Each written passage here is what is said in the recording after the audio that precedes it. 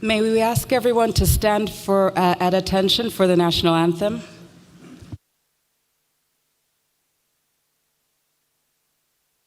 Stand and sing on Zambia, proud and free, land of faith and joy in unity, victors in the struggle for our rights. We want freedom's fight, oh, strong and free. Africa is our motherland, fashioned with and led by those who lend. Let us all our people join as one, brothers under the sun, oh, one, strong and free. One land and one nation is our cry, dignity and peace in Zambia's sky, like a noble eagle in its flight. Zambia, praise to thee, oh, one, strong and free. Praise be to God, praise be, bless our great Zambia, remain with us under the flag of our land. Zambia, praise to thee, oh, one, strong and free.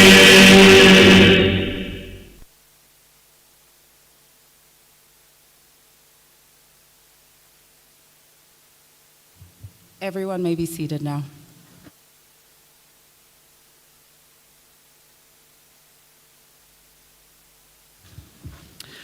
So, very good morning, colleagues. On behalf of my fellow co-chair, Camilla, and myself, it's our great pleasure to welcome you to our 8th meeting of the Board of the Fund for Responding to Loss and Damage. We are very happy to start our work for the year here in Livingston, Zambia. It not only offers a picturesque backdrop for our discussion, but as a country that is highly vulnerable to the impacts of climate change, it also serves as a powerful reminder for us all of the importance of our work and those for whom the fund needs to deliver.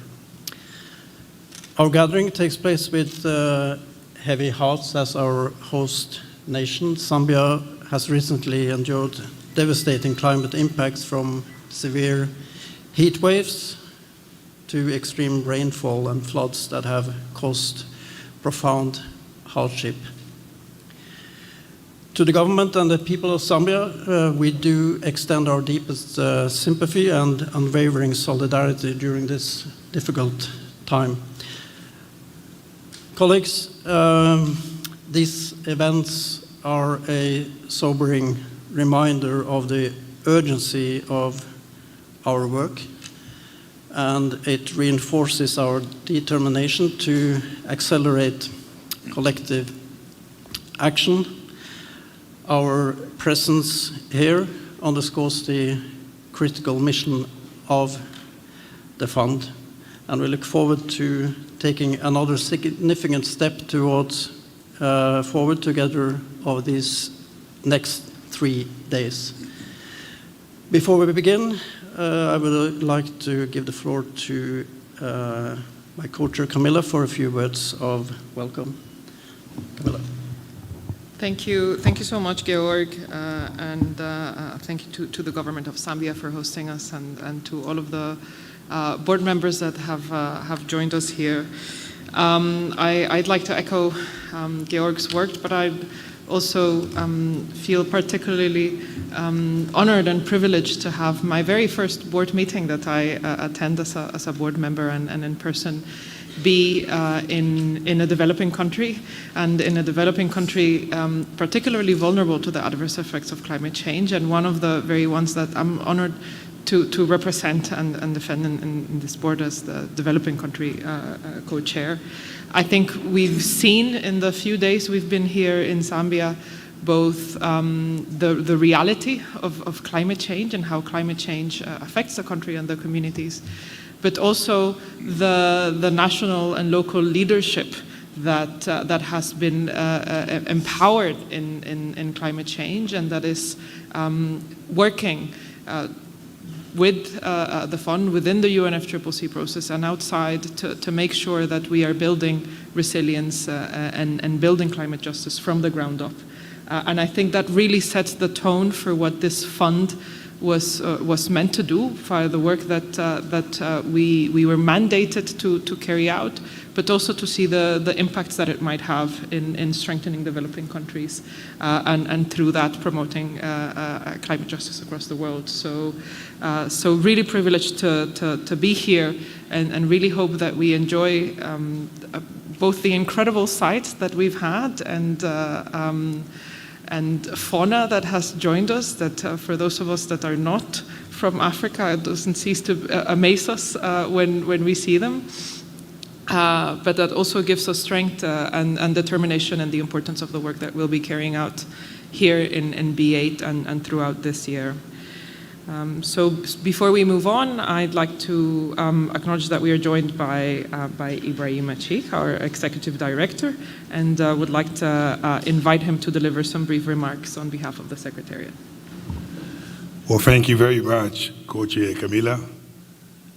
Let me welcome you all to the 8th board meeting in the beautiful country of Zambia and use this opportunity to congratulate this beautiful country for hosting the first board of the meeting in Africa, testament of the leadership of Your Excellency, the President of Zambia, for having made time and time again a call to action for capitalizing this fund. We want to express our gratitude to the President for the work he's done for this fund. I want to use the opportunity also to thank the Minister for being with us twice. He was with us last night at the party, coming back, showing your commitment to what we're doing here for the 8th board meeting. This is an opportunity for me also to congratulate Zambia, not only for hosting our board meeting, but also express our gratitude for the incredible work they put in organizing this meeting. I've seen the organizing team working with my team in Washington, day in and day out, and making sure we get everything we need, and want to express on behalf of the Secretariat our appreciation and gratitude for the work you've done. I wanted to join the co-chairs and express our solidarity for the damage been created because of the extreme weather conditions. I had the opportunity of visiting some of the communities been affected, and I've witnessed the human face of climate change. The community has been affected. It is indeed a reminder of the sense of urgency for us to take action. And that's the kind of inspiration we need at the board, and I'm extremely grateful for that opportunity. I wanted to end by just saying again, the dedication, the commitment of the team that we're able to assemble the Secretariat under the guidance of the board to make sure we actually deliver on the work program that we put together. There are two fundamental issues that are important to this board, and that's why this board is very important. We've been to COP30, where we launched the call for funding requests. The expectation is quite high. So the expectation is for us to deliver so that money gets where it's needed. Second, there's also the expectation that this fund is highly capitalized to meet the demand of the countries. And I have no doubt with the board that we have, we'll get there to make sure there's a pathway in getting the resources so that we can deliver for the millions of people in the developing countries that are affected. So once again, welcome to beautiful Zambia. I'm delighted to be here on behalf of the Secretary. Thank you very much. Thank you so much, Ibrahima. So on behalf of the board, I'd like to thank the government of Zambia for hosting this meeting of the fund once again with such generosity and hospitality, and to acknowledge the presence of our Honorable Credo Nanjua, and apologies for mispronouncing the name, MP of the Southern Province, Minister of the Government of Zambia, and invite him to deliver his welcoming remarks on behalf of the government of Zambia. Honorable Minister, the floor is yours.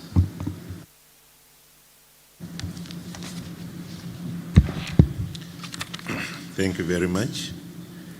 I recognize the presence of the Permanent Secretary in the Ministry of Green Economy and Environment, Dr. Daut Chibamba, Ms. Camila Minova Rodriguez, co-chair of the Fund for Responding to Loss and Damage, Mr. George Bosting, co-chair of the Fund for Responding to Loss and Damage, other members of the board for the Fund for Responding to Loss and Damage, Mr. Ibrahim Chek Diong, Executive Director of the Fund, Excellencies, Head of International Organizations present,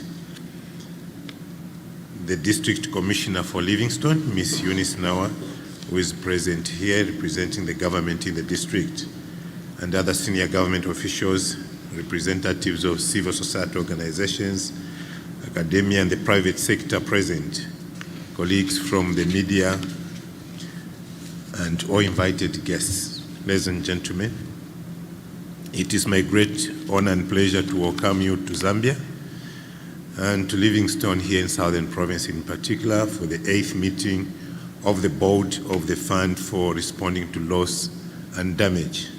On behalf of the government and people of the Republic of Zambia, I wish to convey our sincere appreciation to the Fund's Board and Secretariat for the confidence placed in Zambia to host this important meeting. Your presence here is deeply valued, and we trust that your stay in our country will be both productive and memorable.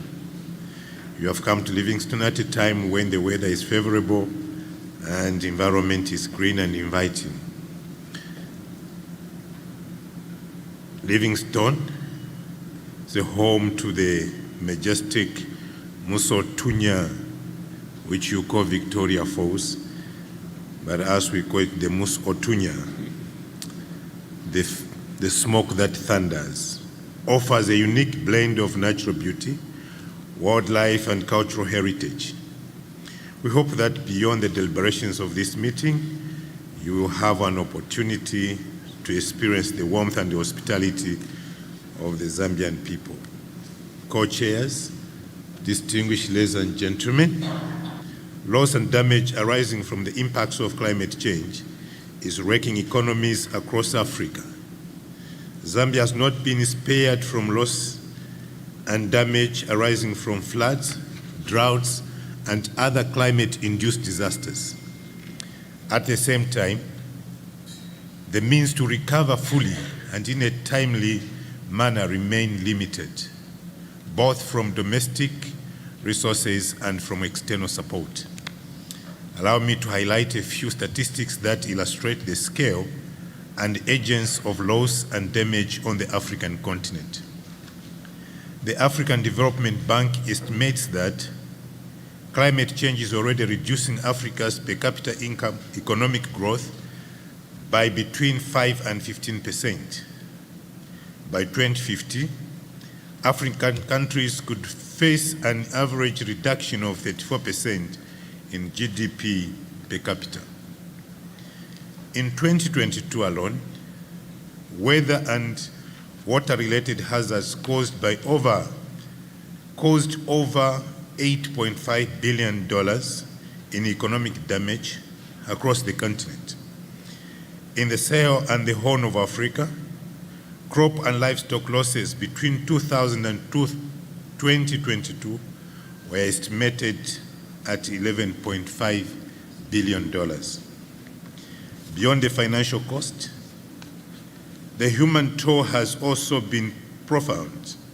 More than 110 million people in Africa were affected by climate hazards in 2022, resulting in over 5,000 deaths.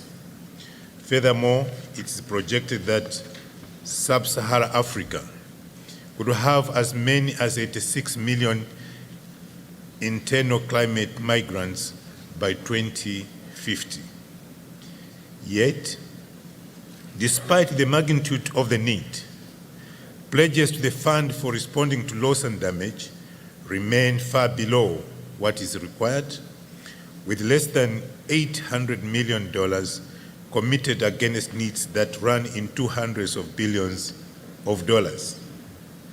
In Zambia alone, the cost of loss and damage was estimated at $3.5 billion, according to the Food Security Report produced following the 2023-2024 rain season. Co-chairs, distinguished ladies and gentlemen, climate change-related loss and damage in Zambia has largely been driven by extreme weather events, particularly droughts and floods, which have imposed significant costs on the economy and undermined the resilience of communities. Over the past 30 years, floods and droughts have cost Zambia more than $13.8 billion. Projections further suggest that without intervention, climate change could reduce Zambia's GDP by approximately 6% by 2050. The economic consequences of floods and droughts are being felt across by key sectors, including agriculture, energy, infrastructure, education. The agriculture sector, which remains central to livelihoods and food security in Zambia, faces severe disruption during droughts, resulting in a 30 to 40% reduction in crop yields, with serious implications for household welfare and national food security. Zambia generates over 80% of its electricity from hydropower. As such, droughts adversely affect our hydropower generation capacity. The drought of 2023 and 2024 significantly reduced our hydropower generation capacity, resulting in major economic losses and disruption to productive sectors. Floods have equally caused extensive damage to infrastructure. For example, the 2019 floods damaged more than 500 kilometers of roads and several bridges, with repair costs amounting to approximately 0.2% of Zambia's GDP. The 2025-2026 rain season has further demonstrated the scale of vulnerability to floods that our country continues to face. In Eastern Province alone, heavy rainfall during the 2025-2026 rain season caused flooding that led to displacements of populations and significant damage to homes and livelihoods.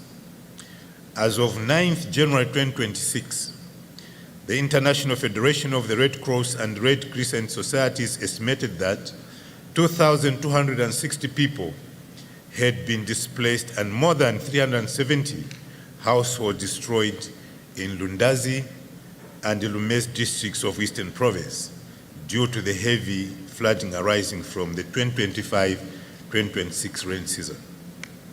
Co-chairs, distinguished ladies and gentlemen, between 2023 and 2030, Zambia needs $17.2 billion to implement our nationally determined contribution.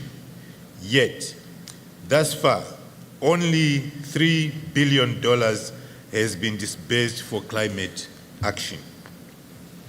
Responding to loss and damage arising from the impacts of climate change requires interventions that are not exactly the same as those for adaptation and mitigation.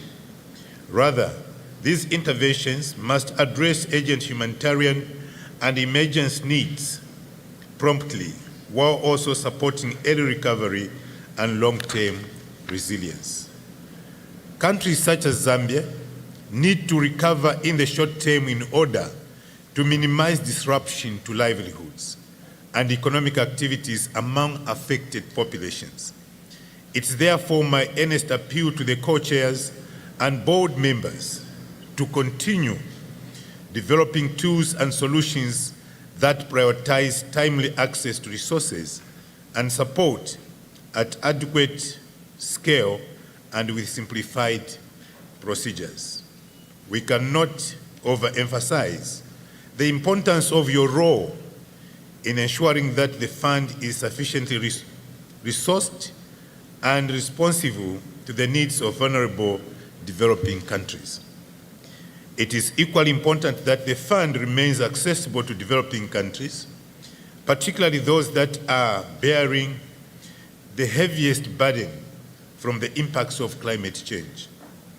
Loss and damage affects rural communities disproportionately, especially those whose coping capacity is already limited. When homes are flooded or crops are scorched by heat and fail, recovery often becomes a long-term and deeply uncertain process. For government, each loss and damage event requires the realignment of budgetary resources towards emergency response and recovery. Inevitably, this diverts resources from other national development priorities, therefore constraining economic growth, poverty reduction efforts, and employment creation. Co-chairs, distinguished ladies and gentlemen, Zambia welcomes the call for proposals under the Barbados implementation modalities, and we are eager to submit our proposal soon. My ministry is currently working with a consortium of agencies and partners to develop a proposal, and it is our hope that resources from the fund for responding to loss and damage will be availed to help Zambia establish a clear pathway for responding to both economic and non-economic loss and damage. We believe that working with a consortium of institutions will help Zambia ensure that all country-led loss and damage responses are robust, including in addressing impacts on climate vulnerable communities such as children, youth, women, and people with disabilities. For this, Zambia is already mobilizing, co-financing, promoting complementarity, coherence, and stronger coordination among cooperating partners and government institutions. Zambia is encouraged by the progress made under the Santiago network, where our request for technical assistance has reached an advanced stage, with a draft call for proposals currently undergoing final validation before publication. This milestone reflects our commitment to strengthening national systems for assessing, monitoring, and addressing both economic and non-economic loss and damage, while enhancing our readiness to access and effectively utilize climate finance. Let me conclude, ladies and gentlemen, by reaffirming Zambia's strong commitment to working with the Fund for responding to loss and damage. We are encouraged by the growing momentum around this fund, and we remain hopeful that its work will translate into practical, timely, and meaningful support for vulnerable countries and communities. Zambia is honored to host this important meeting, and we trust that your deliberations here in Livingstone and Southern Province will contribute significantly to the strengthening access to support for those most affected by climate change. Ladies and gentlemen, I wish you fruitful deliberations and a pleasant stay in Livingstone and Southern Province. Maybe you may also extend to pass through Siavonga. It stays within Southern Province. Beautiful sceneries. Thank you very much.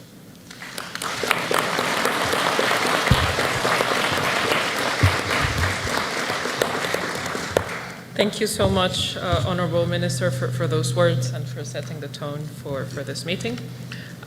We will now take a brief pause to take a photo with the FRLD family outside the meeting room, and we will then resume after the coffee break. Thank you.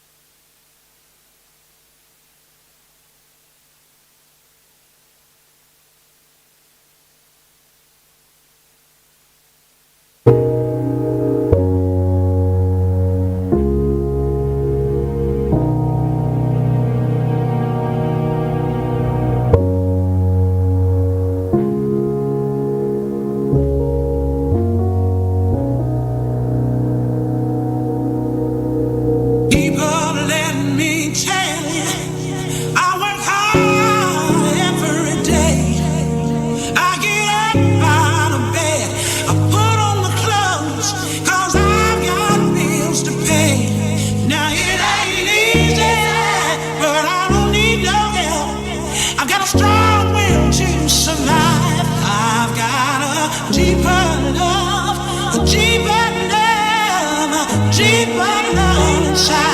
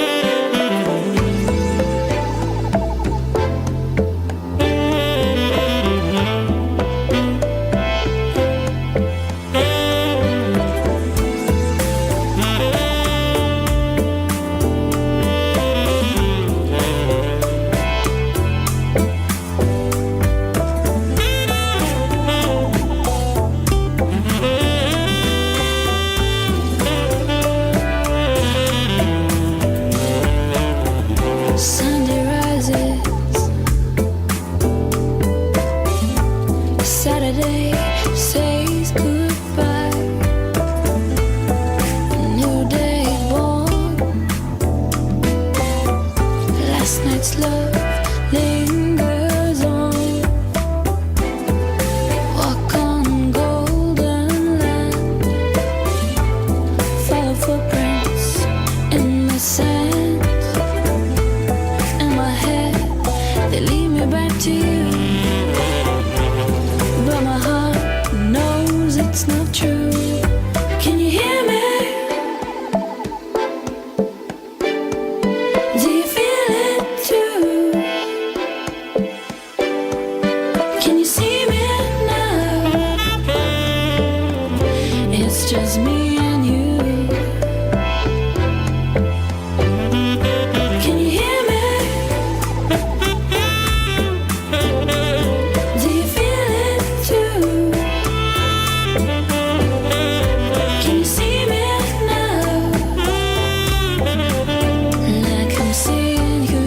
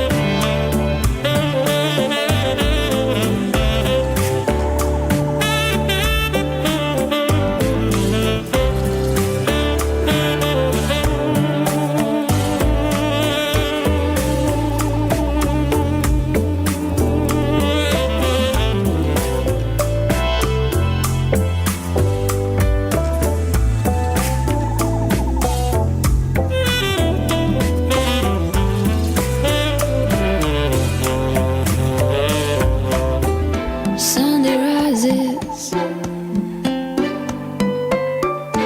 Saturday says goodbye. A new day born. Last night's love lingers on. Walk on golden land, follow footprints in the sand. In my head, they lead me back to you, but my heart knows it's not true. Can you hear me? Do you feel it too? Can you see me now? It's just me and you. Can you hear me? Do you feel it too? Can you see me now? Like I'm seeing you. Like I'm seeing you. Like I'm seeing you. Like I'm seeing you. Like I'm seeing you. Like I'm seeing you.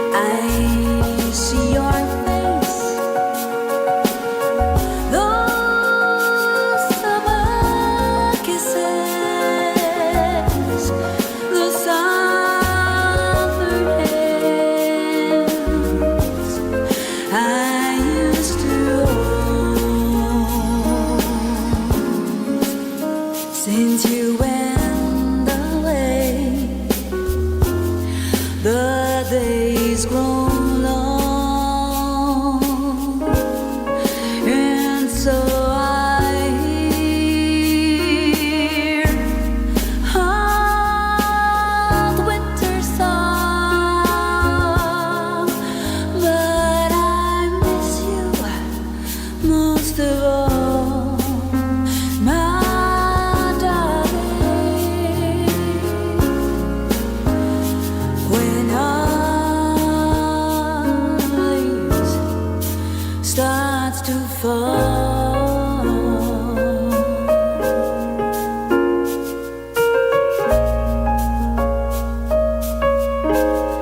the autumn leaves drift by my window. The autumn leaves of red and brown. I see your face.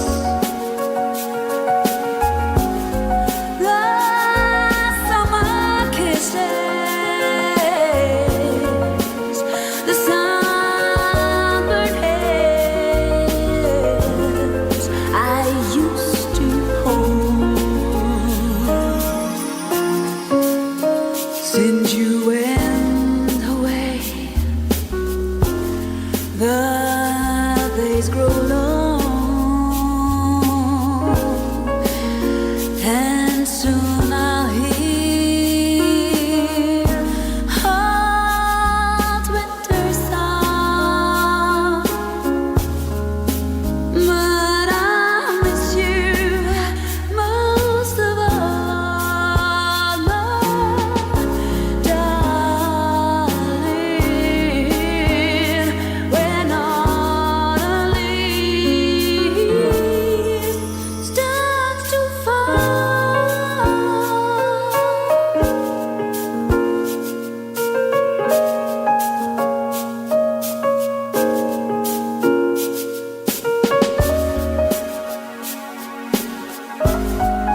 mais la vie sépare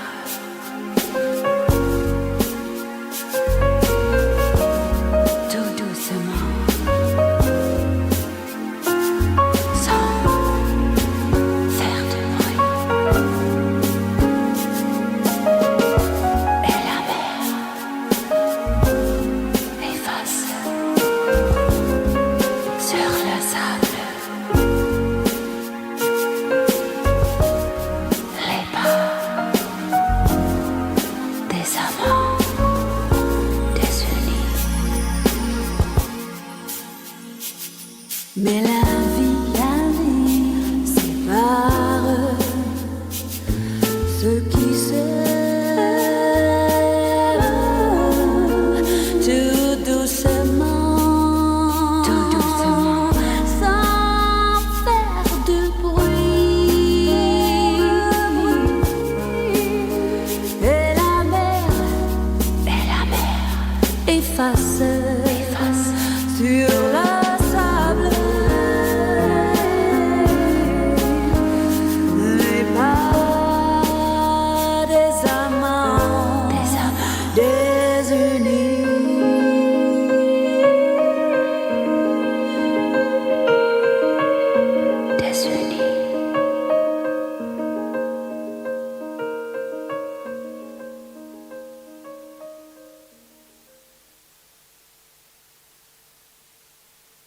I don't need you around. I don't need you. I want your body. Ooh, I'm missing you.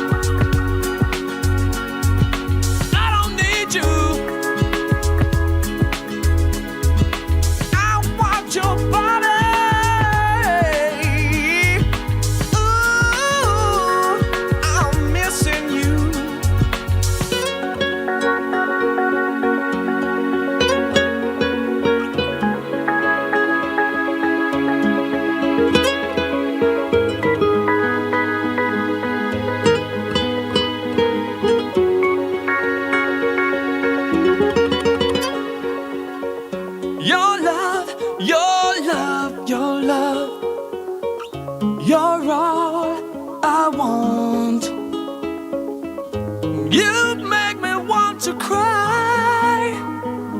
Love you so, love you so.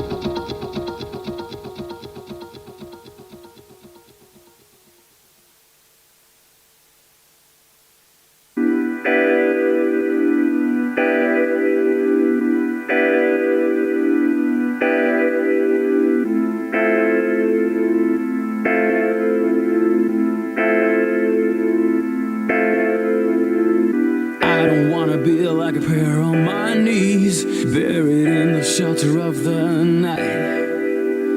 And I don't beg for a bit of peace in war. I like to take a prisoner and fight. The pouring rain is healing all my pain. The soul of the skies weep in tears. If you are a rising star, you better overcome a storm of fears.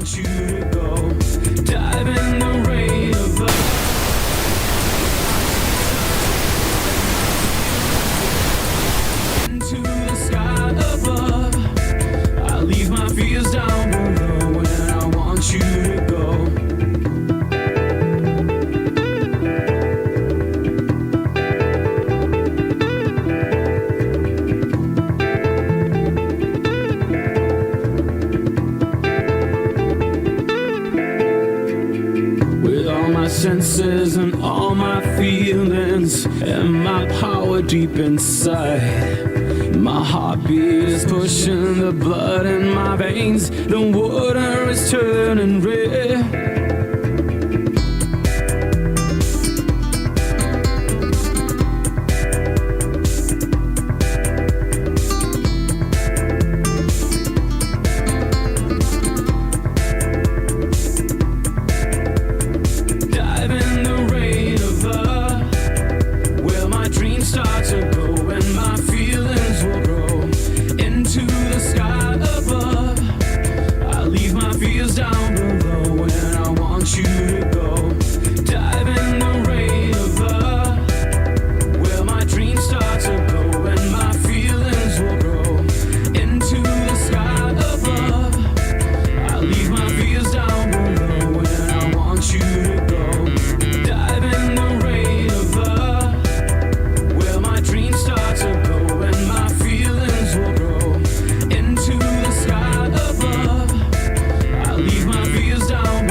When I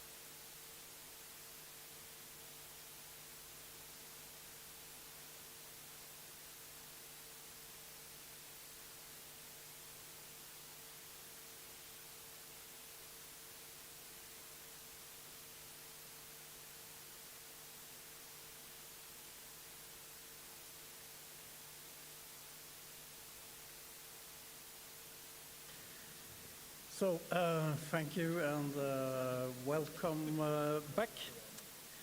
So it's now our pleasure to officially open the 8th meeting of the board of the Fund for Responding to Loss and Damage. And thanks for the confidence that you have put in Camilla and I to be co-chairing the fund, co-chairing the board. This year is a privilege for us to serve as co-chairs of the board in 2026. And we're committed and very much look forward to working closely with you all to deliver on the goals of the fund. We'd also like to thank Richard and Jean-Christophe and their teams for all of the work that they have done in leading the work of the board in its first phase. And also thank both of them and their team for the help that provided us in a smooth handover of the co-chairmanship this year. I would actually like to suggest that we give applause to both of them for the work that they have done for us.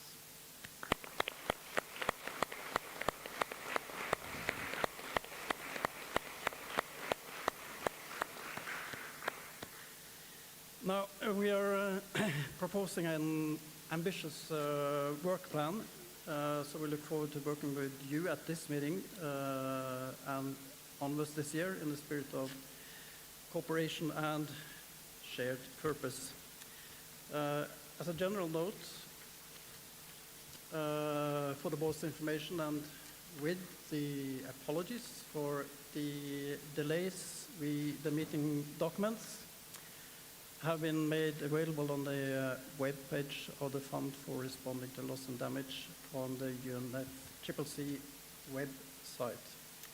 Now, before turning to substance, we would like to inform you about the following changes to the board membership that have taken place since our 7th meeting. Please bear with me because this is a long list. We know that there's been quite a huge turnover in our membership. But these include Camila Rodriguez Tavares, the Dominican Republic, who joined as board member representing Latin America and Caribbean states. Walter Schultz, Ecuador, has replaced Lilian Beatriz Chagas de Moura from Brazil as board member representing Latin American and Caribbean states.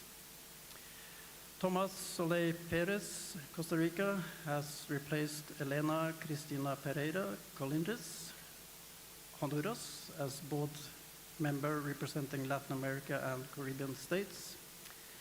Isaac Glassy Ryan, Cook Island, has replaced Mark Dennis Y.C. Joven from the Philippines as, oh sorry, that was wrong, sorry. I'll start again. Isaac Glassy Ryan, Cook Islands, has replaced Tessa Y. Eturu, Cook Island, as board member representing Small Island Developing States. Sorry about that. Yolando Velasco, Philippines, has replaced Mark Dennis Y.C. Joven, Philippines, as board member representing Asia Pacific states. Antoine Bergerot, France, has replaced Jean-Christophe Donlier, France, as board member representing developed countries. William Eckersley, United Kingdom, has replaced Gerard Howe, United Kingdom, as board member representing developed countries. Taguchi Kazu, Japan, has replaced Hiroki Matsui, Japan, as board member developed countries. Kaisa Notby, Sweden, has replaced Ms. Anna Merrifield, Finland, as board member representing developed countries. Odd Magne Ruud, Norway, has replaced Caroline Kjeldsen, Norway, as alternate board member representing developed countries. Lorelei Lancaster, France, joined as alternate board member for Mr. Antoine Bergerot, France, representing developed countries. Jens Fugl, Denmark, has replaced Ms. Kajsa Notby, Sweden, as alternate board member representing developed countries. Judith Torres, Uruguay, joined as alternate board member for Walter Schult, Ecuador, representing Latin American and Caribbean states. Milagro Lily Matus, Belize, joined as alternate board member for Camila Minerva Rodriguez Tavares, Dominican Republic, representing Latin American and Caribbean states. And lastly, Camila Munoz Ucros, Colombia, joined as alternate board member for Tomas Soleil Perez, Honduras, representing Latin American and Caribbean states. We would also like to inform you about the temporary changes to the board membership for the 8th meeting. These include Ruleta Camacho Thomas. Antigua and Barbuda has replaced Mr. Peter Abraham, Antigua and Barbuda, as board member representing small island developing states. Masayuki Nakamura in Japan has replaced Tsushi Hyokai, Japan, as alternate board member representing developed countries.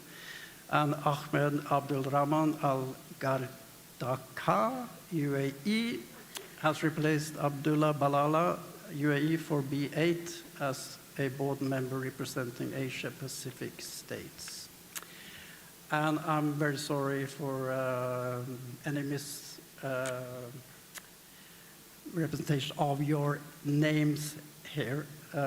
We welcome all of you, of course, warmly to the board of the fund for responding to loss and damage, and look forward to fruitful collaboration. And I would also extend a great thanks for those who have been left us now on the board for all of the work that they have done during their time in the seat.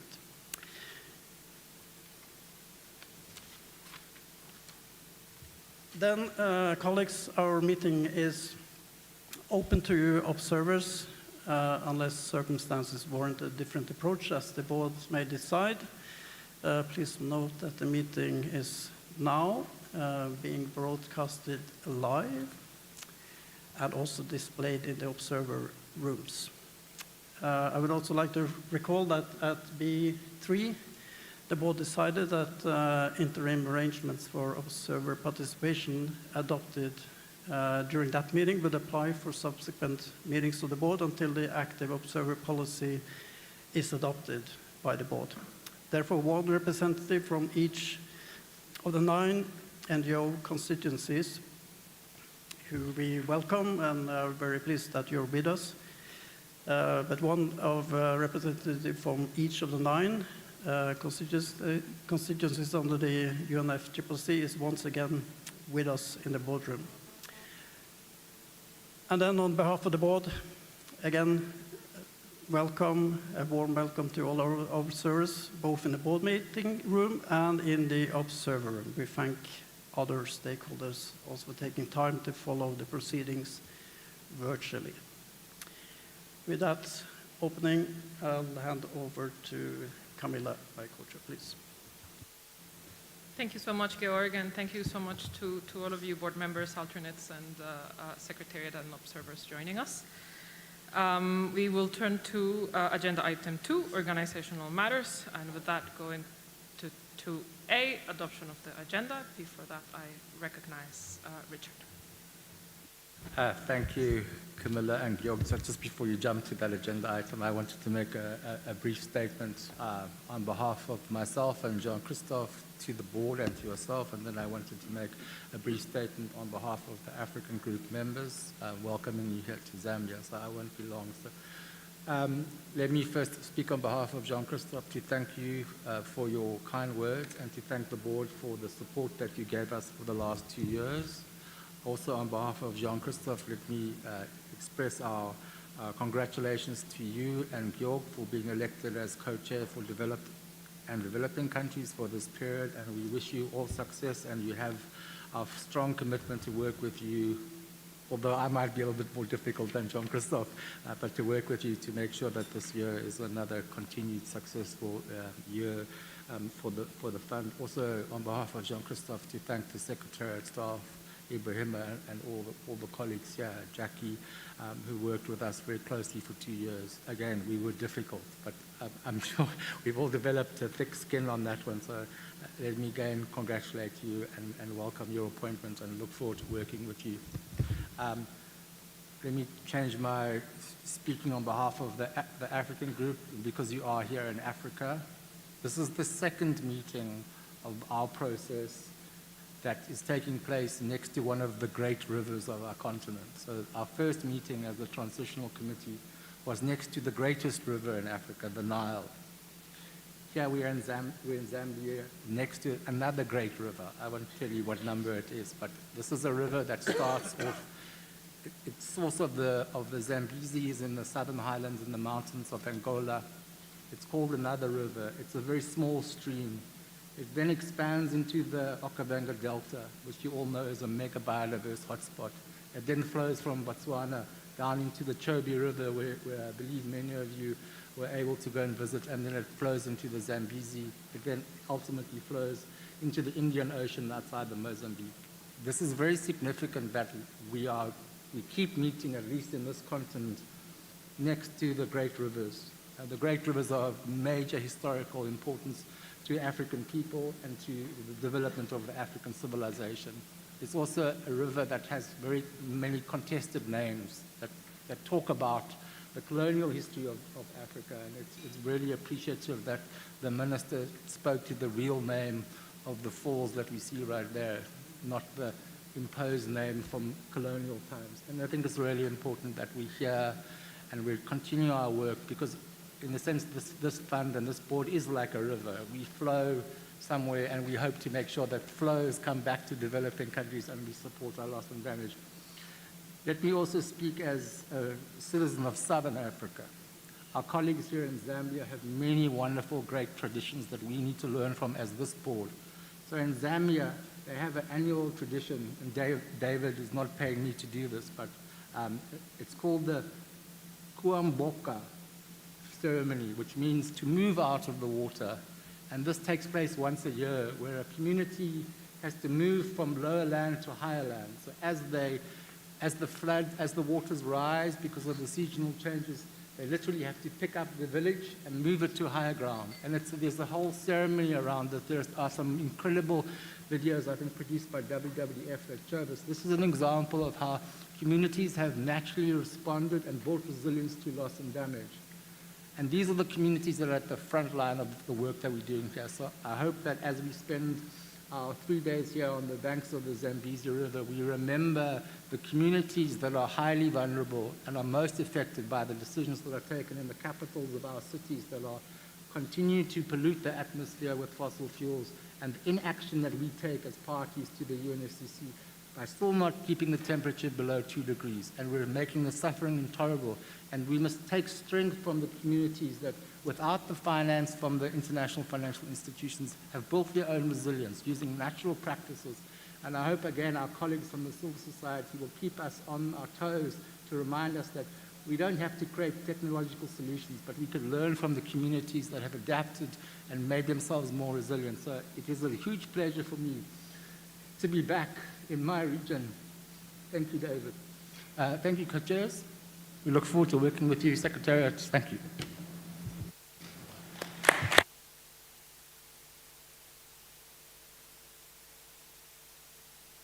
I'm sorry, I did actually forget something.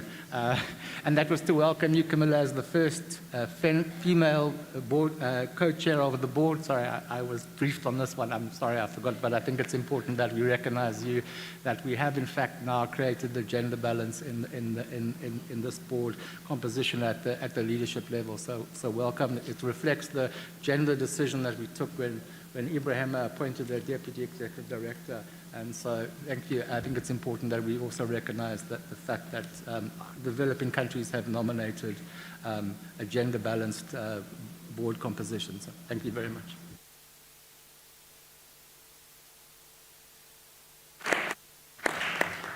Thank you so much, Richard. I think that is a beautiful tone to start the meeting today, and acknowledging why we are here, and not only why we are here in Zambia, but why we are here for communities and vulnerable communities around the world. I'll echo, since we did that, our sincerest appreciation to you and JC. It is a true honor to take on this role from the work that you'd already built. And I know there's big shoes to fill, but I'm very honored to be in this position, and I hope to do justice to the work that you've done for the past years for this fund.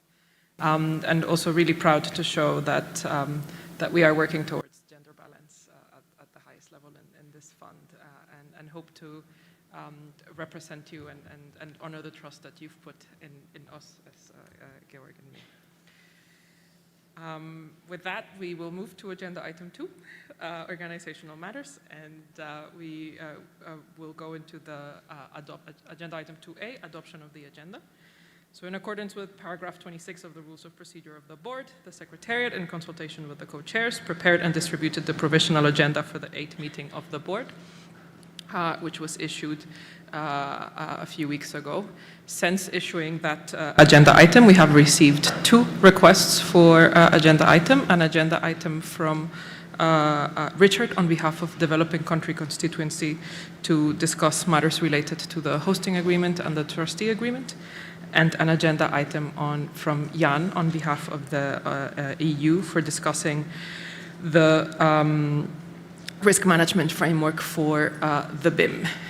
We have now prepared, and following the discussions that we've had in the informal and yesterday, Rev 3 version of the agenda. It has not been shared. We finalized it this morning, so I'm inviting the Secretariat to put it on the screen, which would be FRLD B81 Rev 3, which now adds a new agenda item 15, which reads matters related to the hosting agreement and the trustee agreement, and that would be the response to the first request for an agenda item.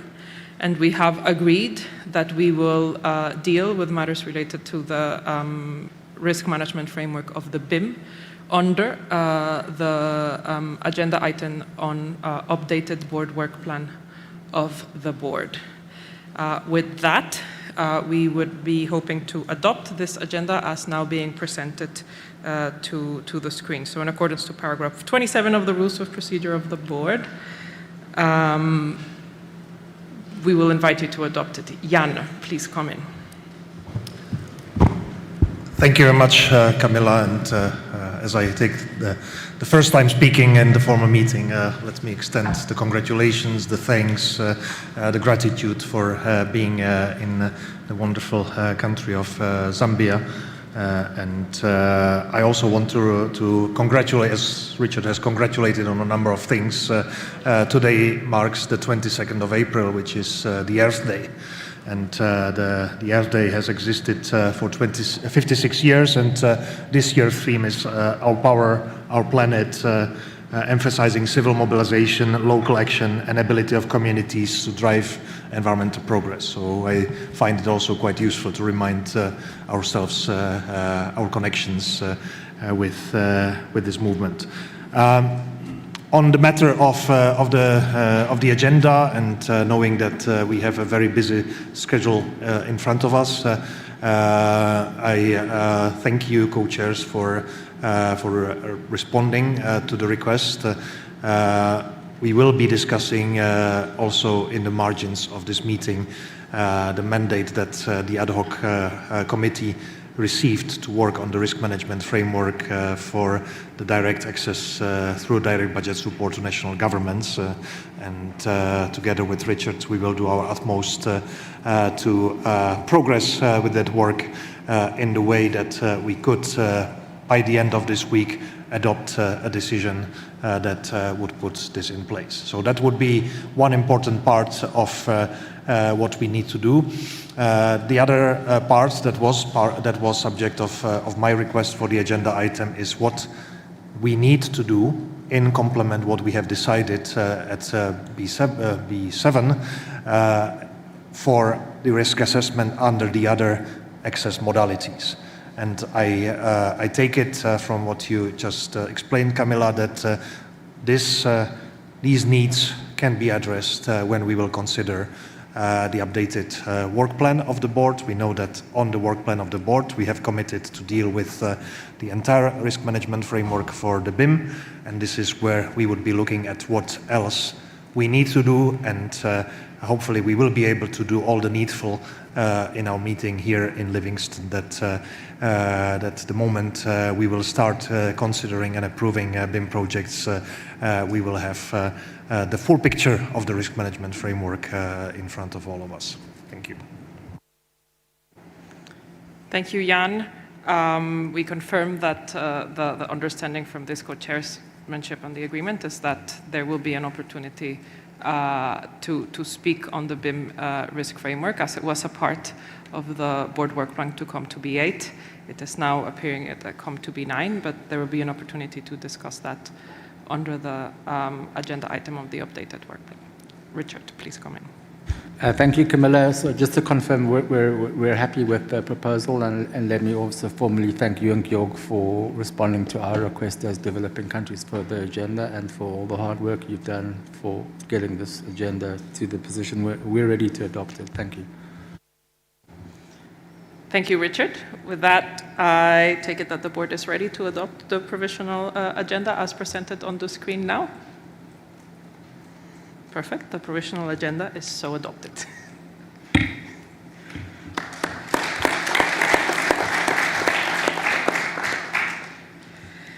I would like now to turn your attention to sub-agenda item 2B, organization of work on the meeting. A provisional schedule for day 1 of this meeting has been circulated, and we will continue to circulate a provisional schedules of work in advance of each day. As we work towards several key deliverables in this meeting, we thank members and other participants for the flexibility as we adapt the schedule as needed. We will try to give sufficient time to all of the very charged agenda item that we have for this meeting and count on you to make this work possible. Thank you. So thank you. Then I would like to invite the board to turn to agenda item 3, report of the 7th meeting of the board. You have before you the document FRLD/B7/12, report of the 7th meeting of the board of the Fund for Responding to Loss and Damage. This report was circulated to the board on the 28th of January 2026, and no comments have been received. Could I with this take it that the board is ready to adopt the report? I don't see any objections, and the report from B7 is adopted. With this, I now close this agenda item. Thank you, Georg. I would now like to take your attention to agenda item 4, decisions proposed and adopted between the 7th and the 8th meeting of the board. The board has before it document FRLD B8/2, board decisions proposed between the 7th and 8th meetings of the board.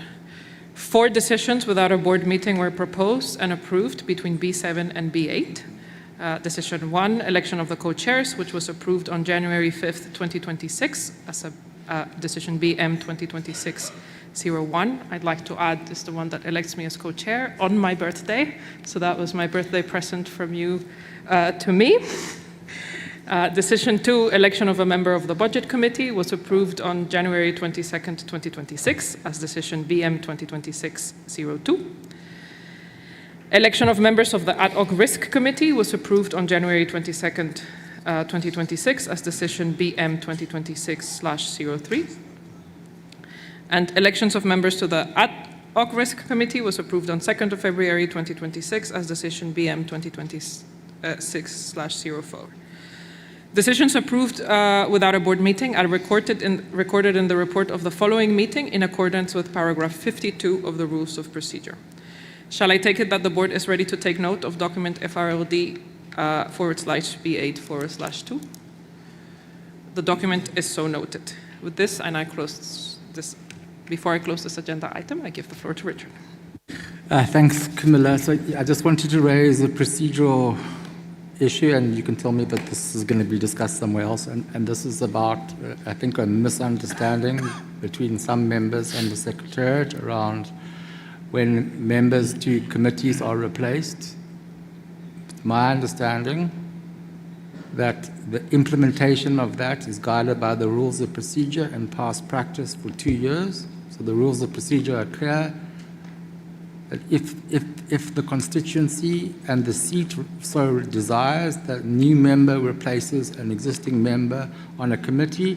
However, that is operationalized by a decision to elect the new member. And we've done this in the past. So I want to get an understanding that for those members that are new, and I think you've just told us now that you've taken decisions in between meetings doing exactly the same thing. So I know that on the Budget Committee in particular, there are 3 new members. It's my understanding from past practice that we still need to confirm their election via the rotation, via decision by the board, just to ensure that the practice is that all members on the committee are elected by the board and thus they are accountable to the board. Thank you.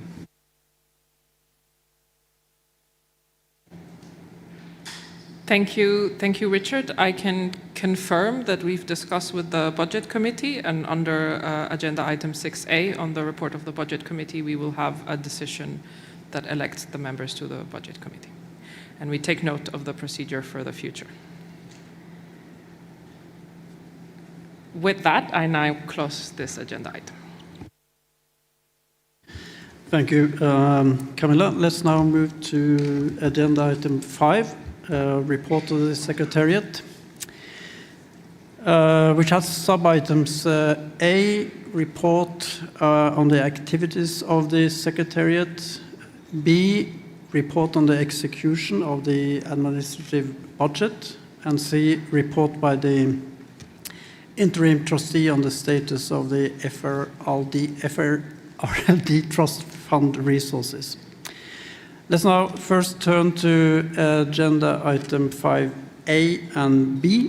The board has before it the document FRLD B8/B8/3, report of the activities of the Secretariat. This is for 5A, which also contains in its Annex 1 the report on the execution of the administrative budget, so for 5B. I would like to then invite Ibrahima to present an update on the activities of the Secretariat, including progress on the implementation of the Secretariat's mandates and the report on the execution of the administrative budget. So, Ibrahima, please. Well, thank you very much, Georg, and good morning, members of the board. Since this is the first time I'm taking the floor at the board meeting, I want to use the opportunity to congratulate the new co-chairs with whom we worked very closely over the past couple of months. Very intense with the guidance that led to the preparation of the papers for the board. So this is an opportunity for me to say thank you for the guidance that you provided. It will be amiss if I don't actually thank the previous co-chairs. Yes, Richard, you gave us a hard time, but in the end, it's for the good reason. And I wanted to express our gratitude for the support you provided. I also want to inform the board we've organized a successful handover, bidding the outgoing co-chairs and the new co-chairs in Washington, D.C., which goes to underscore the strength of our governance. People come and go, but the institution is very strong, and I wanted to just reassure the board we'll continue to formalize that type of handover just to show that there is a continuity in the operation of FRLD. The update we're about to provide to you, it is from September 22nd to March 27. And this is a way of keeping the board informed what we've been up to since last time that we met, and that is the purpose of this exercise. I wanted to quickly walk you through that last time that we met, just if the PowerPoint worked. While we figure out the PowerPoint, let me just, there you go, magic. Last time that we met, we've laid out our key priorities for 2026. We're going to come back to those priorities and see how we've done in actually implementing them. Second, I want to walk you through each of the activities that we've undertaken under the guidance of the board and the co-chairs, and obviously one that we've been successful, but one that's actually maybe some remaining challenges. Some lessons have emerged in undertaking our responsibility as Secretariat. We also obviously want to walk you through this lesson and how we're incorporating those lessons in the way we actually undertake our mission. And obviously, we get a budget approved by the board. We are executing it, and I will bring in our finance team to walk you through that. Now, on the key priorities, the last time that we met, it was very clear from the board that we should be focusing a big part of our energy in the implementation of the BIM. I'll walk you through what we've done since last time we met. The board also made it very clear we can begin to lay the foundation for the long-term model of the fund. We've heard earlier from the board, this is extremely important for the long-term resource mobilization. It's good to walk you through what we're doing so far.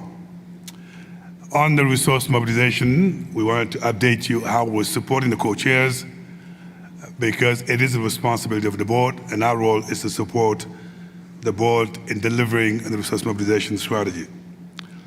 I will be extremely pleased to walk you through how we've strengthened our capacities within the Secretariat so we can keep up with the ambition of the board in terms of what the board decides to do. Now, on the implementation of the BIM, of the Secretariat, let me start with the delivery capacity of the Secretariat.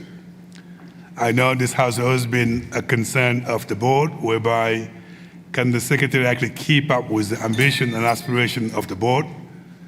We've taken that feedback very seriously and worked to build our capacity. Number one, last time we met with you, we made a promise that the interim secretariats will be actually complete the mandates.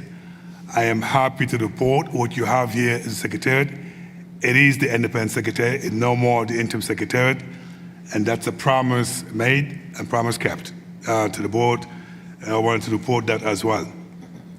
I think second, I am extremely proud, as I did at B4, I promised to put together a leadership team that is inclusive, reflective of the diversity that we have around the board, and also coming from different backgrounds to be able to support you.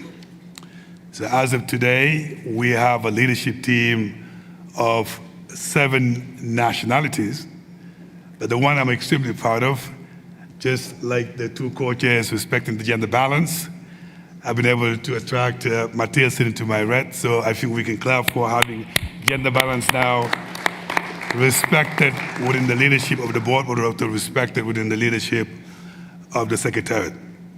In addition to that, the 7 nationalities, I did the counting, there's about at least 30 languages that we speak all together, and I have no doubt those languages will help us in our engagement with the countries and making sure we have a leadership that understand the reality on the ground, but also willing to engage with the countries.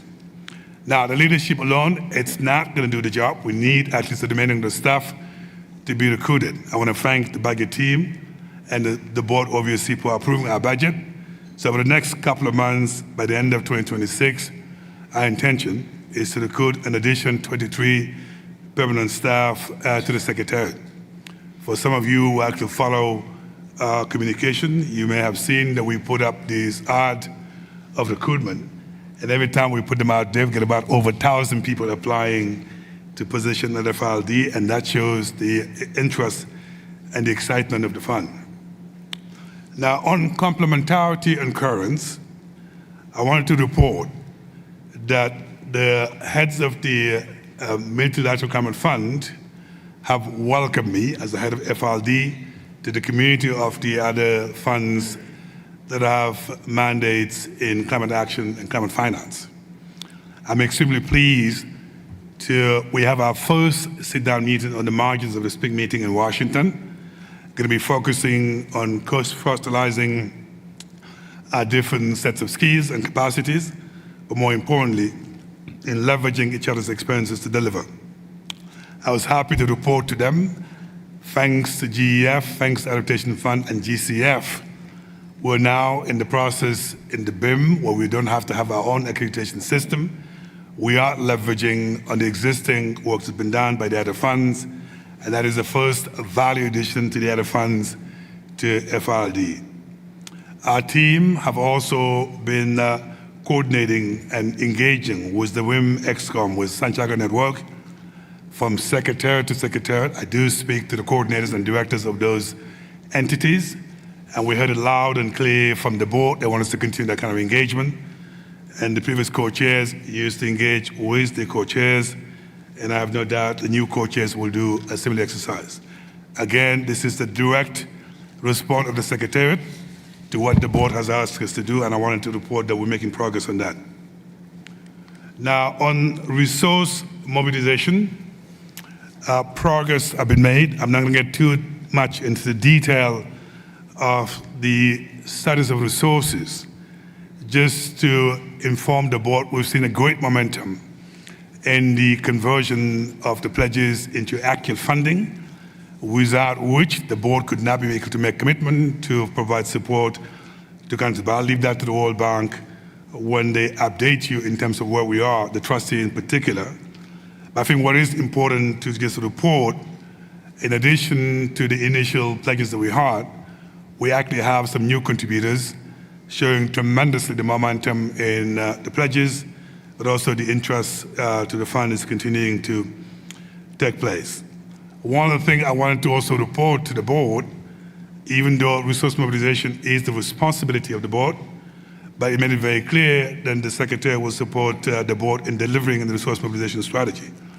What I have done under my leadership, I put together a resource mobilization steering committee directly under my office, because the board made very clear they want the ED to be involved in resource mobilization and supporting the board. In addition to that, the deputy ED, the program manager for resource mobilization, and experts was in the room that they were put together, and that team has the responsibility of making sure we deliver on behalf of the board, and that will continue to support the board on that.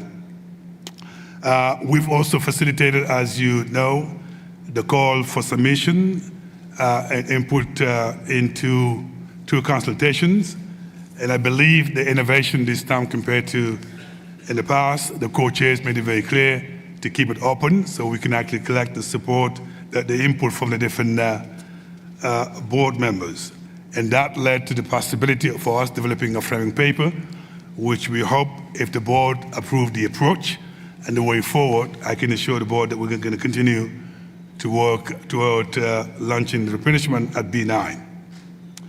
On the communication, advocacy, and outreach, we've done a couple of achievement or progress on that front. Number one, at our last board meeting, the board made it very clear they wanted to have a successful launch of the BIM at the COP30. And we did actually launch the call for funding the cost of COP30. Some of the board members around the table here were present. We're delighted that the co-chairs were able to grace us with their presence. But we also have different stakeholders, including the minister from Germany, COP30, and other players who actually were there. My sense, since this was launched on the first day of COP30, it generated a lot of excitement and positive feedback, the fact that FRLD is close to being open for business. And I think that was the message that we got from the people who attended that event. Second, the board made it very clear at B7, they want us to be inclusive in our outreach and engagement with the countries to make sure what the BIM has to offer is actually put out there, working with the national focal point, so that the information goes out in terms of what we're offering under the BIM. I can also reassure the board, we made sure that the information for the BIM in our websites is user-friendly, and that is the guidelines, the templates, the terms of reference. We haven't heard any glitches, at least from the countries we're supporting. Now we're beginning to then focus on the region in our engagement. We have a lot of in-person engagement. I'm about to go to Barbados after this board meeting, focusing on the seeds in that part of the world. And the intention is that by June 15, which is the deadline, we'll ramp up our engagement and making sure it'll have an impact on the pipeline which we'll present to the board. And obviously we continue to have bilateral engagement with access entities, but the intention is to really continue to make sure that the pipeline is beefed up by the time we get to the deadlines. The national focal point, they play an incredible role, obviously, in coordinating the priorities at the country level. I am happy to report that that number has grown now to 92 FLD focal point in the countries. I cannot take credit for that work because our programming and country engagement team sitting behind me have taken this as a responsibility in making sure we have in each of the countries that we're targeting, that the focal point are active because they have the responsibility in coordinating the setting up of the priorities, but also in making sure that we have the funding requests which we can report to the board. Now, one of the things also, obviously, as I said earlier, we focus on the delivery on the BIM. You will see in the presentation that we'll be making on the different aspects of the BIM. But there, our focus has been in focusing on the fundamentals of the BIM. And that is the assessment methodology without which we can't conduct our work as Secretariat. We also focus on something that the board made it very clear at the last board meeting. While we're figuring out the role of the Secretariat, we want to have a BIM delivery team. I am happy to report to the board that team has been recruited, selected comparatively, internationally, and we have a diverse group of people that come from different corners, and you may have seen the impact it has on the papers we present to the board, and that is something that we're extremely proud of. Now, we may have not met the deadline in the submission of papers, but I can assure, I hope the board has seen the impact it has on the quality that we've submitted to the board, and will continue to upgrade and improve the quality of our papers so the board can be happy in making informed decisions as well. So we are going to the funding request, and we'll give you a status update in the Parliament update, but I believe it is on the right track. We'll also update you on the result measurement framework, and Sandra behind has done a remarkable job in making sure that we present something to the board as well. Now, just to wrap up before I hand over, say a few words on the lesson that we learned, we've also made some progress in our engagement with the observers. This is an important part of our discourse. The board made it very clear, being inclusive, engaging with the observers. Under the leadership of our Deputy ED, we actually have a monthly engagement meeting with the observers, and the intention is to really listen to their concerns, try to the best of our ability as we design and make proposals to the board to take into account their concerns as well. Under the leadership of the co-chairs, obviously we have the consultation with the observers, and the intention to make sure the same way we engage with the board, we engage also with the observers, and that is something that we intend to do going forward. Last thing I wanted to say, just to say what has emerged in terms of lesson since the last time that we met. I think I will say 4 lessons. Number one, it is important for the Secretariat to make sure to keep improving our delivery capacity. It's very clear that this board is extremely ambitious and its aspirations, so the Secretariat has to keep up with that delivery capacity, and that's why we expedited the recruitment of our leadership team. I want to come to B8 and report to the board. The leadership team is in place, and that is something we need to keep doing as a Secretariat. And as we go and raise additional resources, it is clear it's not just the resources, but also our delivery capacity matters as well. I think the second lesson is the complementarity is something we need to pay attention to. It is important to the board. We're not the only actors in loss and damage, but our mandate is very focused, and that's why we make sure within complementarity, we focus on what we set out to do as a fund. Last thing I want to say is just the outreach and engagement will continue. It's not a one-size-fits-all. I am involved, the leadership team is involved, the program managers are involved, every single person in the Secretariat is the ambassador of FRLD. We want to make sure they understand what is that we're offering to the countries and make sure we deliver that. I wanted to just then really report the positive feedback we receive from the countries, the way we are innovating under the BEM, of not creating another accreditation process, simplifying the process, accessibility information. Apparently it's very well received by the countries that FRLD is learning from other funds to make sure that we simplify our access. And that's what I want to report to the board. And co-chair, through you, I would like to now invite our budget person, Abdul, to walk you through how we executed the budget you've given us in delivering what we have done. Abdul, through the co-chair, over to you.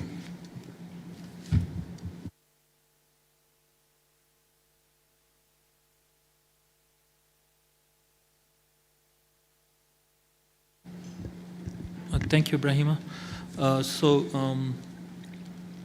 Before I present the budget execution, I would like to thank the Budget Committee for their support in the review of the budget execution reports and all the work around the budget management.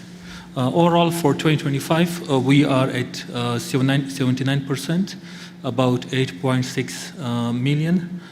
This comprises of the Interim Secretariat, the Interim Trustee, Contingency Board, and Independent Secretariat. The Secretariat execution stands at 73% at 4.4 million. This reflects the progressive nature of the operations of the Secretariat. With, now we have fully recruited the EMT, and you'd see it in the full details of the Secretariat budget execution. With the Interim Secretariat, thanks to the GCF, UNDP, and UNFCCC Secretariat, their mandate has been completed now. Their execution stood at 94%. I would like to thank the government of Japan for their contribution of 10 million for the startup of the Interim Secretariat at that phase. We would be working with the UNFCCC for the reconciliation of the remaining balance of the 10 million, and that would be then transferred back to the trust fund.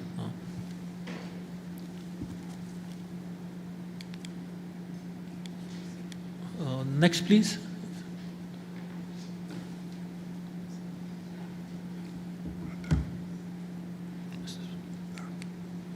Yeah. So overall, we are at 79%. Spent 8.6 million compared to 10.8 million budget, with the balance of 2.2 million. The board stood at 78%, Independent Secretariat at 73% at 4.4 million, Interim Secretariat at 94%, as mentioned, at 2.2 million.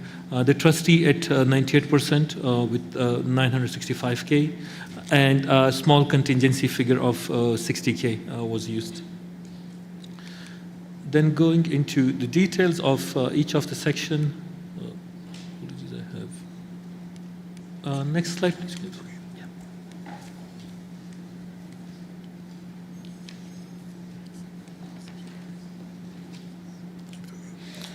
So, in the board budget, this represents the expenses for B5, B6, and B7, and venue logistics for ICT and other expenses in B5 in Barbados. For the board representative travel, there is, if you remember it before, we had not approved the board travel policy yet, but we had to present the budget. So for the difference between the the old travel policy or the old travel arrangement of the board members, and the new travel policy was budgeted under contingency budget without prejudging the decision of the board.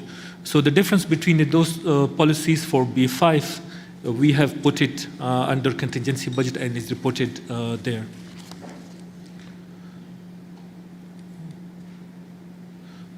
For Secretariat, we are at, as mentioned, at 73%. Staffing is the main contributor in there in terms of the expenses, but also because of a bit of a gap in there. The travel represents the travel for B5, B6, B7, COP, and other strategic engagements taken by the executive director and the leadership team. The consultants provided support for governance, communications, and programming. Also, we had to engage a firm for selection of the leadership of Matil for the high-level dialogue and resource mobilization and programming policy. As usual, we have the 20.48% of World Bank cost recovery, which is applied on all the direct costs. Next slide. Next slide, please.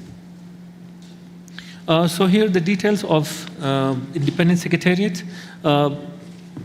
Overall, as mentioned, 73%. You can see the staffing at 66%. This 66% shows the late arrival of the leadership team, which were budgeted from July onwards, but they have joined in a later period of the year with now fully onboarded. Next slide, please.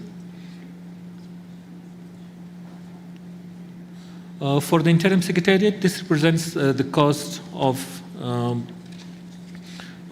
the GCF, UNDP, and UNFCCC colleagues who joined us at an interim secretariat, currently at 94%. This is charged against the 10 million from the Japanese grant, which sits with the UNFCCC. Next slide, please. The interim trustee is at 98% with 965K. The investment management part in this is actually calculated at 0.04% or 4 basis points, and it is actually on the cash balances in there. We do try to calculate the average cash balances during the budgeting time, but the actual cash balance may vary, and you could see the variance in here when the trustee calculated based on the actuals during the year. Next slide, please. So for contingency budget, we have 60,000 used. This relates to the difference between the previous travel arrangements and now adopted the board travel policy for B5 for the board members, alternate board members, and advisors. Over to you, Ibrahim and co-chairs. Thank you, Abdul. And co-chair, through you, we'll invite the World Bank person to present the status of resources from the trustee.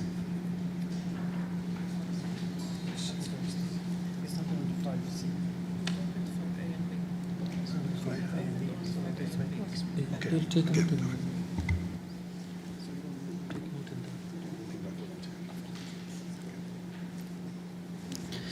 So we will deal with 5A and B first, and then we'll get to 5C. Thank you for the report, Ibrahima and team. It's a report that also marks that we now have turned an important corner in the completion of the transition from the interim to the independent secretariat. And now I invite the board to take note of the information that is provided in the report of the activities of the secretariat, including the report on the execution of the 2025 administrative budget. If you have comments or questions, the floor is now open. I think it was Richard first. So Richard, please. Thank you, Georg. Thank you, Ibrahim and Abdul, for that report. I have a couple of questions of clarification. First of all, let me say thank you very much for all the progress that you're making, including on the staffing. And I think also you've moved your offices to the new office. I look forward to visiting you when we're back in DC. Just a couple of questions. So in relation to the numbers of the NDAs or focal points, I think you said it was about 92. Maybe if you could just give us some indication of what the Secretariat is doing to make sure that we get to the full 143 or so developing countries that have submitted focal points as soon as possible. In terms of step F of Annex 6 that was adopted in Manila, which is about the letters confirming that the countries are using the entities that were recognized in the list, if you can give us an update on how that process is going, and if there's anything that the board needs you to do on that one. I'm also assuming that at this board meeting we would need to take a decision to update that list of entities to reflect the new entities that have been accredited by the GCF and the Allocation Fund, so that they also may be recognized as entities that could access the fund, or you can just clarify that. On the Secretariat budget,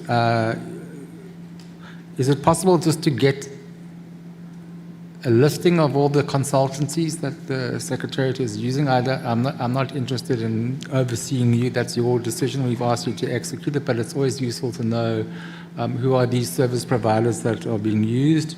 Again, then I understand this is an issue more of an HR request, but we still don't know who the experts are on the BIM delivery team. And again, we delegate that to you. I don't want to be involved in doubting or questioning. I think it might just be useful to know what is the skill set of the experts that are doing the delivery assessment. And I know there might be some issues related to HR that you can't disclose who their names are or something like that, but it'd just be useful to know that and to be satisfied that the people that you have hired, it's your responsibility what their skill set is. I'm assuming also then Abdul, the legal services that were being billed for the trustees, the legal service for the execution of the contribution agreements. Is that correct? Okay. And then my final point is just around resource mobilization. So let me first of all thank the board members and also the countries, if they're not on the board, Japan, Luxembourg, Spain, and the Wallonia region of Belgium, along with Australia and the UAE, for making some of their contributions between September and March 26. I recall the decision B7D7 paragraph A asked the Secretary to report on the status of the resources. I'm just wondering if there's a better way of reporting than putting in a block, because we actually don't know how much any of those countries have given except the quantum of all the countries. So is it possible for us to actually have a more, and I know it's in the trustee report, but that's something else.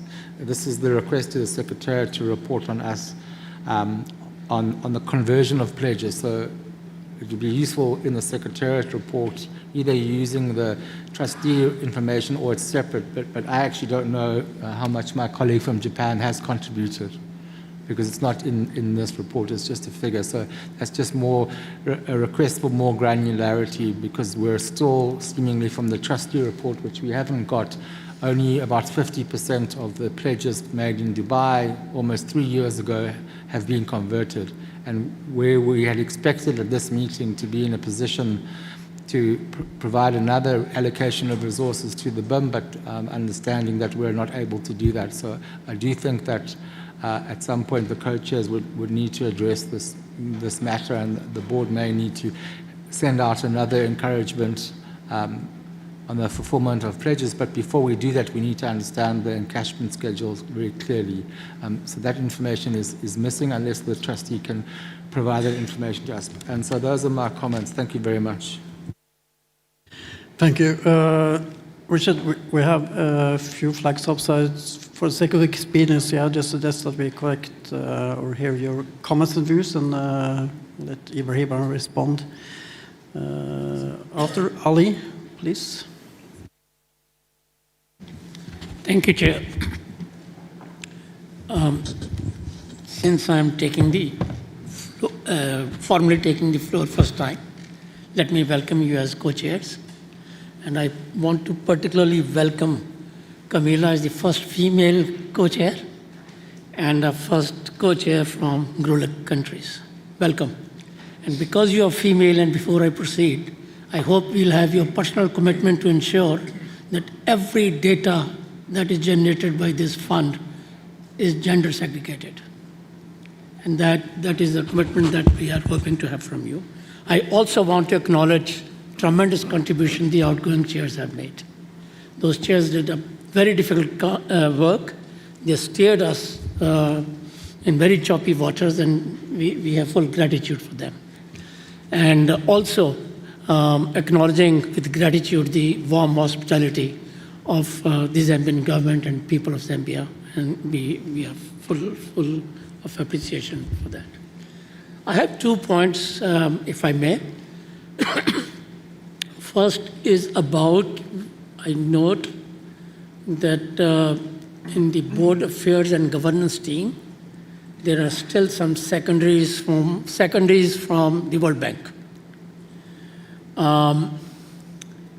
As we approach the 2027 hosting review, Pakistan requested the Secretariat to present by B9 a transition plan for replacing all seconded World Bank staff with permanent independent hires. And the second point I wanted to make is about that the Secretariat has 23 permanent staff.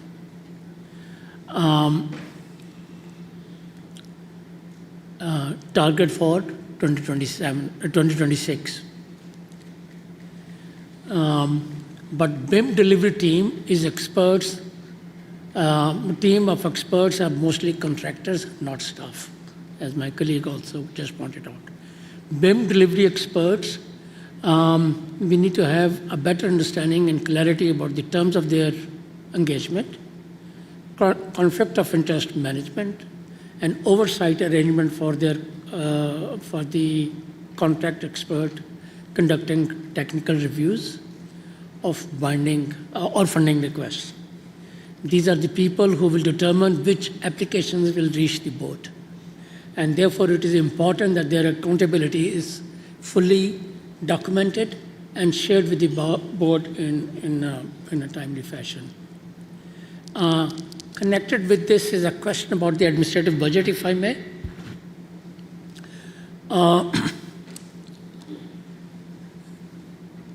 What percentage of the total 2025 administrative budget execution went to the World Bank? There's a clubbed figure that combines the trustee fee, the cost recovery charges, and the value for 2 secondaries versus what went to direct to the programming. So I wanted to see a ratio of the programming cost versus the fee costs. If the Secretariat does not have those figures handy, can I request that these figures are presented at the next board meeting? Thank you.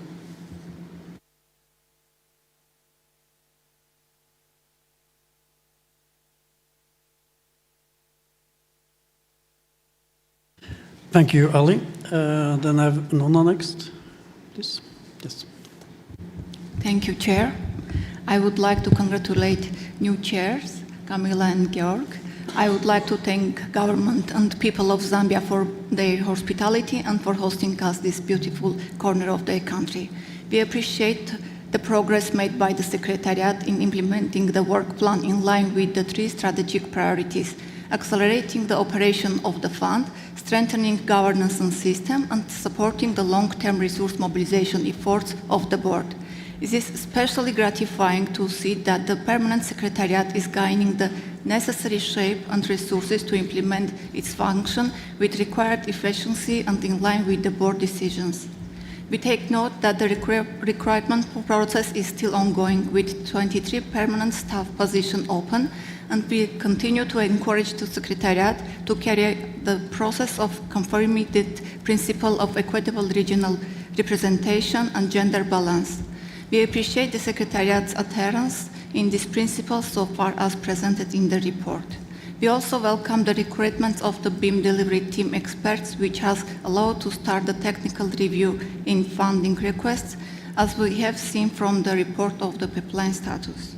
We will welcome the ongoing work of the Secretariat towards ensuring complementarity and coherence with the other entities involving the loss and damage activities.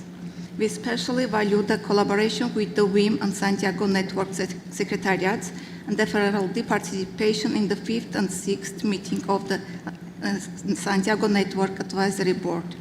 We also welcome the FRLD's active engagement with the respective process of the COP30, which has highlighted with the launch of the first call of the funding requests.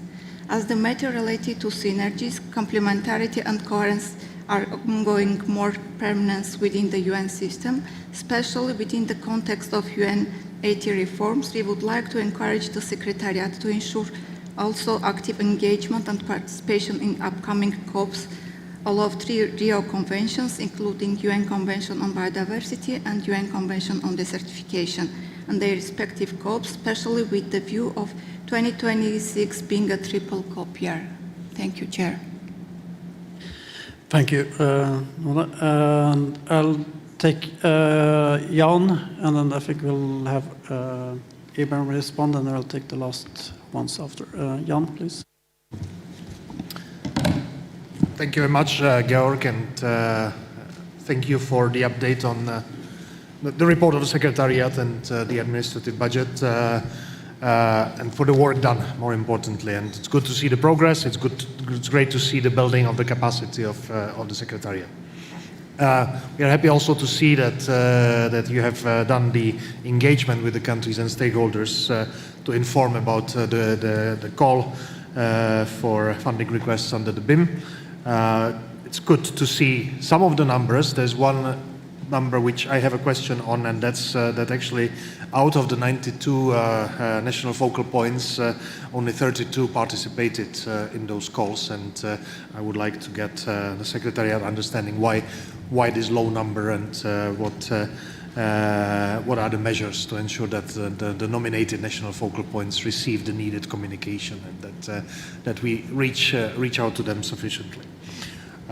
Secondly, as Nona just mentioned, the cooperation with the Santiago Network and the WIM ExCom is very, very important. It was great that we could invite a joint event together with them at COP30, and I think that we should look for all the opportunities that we can together communicate the calls for funding requests, and to reach out to the respective focal points and other contact points, how the complementarity between our own capacity and the Santiago Network can help in supporting the activities and projects. And similarly, as we are now gathering here, seeing how they can inform our work and how they can be part of our exchanges related to this matter.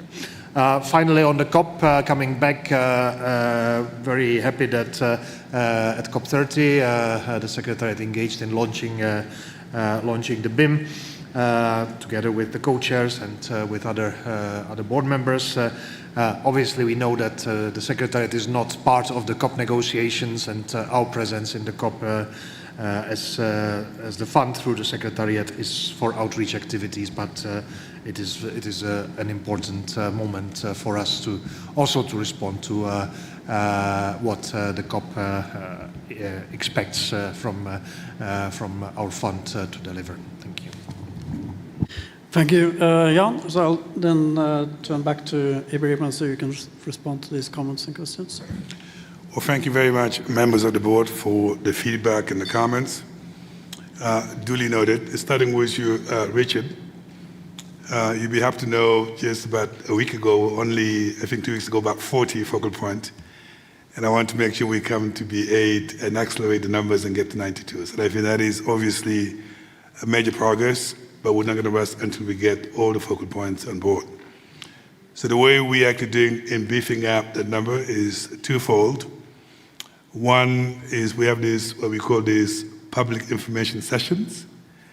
And I believe the last one that I attended is about 500 people signed up and showed up on the public information session. Myself and Mathilde, whoever is available, we actually opened those public sessions just to demonstrate the leadership is behind this outreach, and apparently it may be making a difference because the numbers is growing. But your point is well taken. We'll continue to do that to make sure we go to the number. One of the things we've done to simplify the process, it's very straightforward. If a country writes to me and it is a focal point, I respond the same day confirming the focal point. It goes right into our website to make it accessible to all, and I think that is the way of simplifying the process. It's not too bureaucratic. It's really making sure wherever the country designated to be the focal point, that's the one that we're going to be working with. In addition to that, once the focal point are designated, we then have these webinars in other sessions. Sometimes it's targeted, sometimes all the region together, but we'll continue to improve that. But your point is well taken. We need to go to number because without the focal point, we cannot actually work with the countries. On the BIM delivery team, what we promised to do, happy to give you sort of more breakdown of their profile, but let me just walk you through the process. Number one, it was internationally competitive, and as we advertised this position to make sure we get the most qualified people to really come and support us. Second, we're looking at two things: credibility on loss and damage, credibility on climate finance, and credibility and track record in having done this in the previous responsibility. We're extremely pleased with the team. They came. Most of them are extremely experienced. Actually, all of them are very experienced. And they came and get operational right away, working with our program managers. I want to also reassure the board, they are directly supervised and overseen by our program manager of country engagement and programming. These are not as much they are technically independent in providing the input, but ultimately what comes to the board has to be also screened through us because we know what the board is expecting. So they are in the room. I don't want to embarrass them and ask them to stand up, but I can tell you we want to bring them to this board just to make sure the board understands that they're here, they're active, and they are been involved in many of the papers that you have seen. With regard to Ali, I think there was a question about the profile. I believe, I may have missed the question, Ali, but I think it's very close to providing you information about the profile of a consultant, the profile of the team. It's a bit tricky right now the way it works to the World Bank. We're World Bank staff. World Bank has its own HR rules in terms of hiring short-term consultants and so on. So the fifth are trying to navigate to those rules and make sure we hire the expertise that we need while complying with the World Bank staff. As of today, nothing prevents us to recruit our full-time staff based on what we have agreed with the board, and that's why we're rolling out our staffing plan to make sure that by the end of 2026, we get the rest of the staff on board. I want to acknowledge the incredible work that Mathilde, the Deputy ED, is playing on that and making sure that we bring those staff aboard. And the people we brought in on board so far are extremely qualified for the work. Now, one of the things that I take personally as the ED, and I made a promise at B8 to make sure that diversity and inclusiveness and gender balance is reflected the way we actually recruit. I'm happy to report that everything being equal in our leadership team, the gender balance is probably the other side, as opposed to the usual gender balance more toward the men, but the majority of our leadership team happen to be women. If you come to the Secretariat today in Washington, D.C., the gender balance is visible as you walk around the corridors. But one thing that I obviously do as an ED, When a short list is presented to me, I make sure that that gender balance, the diversity of nationality is such that we have a secretariat like to reflect what we want to be as a fund and our spirit and our mandates as well. So I think with regard to Santiago Network and the WIM, Jan, your point is well taken. We'll continue to engage with them. We're all driven by the same ambition, is to be relevant to the countries, even though we have different responsibilities. And I take your suggestion, we'll continue to strengthen our collaboration with them and keep the board reporting if you got to any challenges in working with them. Co-chair, through you, I may ask Abdul to come in, because I believe there was a baguette question. But thank you very much, members of the board. Thank you, Rahima. Responding to Ali, if it's acceptable to you, I'll do the analysis today and discuss with you bilaterally. Point taken that we will have this analysis for you in the future meetings. Not an issue, but maybe even it can appear in the next board documents. That's fine. Okay, thank you, Secretariat, and thanks, Ali. So next on my list is Abdul Rahman.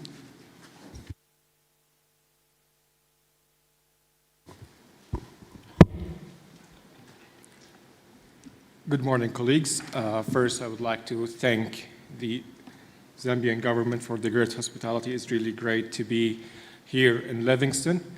Second, yes. Good morning, colleague. So let me repeat by first thanking the Zambian government for the great hospitality, and also congratulating both the co-chairs, Jorg and Camilla, for your appointment, and looking forward to work with both of you in advancing the work of the board. Coming back to the matter at hand, a few comments.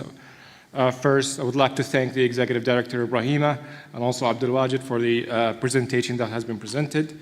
I can note that the fund avoided overspending while still progressing the BIM rollout and the operational work. This shows a certain degree of fiscal and budgetary control.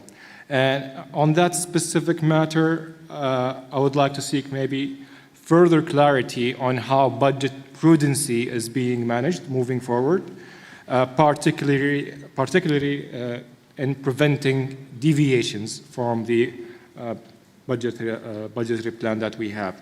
So while we do understand that this is an early stage, so we're going to have an upward curve of spending, but it is important to begin taking steps to ensure stronger financial discipline moving forward. Another matter, I do underscore the value of continuing to give due attention to the diversity in the Secretariat recruitments as this institution grows. Professionally diverse and geographically balanced Secretariat can strengthen the fund's credibility, responsiveness, and effectiveness, particularly given its mandate to serve developing countries. On the observer policy, my seat recognized that the decision of D6 requested consultation with the observer representatives and co-convened stakeholder engagement on that matter. At the same time, we wish to underline that the policy on the participation of active observers in board meetings and related proceedings remain, by its nature, a board governance matter. Observer inputs can be useful and should be heard, but they should also inform the process rather than shape it in a manner that could blur institutional roles. We therefore believe it is important to preserve a clear distinction between consultation and policy development, with the board remaining fully in the lead. I would like also to come to the outreach activities. And I really do commend these outreach activities and awareness. We have been closely following the Secretariat work and on that matter. At the same time, I would see a clear scope to further strengthen awareness and outreach, particularly in our region, including Arab and Asian countries. I stop here and thank you very much. Thank you, Abdul Rahman. Walter.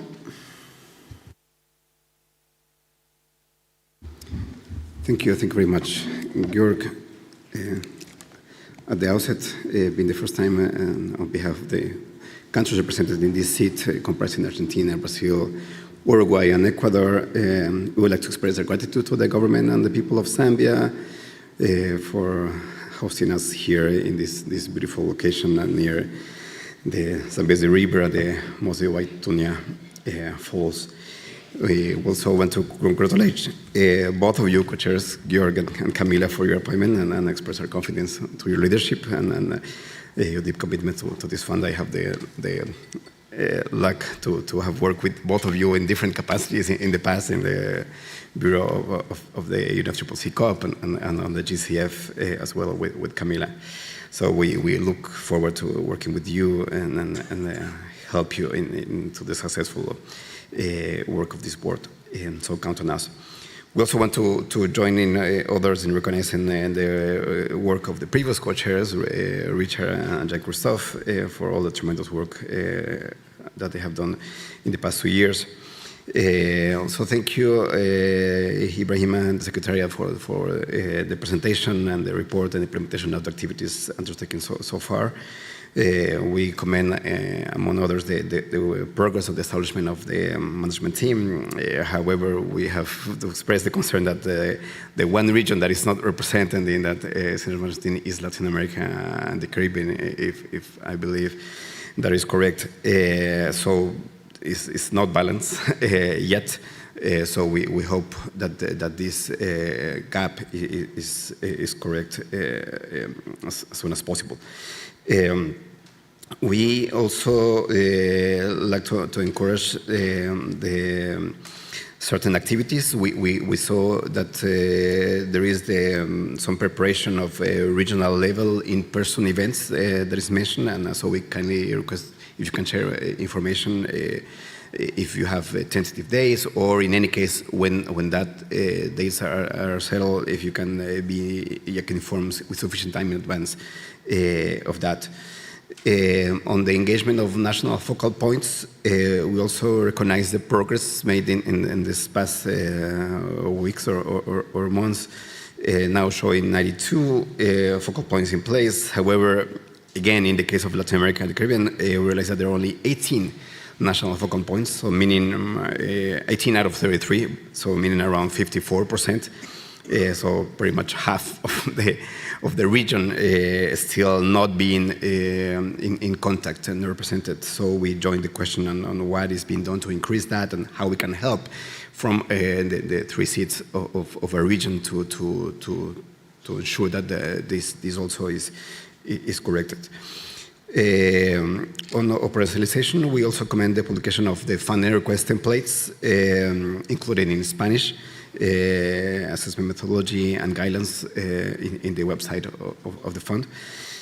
Other specific elements we will address on the respective agenda items. We also thank Abdullah from the presentation of the budget implementation. And finally, we look forward to the observer consultation process to be assessed ahead of B9 that is mentioned also in the report. We recognize the importance of observer participation. We thank them for the presence here, and we think that the more transparent process that we have for their accreditation and participation, the better, and we hope to continue to benefit from their inputs in this session and in the whole process of the architecture of the fund. Thank you. Thank you, Walter. And next, Will, please. Good afternoon. Thank you very much. Thank you very much for a very good paper and presentation. It really shows the Secretariat's been busy. The work is very broad-based, moving beyond the pioneering stage, so it's really exciting to see it. More broadly, very much welcoming the improvements in the papers we're seeing. So I'm looking to the back and here as well with the Secretariat. I want to acknowledge the work. We realize you're working extremely hard, so we do deeply appreciate it. Edie, I think the way you set things out with lessons was very important and very helpful. Like Richard, this issue of capacity, of course, is vital. The Secretariat needs the resources, needs to be able to deliver. And I reflect that there's a certain efficiency that comes with being very small. As you grow, the Secretariat will need to change, and that'll be a really interesting development for our board to see.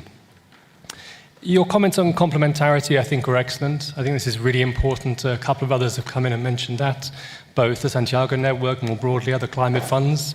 I think from this seat, certainly, and others may feel similarly, but certainly from this seat, really encourage you to keep pushing at that hard. It ultimately will drive better impact from this institution and from other institutions, and the impact and the results on the ground is ultimately, I think, what we're all here for. It was also very positive to hear that you've had good feedback on process and paperwork for the BIM. I just wanted, though, to make the connection, and we might come on to it in the pipeline, that of the 10 projects we've seen come forward, 5 do seem to have not met the bar as being incomplete in the way the paperwork has been filled in. So it might be something that we come back to, and I know it's strictly not about paperwork and its process more broadly, but I did just have that in mind, maybe something for us to come back to in the pipeline. And then thank you again on the budget, vitally important we get that right. We'll come on to kind of reports of budget committee. And I note the board costs, and this seat notes the board costs, and I think it would be helpful for the budget committee just to keep a close eye on those costs as we go forward. Thanks so much. Thank you, Will. And as you mentioned, we have an agenda item on the pipeline status reports. I suggest maybe we come back to specific questions around that when we get to that. I then have 2 more, so we'll pick up those before we hand over back to Ibrahima. Thomas, please. Thank you, Co-Chair. As this is my first time taking the floor in the official meeting of the board, I want to thank again the government of Zambia for hosting us in this beautiful country. I would also like to congratulate the co-chairs in their new role. I appreciate the report and presentation by the Secretariat, and I have several comments. Firstly, I want to recognize the outreach the Secretariat has had with developing countries in engaging with national focal points regarding the BIM and its call for funding requests. In doing so, I appreciate a lot the use of simultaneous interpretation to many languages during the webinars, and encourage the Secretariat to continue to do that. I encourage the Secretariat to also continue to do further outreach and engagement with focal points in webinars and ongoing communications in this key period in preparing funding requests for the BIM.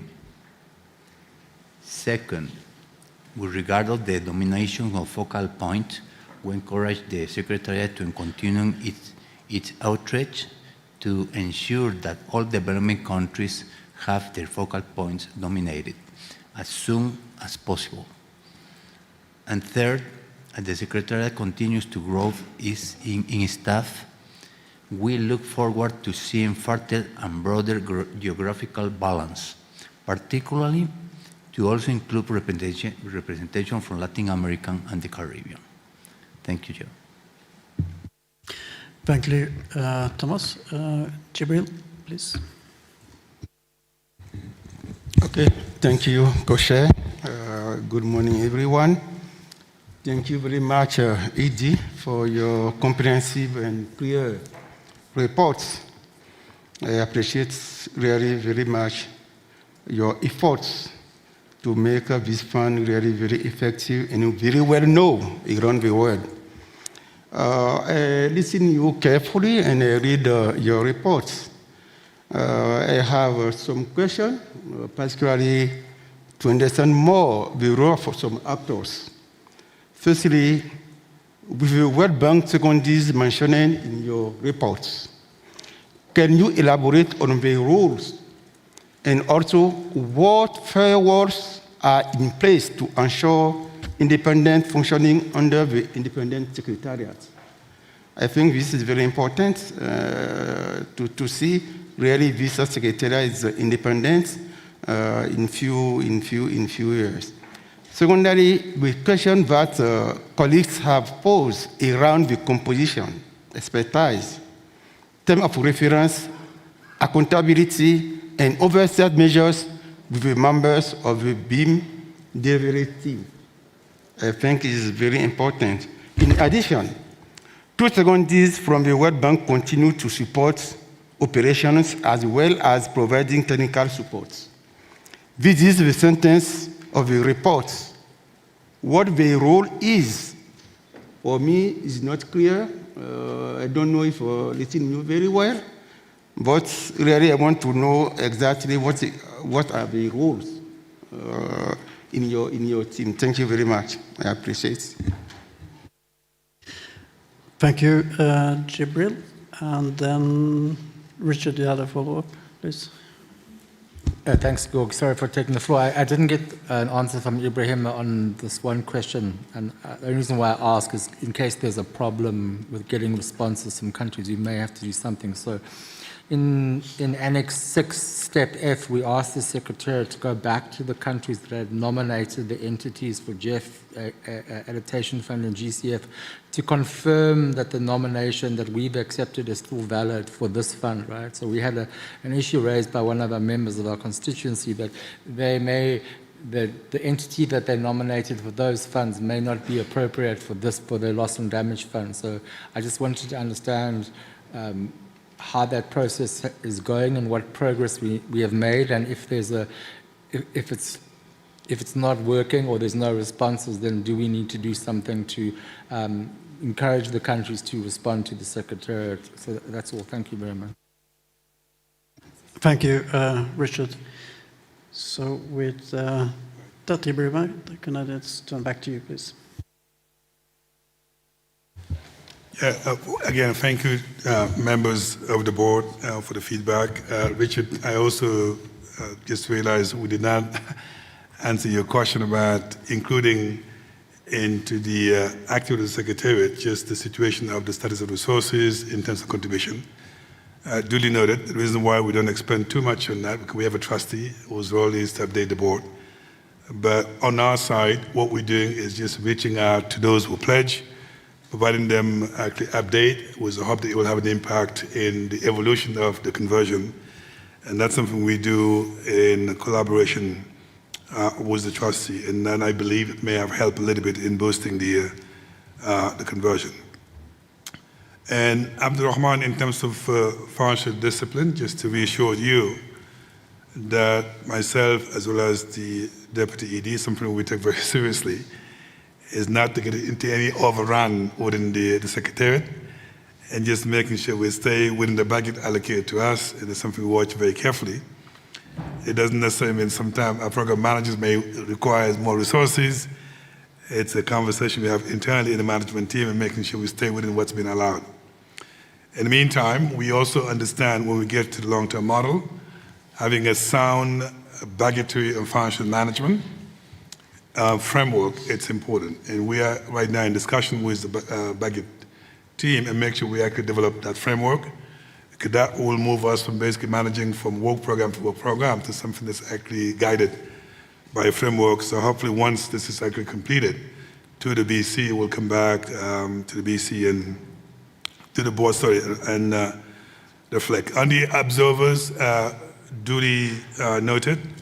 One of the things I have not said, in addition to what we have here in the room, we actually do have our consultation with observers on the side of the board meeting, and the intention is to listen to their concern. Now, we do understand the division of responsibility in terms of consultation versus making decisions, and I do believe that the observers do understand the same, but under the guidance of the co-chairs, when we consult with the board, we also consult with the observers to get their feedback and summarize those feedback and share it with the rest of the board. With regard to Walter and Thomas, point well taken. We could do a better job in getting the Caribbean and Latin America in our diversity. The challenge is when we advertise a position, is competitive. It's out there wherever applied. So finding a balance between geographic representation and having the right candidates, it's not an easy task. All the fifth are dealing with that, but we'll make sure that everything being equal, we make a distinction about making the balances there. Where you could help is if there are any time that we actually advertise a position, I make sure that board members distribute the information in their region, their platform, so the information is good out there.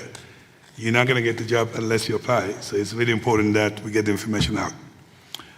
The same way about where the board members can actually help. If in your region there are events and platforms that we can plug in to come and present the BIM, that's also something that you could help. Let us know. It's the same way I'm going to Barbados in Latin America. If there are events that you think where we could be helpful, certainly we'll be happy to come and present what we're doing. And I think, William, on the lessons learned, one of the things we're balancing to grow but not grow too fast. And you end up having into this huge overhead. We're actually favoring efficiency as opposed to growing in terms of numbers. So therefore, in the office, that is something we checked as a leadership team and making sure we deliver. But I think the bigger thing is to keep up with our board, because when the board have the work plan, it's quite aggressive and rightly so to deliver on our mandates. We have to have a secretary that can actually deliver on that. I'm going to skip on the pipeline. I don't want to take away from our program managers. We've done an incredible job in presenting the pipeline as well.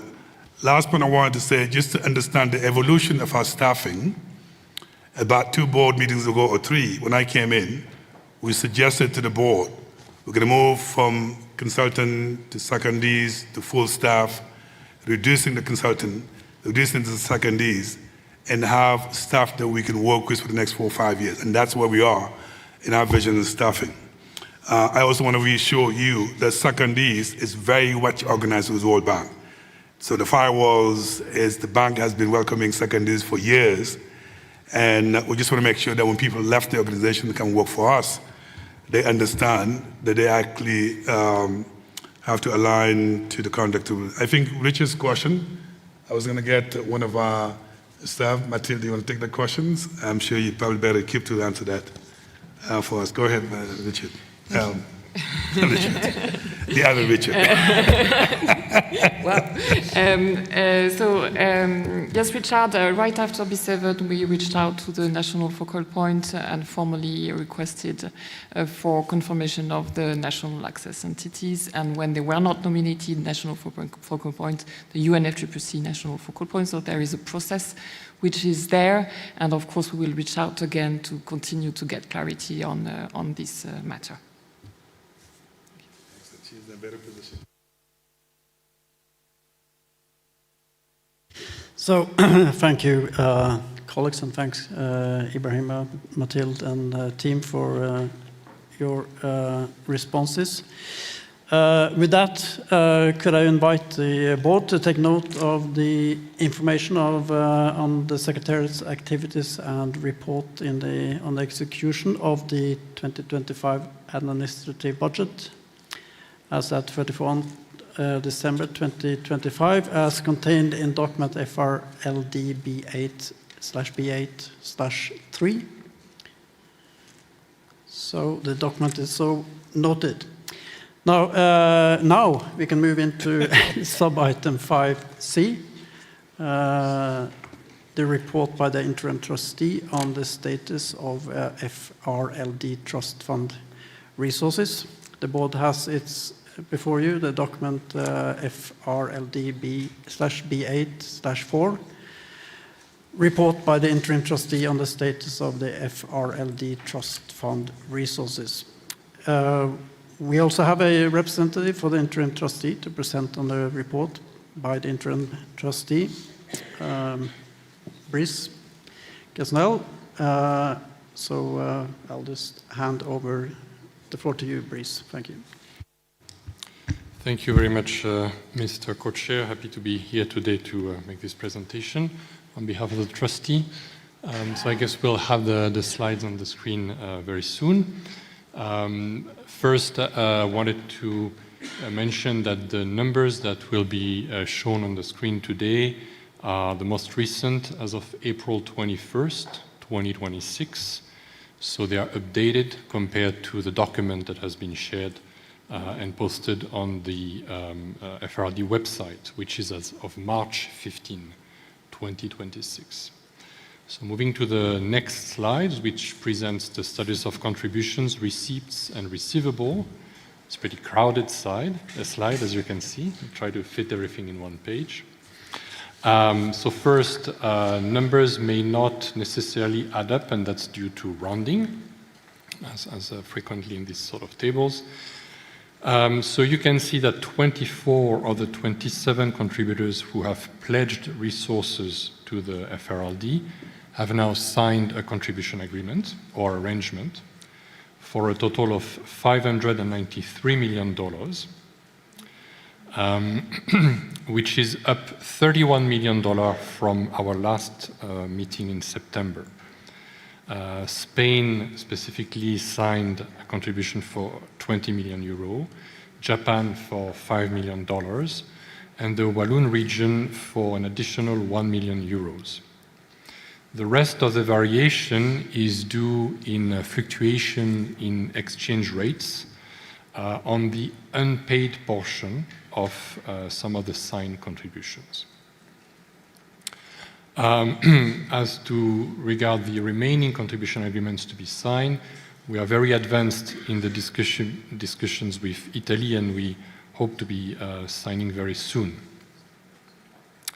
Of these $593 million in signed contributions, we have received $429 million in cash, plus $27 million in a promissory note from the United Kingdom, for a total of $446 million in receipts, as you can see in the table.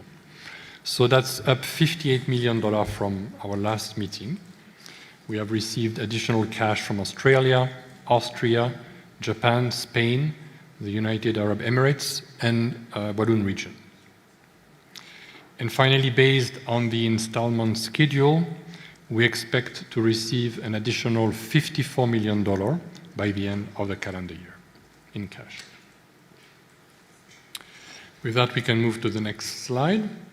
So that's a summary of our situation of the fund since its inception.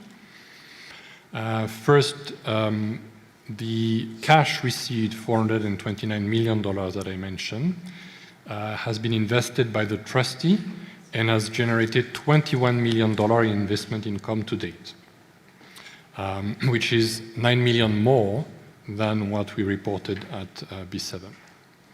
This investment income is returned to the FRLD Trust Fund and becomes part of the resources available for the board to make funding allocation decisions. So if we include the US dollar value of the unencashed promissory note and the investment income, as you see, we have cumulative resources available at almost $477 million, which is $68 million more since B7. So the board has allocated about $32 million in administrative budget for the Secretariat and for the trustee to date.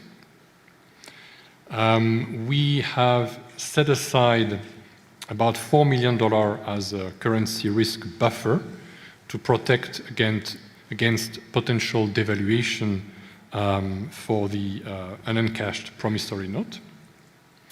And with that, we can see that the board today has a commitment authority of $441 million to make funding allocation decisions, which is $33 million more than at B7. And of these, $250 million have been set aside for the BIM. Finally, on the last slide, if we add the amount expected to be received until the end of this calendar year, 2026, and that's $44 million, as I mentioned earlier, we will have a commitment authority of $495 million by the end of this calendar year, which is $78 million more than at B7. And again, $250 million of these have been set aside for the BIM.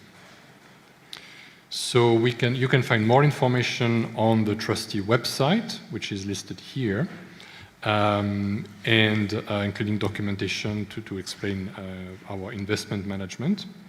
And you can direct any specific question to the email addresses specified here. Thank you. Thank you, Brice, for that report. So if the board has any comments or questions, the floor is now open. And I say, Richard, please. Thank you, Georg. So maybe just a procedural question. When do we discuss our issues around the availability of resources in general and what that means for programming of the fund, which is kind of a little bit distinct from the trustee report, which is just a factual representation of the matter? Do we do it now, or do you want us to do it under the work plan?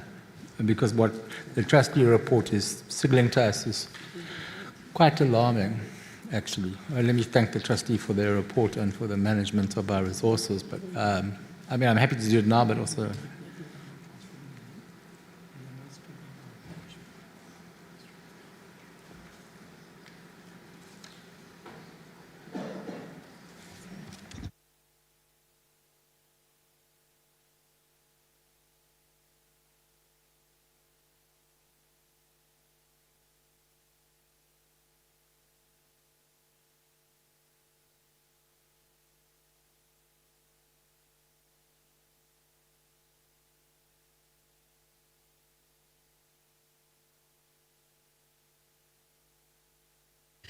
So, thanks for that procedural question, Richard. So, we were just discussing it. If this is around the question of the extended BIM, maybe we can come back. We'll find a place for it under that agenda item. If it's a more on the work plan, as you suggested. But if it's a more I'm not just if you explain exactly what type of discussion, we'll find a space to discuss, but as you said, it might be better if you find it somewhere under another agenda item. I mean, I don't really mind where we discuss. I don't want to have a discussion and then you feel it's better somewhere else. But essentially, my concern is that we had in principle taken a decision to add an additional amount of money to the BIM. I wouldn't call it extend the BIM, but we would add additional money to the BIM.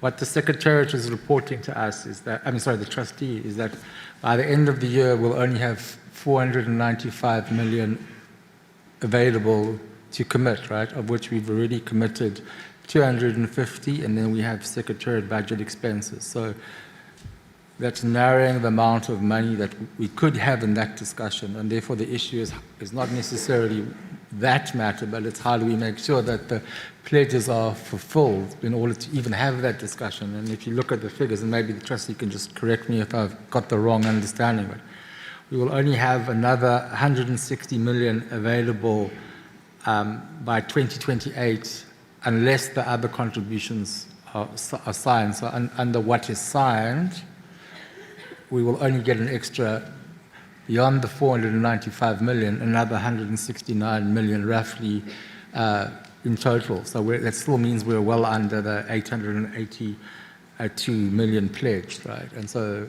I think my question is actually more in relation to how do we make sure that those pledges are fulfilled rather than we can't even have a discussion around the additional resources for the BIM until we actually resolve this matter of that.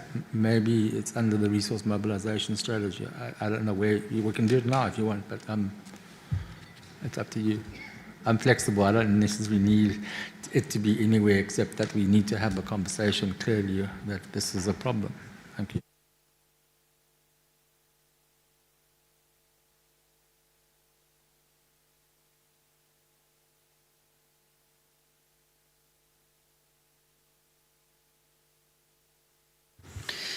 So, it's a conversation we can have now under this agenda item if that's what you would like to. It's really in your hands here. Okay, so you're happy for me to ask for a decision under the report of the trustee. That was actually really because we have to get the Secretariat, or we as the board have to continue to encourage the countries that pledged in Dubai to fulfill that. And in fact, I understand the delays that some countries have, and I'm not going to question that. I just think we need to continuously put pressure on them to deliver on that. We understand the constraints, but if we don't say something, then I'm afraid to say that we're negligent of our responsibility as a board to ensure that the pledges made in Dubai have actually been fulfilled, and that the lack of fulfillment, for whatever reasons, is impeding our ability to support developing countries. So I would ask that we strongly again reinforce the decision we made in B7, asking the Secretariat to continue to encourage, because we need to continue to do that, and we need to, if it's feasible for us to make a plea to those countries that pledged to say that. So if it sits under this agenda item, then we shouldn't close it, and you can go back and draft text for us encouraging. It's up to you. Thank you. So with that explanation, could I maybe suggest that we do it as you pointed to under the agenda item on the update on the development of the long-term resource mobilization strategy? As you said, I think it sounds like that's a better place to discuss this. No, I'm totally happy with that. Thank you. Thank you. And then I had Ahmed, please.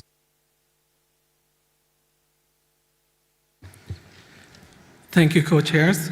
As this is the first time our seat is taking the floor, we would like to extend our sincere appreciation, of course, to the government of the Republic of Zambia for the warm hospitality in hosting the 8th meeting of the board here in Livingston.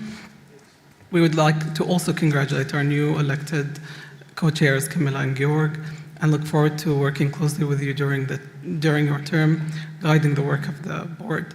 We are confident that under your guidance, the fund will continue to advance in its mandate and in a collaborative and inclusive manner.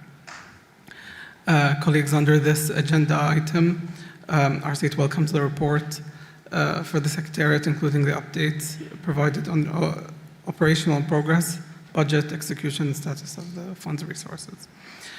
As we convene at a critical juncture for the operationalization of the fund, it is important to recognize that the global context in which we are advancing this work is becoming increasingly complex, where climate vulnerability is intersecting with broader systemic risks, including geopolitical instability, disruption to critical infrastructure, and threats to economic environment resilience. In this regard, developments in the UAE and across the region, including attacks targeting critical energy infrastructure, maritime and air routes, and coastal systems, underscore the growing exposure of essential systems to compounding risks and potential for cascading losses and damage impacts. The UAE reaffirms that its position has remained consistent from the outset.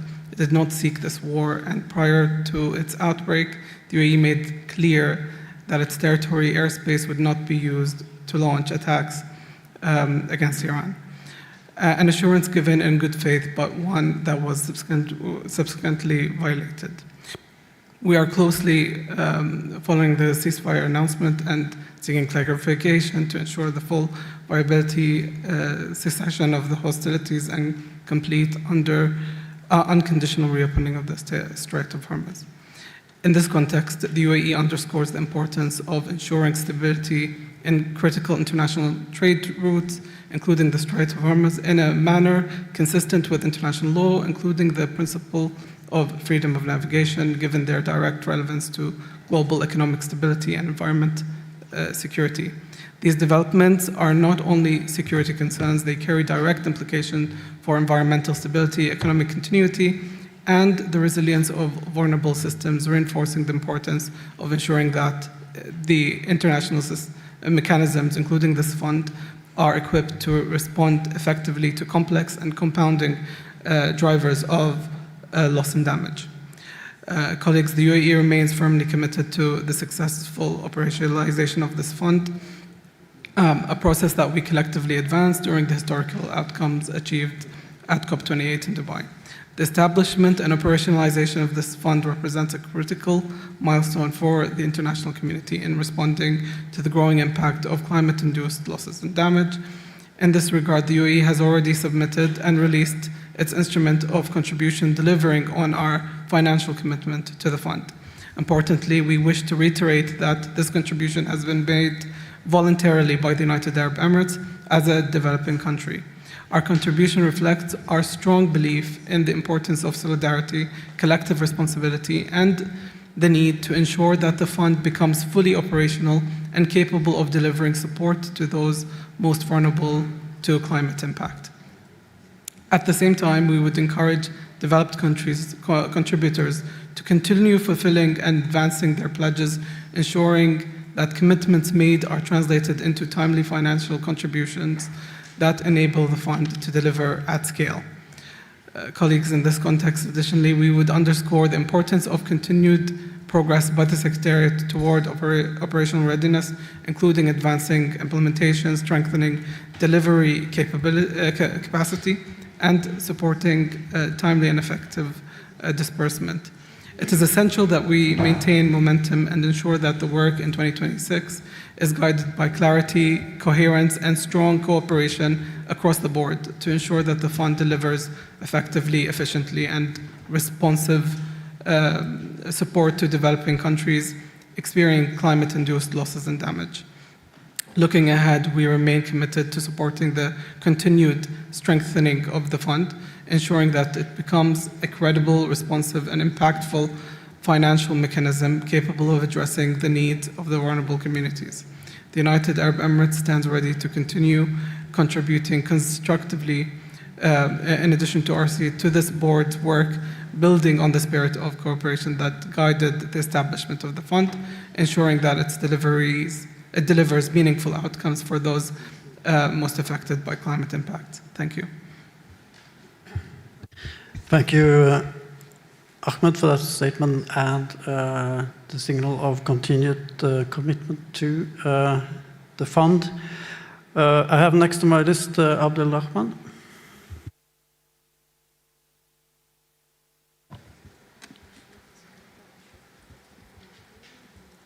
First, I would like to thank the interim trustee for the report on the status of resources in the FRLD Trust Fund.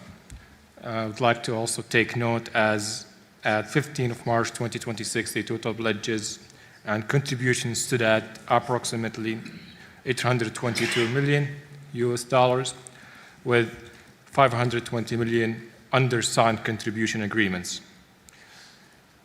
And that currently available resources are reported at about 432 millions, including 250 millions already set aside for the Barbados implementation modalities.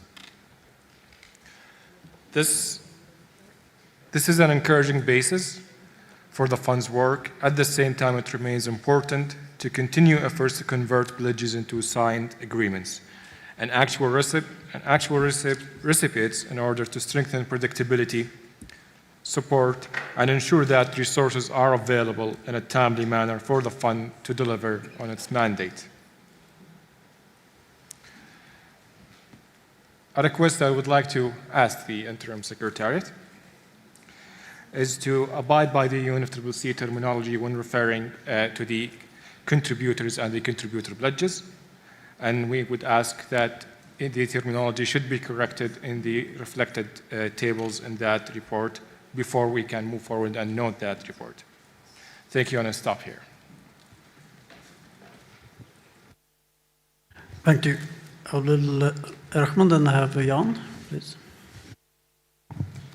Thank you, Georg, and I just wanted to update the situation with the contribution from the European Union. As you could see on the in the table, this is in the draft status, and we have been liaising with the Secretariat and with the trustee to proceed with the EU contribution, which is very much related to the outcomes of our work to complete the BIM rulebook. So we are keen to turn our our pledge into contribution as soon as this is completed and in line with our financial rules. So this is where we are at the moment. Thank you. Thank you, Jan, for that positive signal from your seat. I have Walter next, please. Thank you, Jürgen, and thank you also to the trustee for the information on the status of the FRD Trust Fund resources. Our seat also acknowledged the signing of the additional contribution agreements and the cash contributions by donors, including the figures of the 432 million available and the 250 million set aside for the BIM. However, we note with concern the number of unsigned pledges that amount almost a new phase of the BIM, 226 million according to the figures. So almost 8 years after the decision to establish the fund, what quarter of those promised resources in Dubai have yet to become a reality? These delays certainly compromise the effective functioning of the fund, especially as we approach a new replenishment phase. And the worst is that this is happening at the moment when the science and our communities are showing us the evidence of the growing impacts of loss and damage and that they are facing, or developing countries are facing due to climate change. In that context, we would like to join the urgent call to donor representatives in this board and outside who haven't done not yet to capitalize their pledges announced since COP28, and we invite all contributors to really remind the sense of urgency and solidarity when planning their contributions to FLD replenishment coming soon. Thank you very much. Thank you, Walter. And last semester now is Mo. Ambassador Mo, please. Thank you so much, Co-Chair, and joining others in congratulating you and also thanking the government of Zambia for hosting us and for the event of last evening and this morning. So, and joining others also in highlighting the importance of what we are seeing in front of us. I just echo what was mentioned by Walter and others on the importance of delivering on the pledges that were there. And there I have 2 points. I mean, especially for those who are sitting here with us on the board, we encourage them as they are sitting and they are also working with us here in the board on the policies that they encourage the decision taker in their side to do that. This is one. And 2, I heard some conditionalities on some of the interventions now on we are going to deliver when we see something. I don't think this was something that's not the spirit and not the letter of the contributions and the pledges when they were made. So just wanted to highlight that we look forward for those who are sitting around the board, and we remember there was a lot of discussion on some of them, on their membership, that they would join others who have fulfilled in full or in partial, but they have fulfilled in full and they have signed a full contribution to do that. And please don't condition your contribution to something that is new other than what was agreed before. Thank you. Thank you. Mo.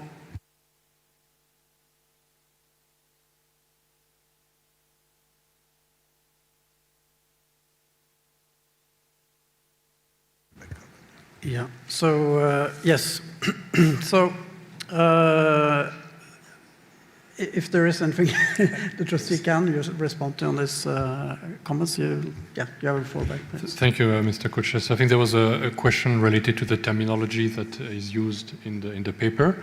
We'd be very happy to update the paper with once we have more specificity on exactly what the change should be. Yeah.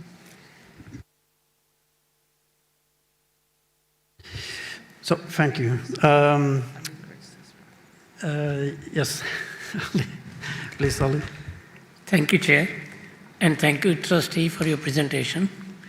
I probably don't have a question for Trustee, but his presence is useful to ask me a question to perhaps the Secretariat. First request is it will be very useful because several agenda items hinge on the live status of these figures. Therefore, it would have been very useful, A, not to include images in the documentation, but give us a data that can be processed in the other formats that the documents are. And second, give us a projection on a weekly basis that by the time of 22nd of April, when we'll be discussing what will be the financial status of those figures. Now, one of my regrets in life, or maybe a pride moment, is that I'm not an economist. But I would like to know that when is that the Secretariat develops its annual budget for the next fiscal year? Because what I see a figure here in front of us right now does not tell me that what will be the basis of the development of your budget for next fiscal year if the pledges are not concretely put in a time frame. The figure that I see here, unless I don't know how to read, and probably I don't know how to read, will already be read by the end of this year as per the budgeted expenditures. And if you are already read, what will be the basis of the development of your budget? And that is an absolutely critical point, because it's a red line that we'll be asking this budget to cross if we make any commitments to any country or agree on any caps that go beyond these figures. Will be very irresponsible on our part. So it will be very useful for us to know. And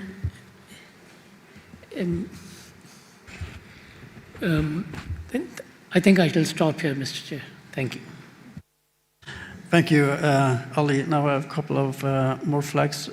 Richard, first I'll go to Jibril.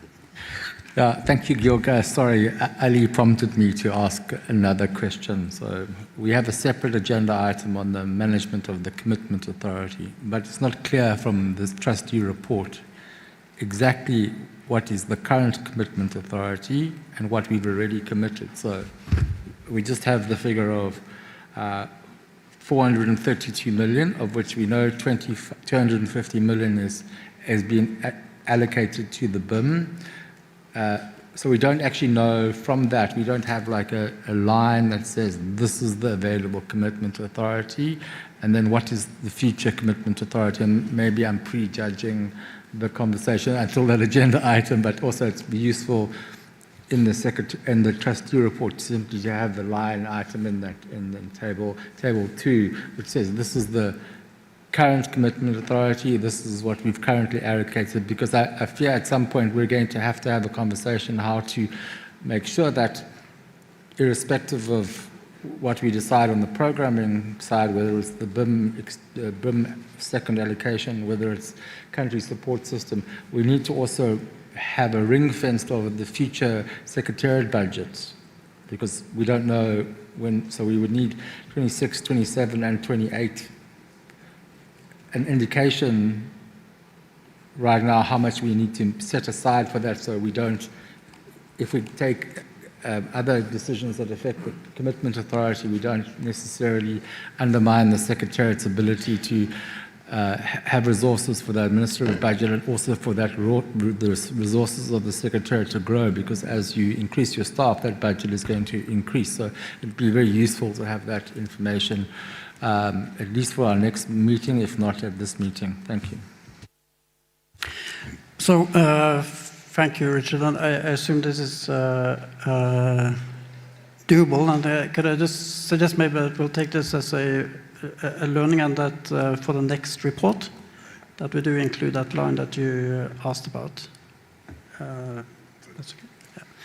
And then Jibril, please.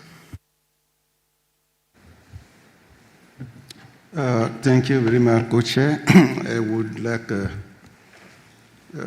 thank the trustee and the Secretariat for these reports. I want also really thank our partners who provide us financial resources. I think it's really very important to have much more money in order to deliver underground. It's why I want to fully support what Ambassador Mohamed has said.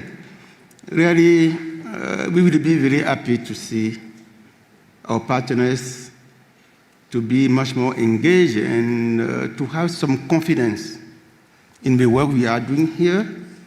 And really, it will be very interesting for our population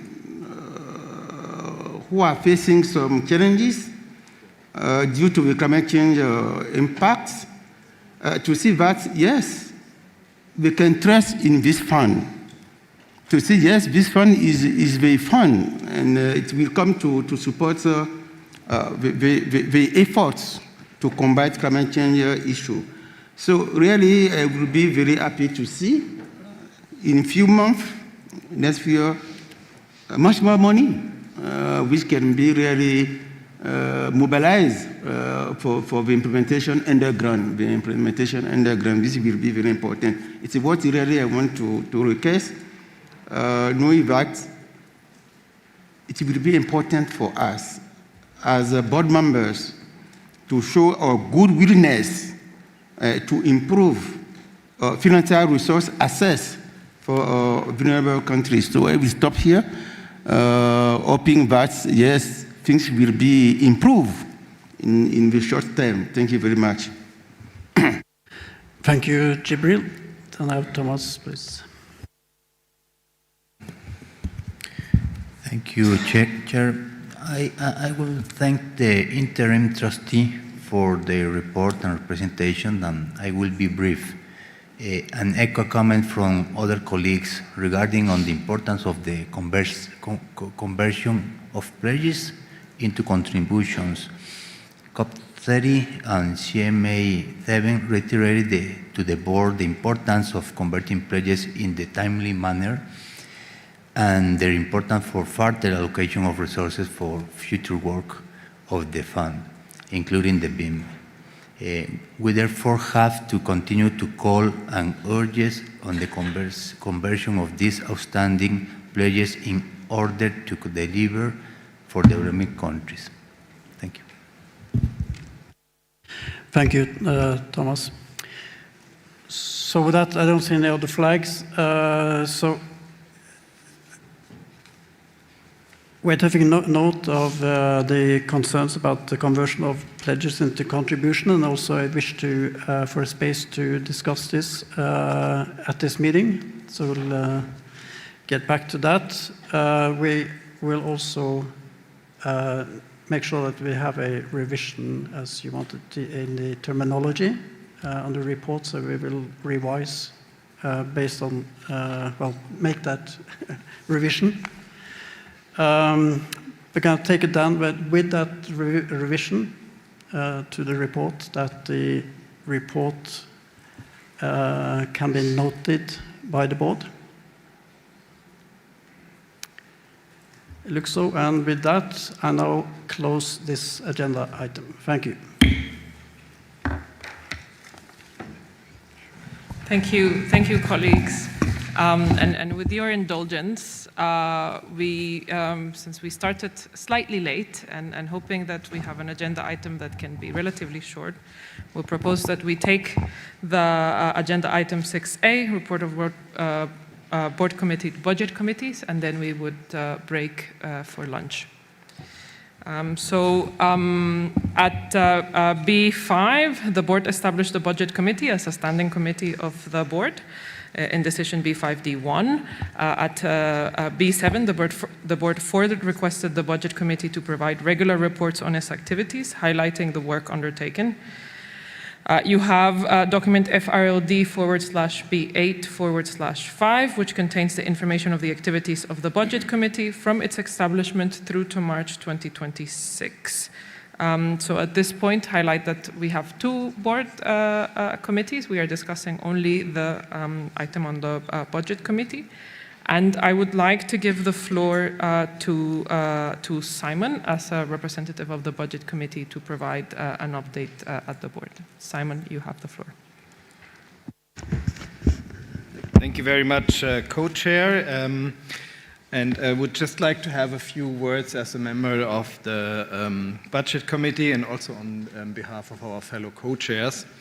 I would first like to thank the members of the Budget Committee for their active participation in the committee meetings. And also in advance, I would like to welcome the incoming new members. I would also like to thank the Secretariat team, especially Abdul as the focal point for their dedicated work in helping the Budget Committee in their work. Let me personally thank for the spirit of cooperation and trust we experienced in the Budget Committee, which led us to 3 items related to the Budget Committee, which are under discussion here at this board meeting.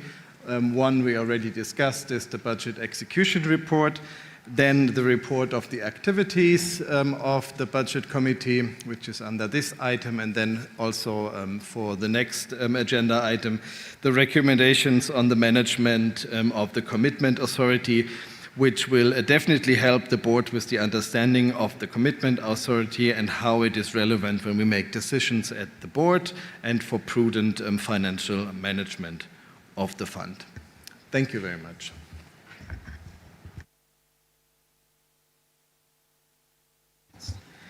Thank you, Simon, for that report. Apologies, the Secretariat was showing me something. Give me just 1 second.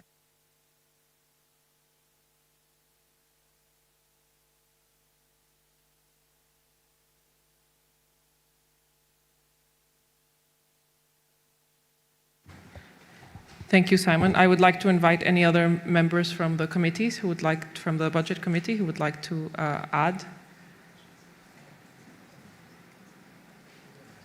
to this report back, or any comments from board members on the report back from the Budget Committee.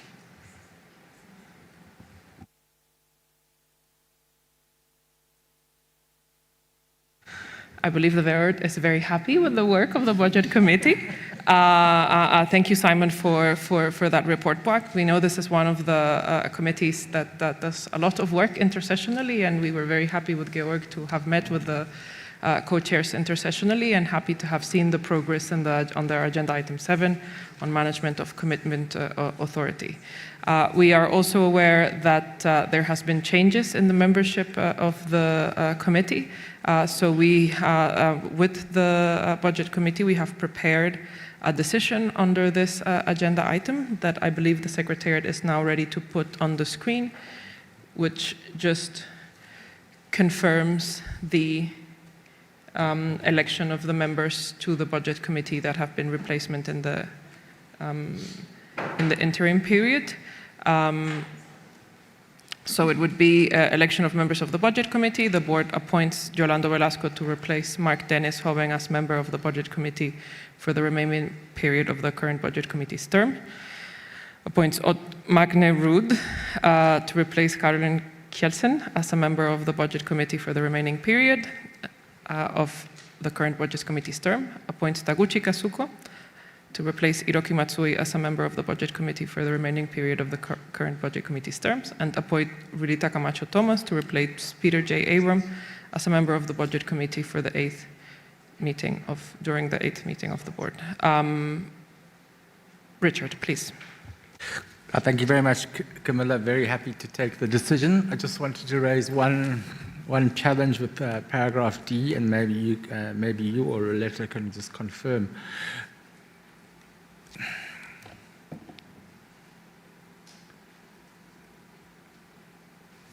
So we're clear that Peter will come back to the Budget Committee and that he's still a member, right? And we don't have, do we have to reappoint him or not? Because that's not clear. So it's clear that that he's being replaced for this session in order to allow his replacement to do that. But technically then he's no longer a member, right? And then he would have to be re-elected as the member. Or is there a creative legal way in noting in a footnote that his election as a member continues once the replacement period is ended?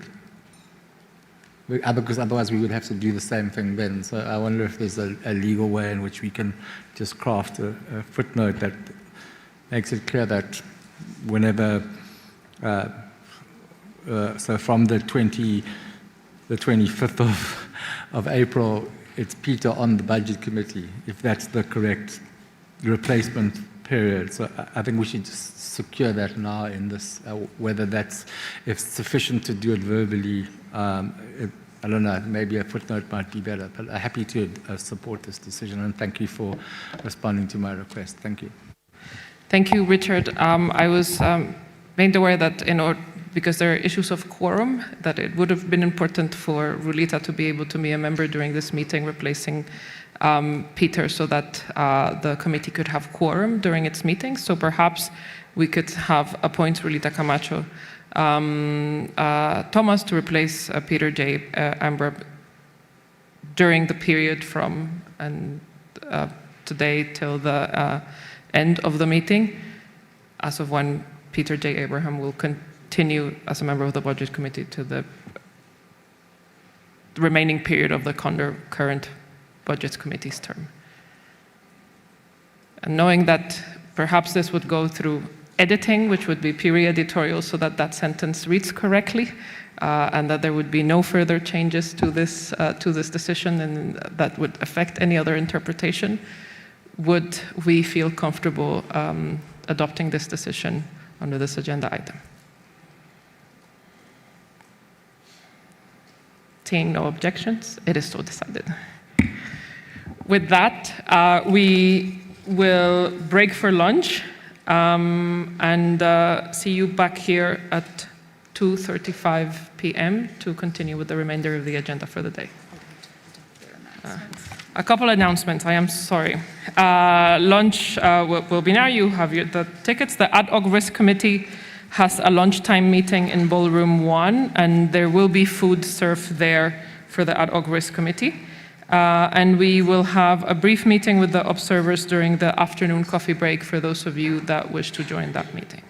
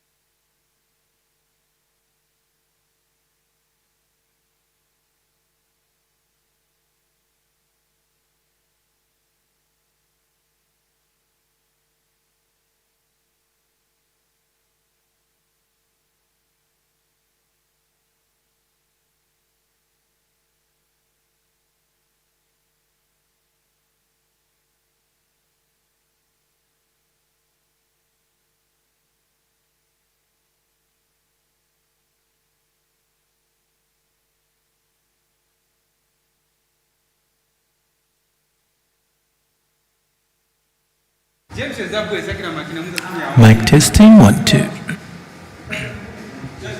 Mic check, 1, 2.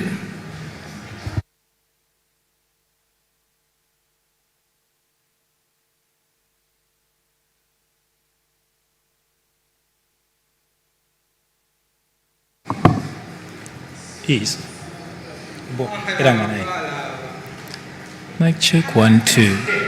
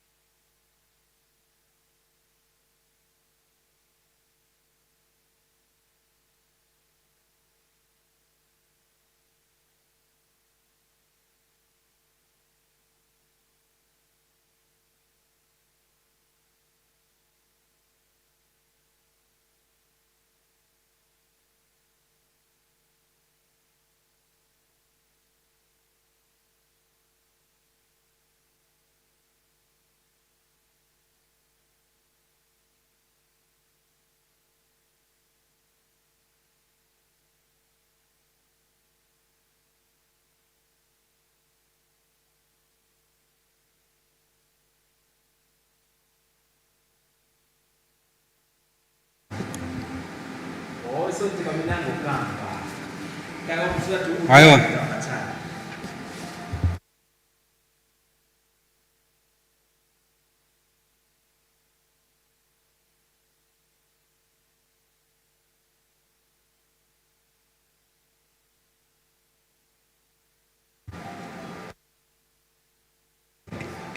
Oh, so kabokamba. That's in the zone of kabokta project.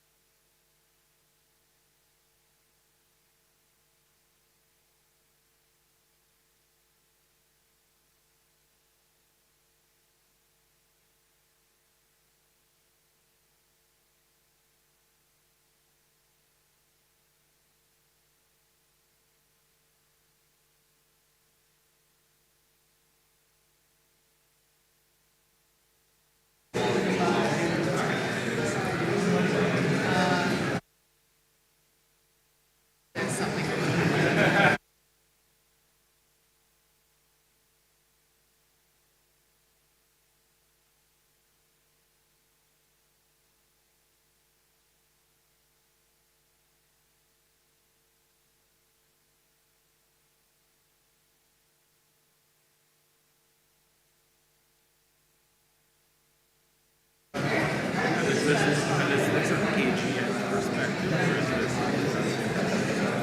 ideally, it's a development.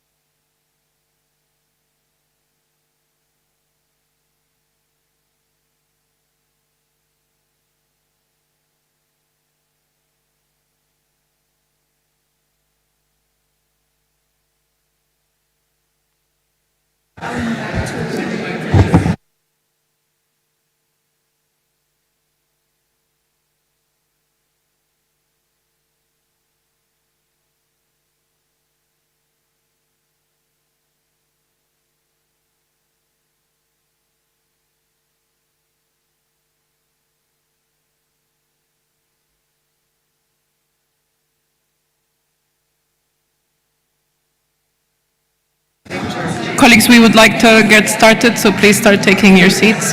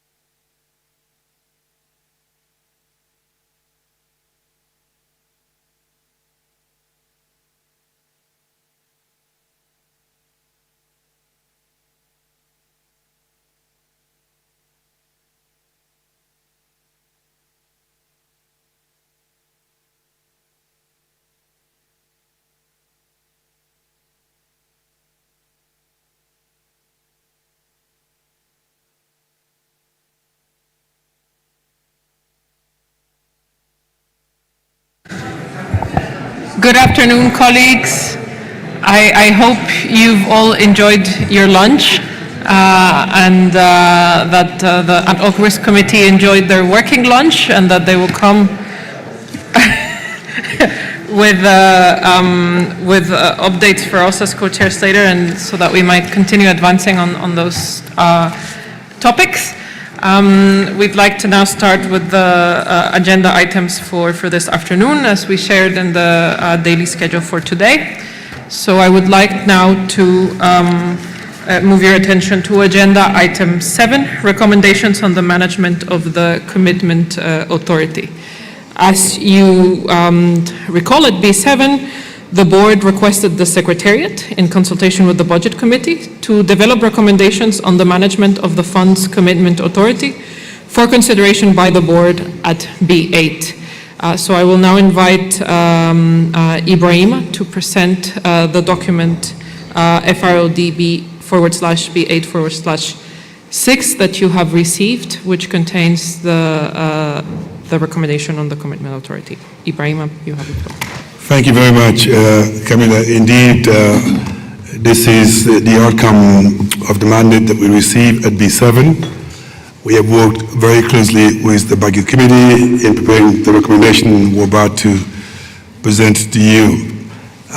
The paper, as Camilla says, sort of briefly addresses two key pillars, which is the inflows and outflow of commitment authority, and how it's actually calculated. And I think the conversation we had this morning on the studies and resources obviously is directly linked to the conversation we're about to have.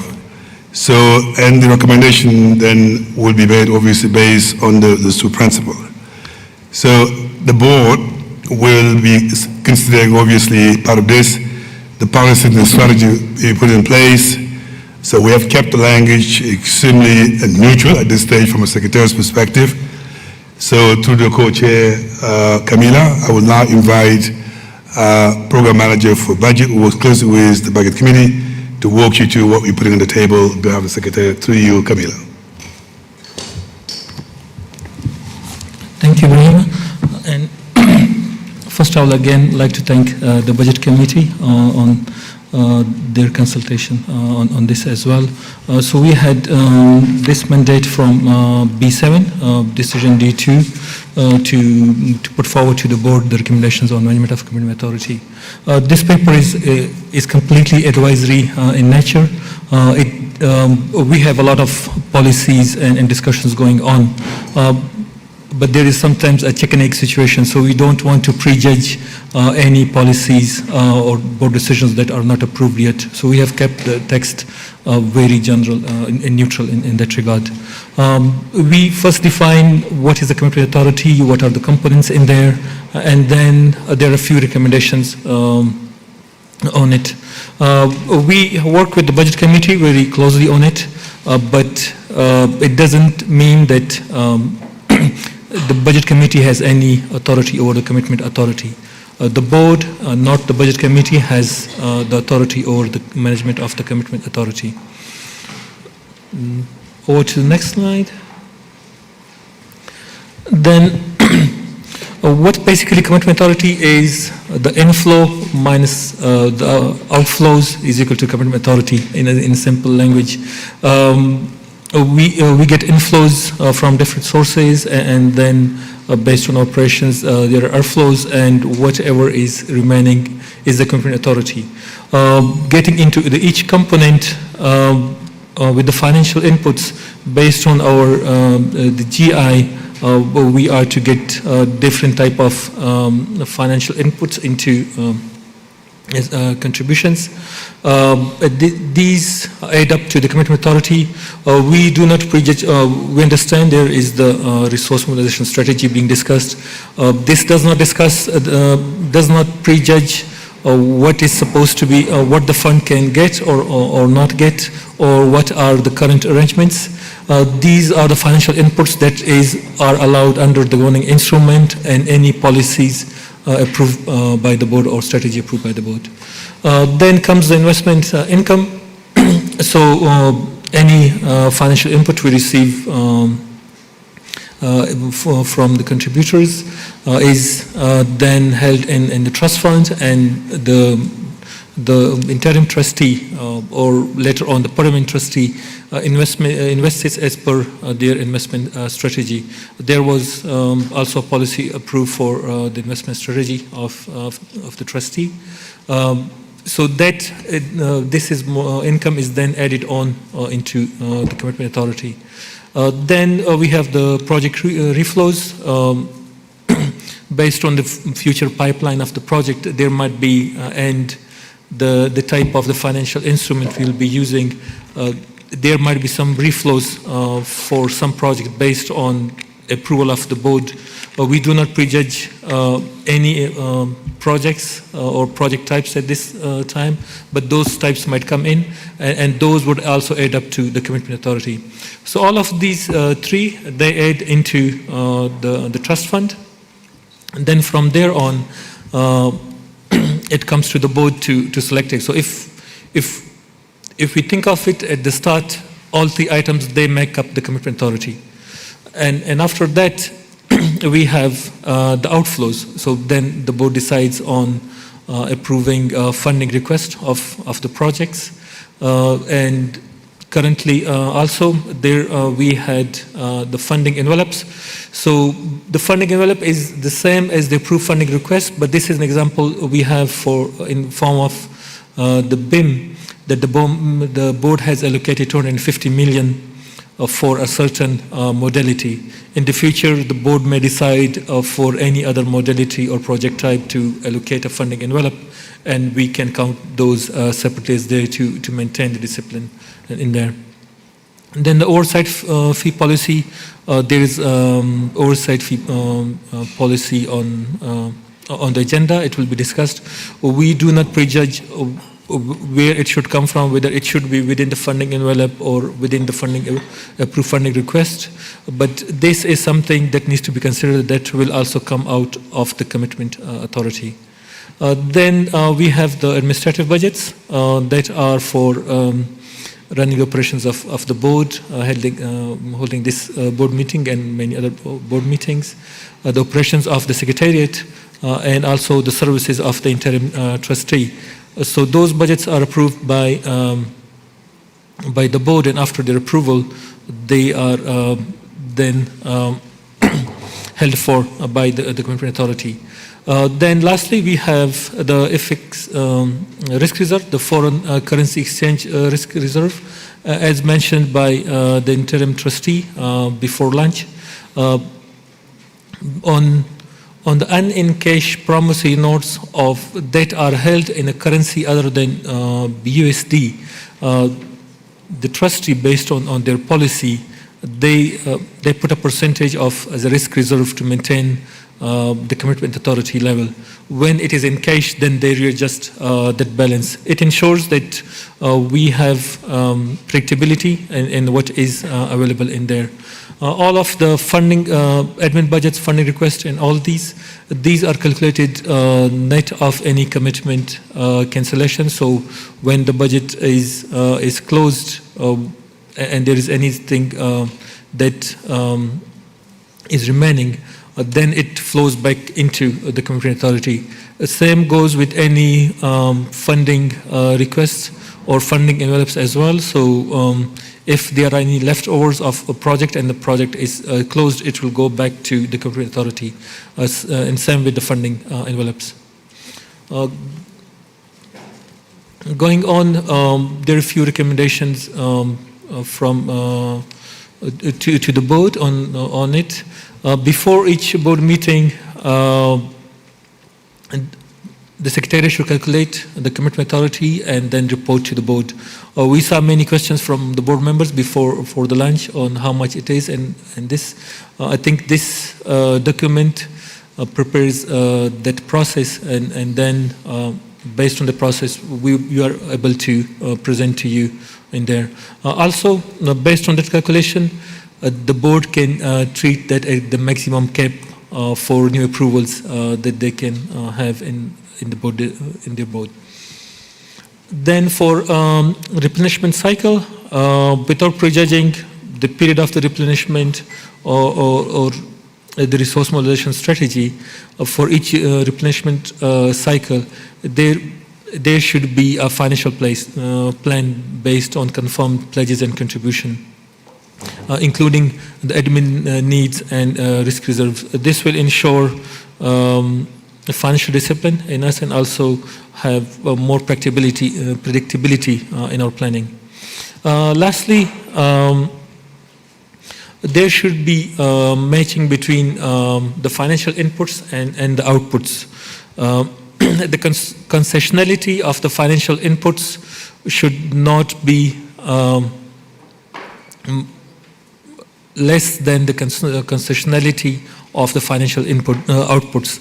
In a simple words, and this is only an example, so if based on the approved policy and if we receive a loan from a contributor in the future, we cannot give it as a grant downstream to accredited entities or countries. Or if we receive a grant, we can definitely give it as a loan and also as a grant, but a loan cannot be given as a grant. This is just an example. We do not want to prejudge any policies that are being discussed. That's all, co-chairs. Finally, we have the proposed decision, but I'll leave it to the co-chairs. Thank you so much for that presentation and that very clear document. I think this is a key document as we're moving to strengthening the Secretariat, the board, and our decision-making capacity as the board, and our process is a key policy for clarity on how we manage our commitment to authority. So as you have seen now, we will be invited to adopt the methodology, take note of the recommendations, and request the Secretariat to calculate the available commitment to authority before the start of each meeting. So before we go to adopting the decision, I will open the floor for comments or questions to the Secretariat on this document. Mo, you have the floor. Thank you so much, and thank you so much, Secretariat, for running us through how you calculate the commitment authority and the document that is prepared. My comment is on the recommendation, and this is 24A. So before each board meeting, the Secretariat will calculate the available commitment authority, and of course, in accordance to the methodology, share the outcomes, and then the available commitment authority should be the ceiling for approval of new commitments. So how do you match between the number of projects coming to the board in each board meeting and the commitment authority? So this, if you say just before the board meeting, we have 50 million. How are we going to work on that? Are we going to present us with projects that are worth 50 million? Or are you going to present us with projects that are already approved in the pipeline and you leave it to the board to pick and choose which projects? Or you're going to have a mix of different projects that will account for the 50 million. So this is an important element. I would understand that we have a yearly commitment authority that could be split between the different meetings, and then it is updated before the meeting, but it gives us a clarity on the full year thing. But going ad hoc meeting by meeting kind of doesn't provide the predictability or doesn't show that we are really like working on a more coherent approach. Thank you. Thank you, Mo, for that question. I will collect a round of questions before handing it back. So I see Richard. Thank you, Co-Chair Camilla. Thank you, Abdul and the Budget Committee for this document. I'm happy to endorse it, maybe with some modifications and some questions of clarification. So I'd be interested to know why the committee, I'm not questioning it, but it's interesting to note that you didn't present a commitment authority plan for the BIM. Because I think this is what's most pressing. Essentially, this tends to jump us into the long-term model of the fund, and so there needs to be an element in the decision that decides to review this plan in light of the policy for contributions from the first replenishment process, where we would actually get into a more stable financial commitment authority plan. And that's my first question. My second one is, as I related, I think the urgency is to understand what is our current commitment authority, what is being allocated to the BIM. If we adopt the oversight fee policy right now, will we then take a decision to draw down or set aside commitment authority for the assumption of safeguard the fees? What are we doing then in the BIM phase to ensure that as we take other decisions on CSS, and if we do at some point later this year do an additional contribution to the BIM for projects, what does that mean? And can we, in that commitment authority, agree to put a set aside for the Secretariat administrative budgets for this year, next year, and the following year, so at least we know if we're spending money, we're not spending into things that are going to impact the functioning of the Secretariat. And is that possible to get at this meeting? If it's not, then I understand that. I would say that I'm not so certain that we should adopt the section that talks about reflows, because we're not doing that right now. And we, as I say, we may need to consider that this kind of model is not necessarily the optimal model for this fund, because this has, we're not doing it now, but I mean in future, if we get into that situation where we have loans coming in and we're getting loans going out, do you want the reflows to go back into the commitment authority, or do you want to look at other options for managing the reflows, such as what the SIF had done and what the GCF is trying to think about? So if we commit that all reflows go right back into the commitment authority, that means that we will exclude the option of using reflows to fund, to provide options for making investments on the capital market, which was one of the conditions imposed by the COP-CMA on the World Bank as a host of this organization. So I'm just saying, my concern is not that I'm saying we should do that, I'm just saying if we say this now, are we prejudging something that we may want to do in future? I'm not convinced yet about the funding envelopes. I'm not quite sure I like the term, and it's not, I mean, so if we approve the CSS issue at this board meeting, are we saying we're setting aside that full 50 million or whatever, 10 million or whatever it is, or are we drawing down on it as projects come, right? So I'm not quite sure the GCF actually sets aside its full readiness portfolio, because that would be close to $980 billion from the commitment authority. I think they draw it down more on an annual basis rather than one envelope. So I think we just need to, if it's not ready, I think we should, if there are things in here that are not ready, we should park them, adopt something, but park certain things for further discussion. I think just also to clarify that under 18A paragraph, the delegation needs to be in line with the governing instrument language, which is in relation to the accountability framework with the executive director. So there's a specific paragraph just so that we're not creating confusion in this language versus what we agreed upon there. This financial plan, again, is a confusing term, right? It's a plan to spend the commitment authority, not a plan how to spend the money, right? Because a financial plan may mean a resource allocation plan that we're giving 20 billion to desertification or 20 billion to water, whatever it is, the amount is. So maybe we can just relook at that term. And then just to, again, happy to adopt the decision with some amendments. Will the the management of the commitment authority, it sits with the executive director, not the budget committee. The budget committee is purely a reference point, but it's essentially the ED will present us with the available resources, and then the board allocates specific amounts, and then the ED delivers on that. Am I clear on that one? Okay, thank you very much. Thank you, Richard, for those questions. I have Antonella. Okay, good afternoon, colleagues and observers. It's a pleasure to reconvene at the Head Board meeting. And I would like to begin congratulating the co-chairs.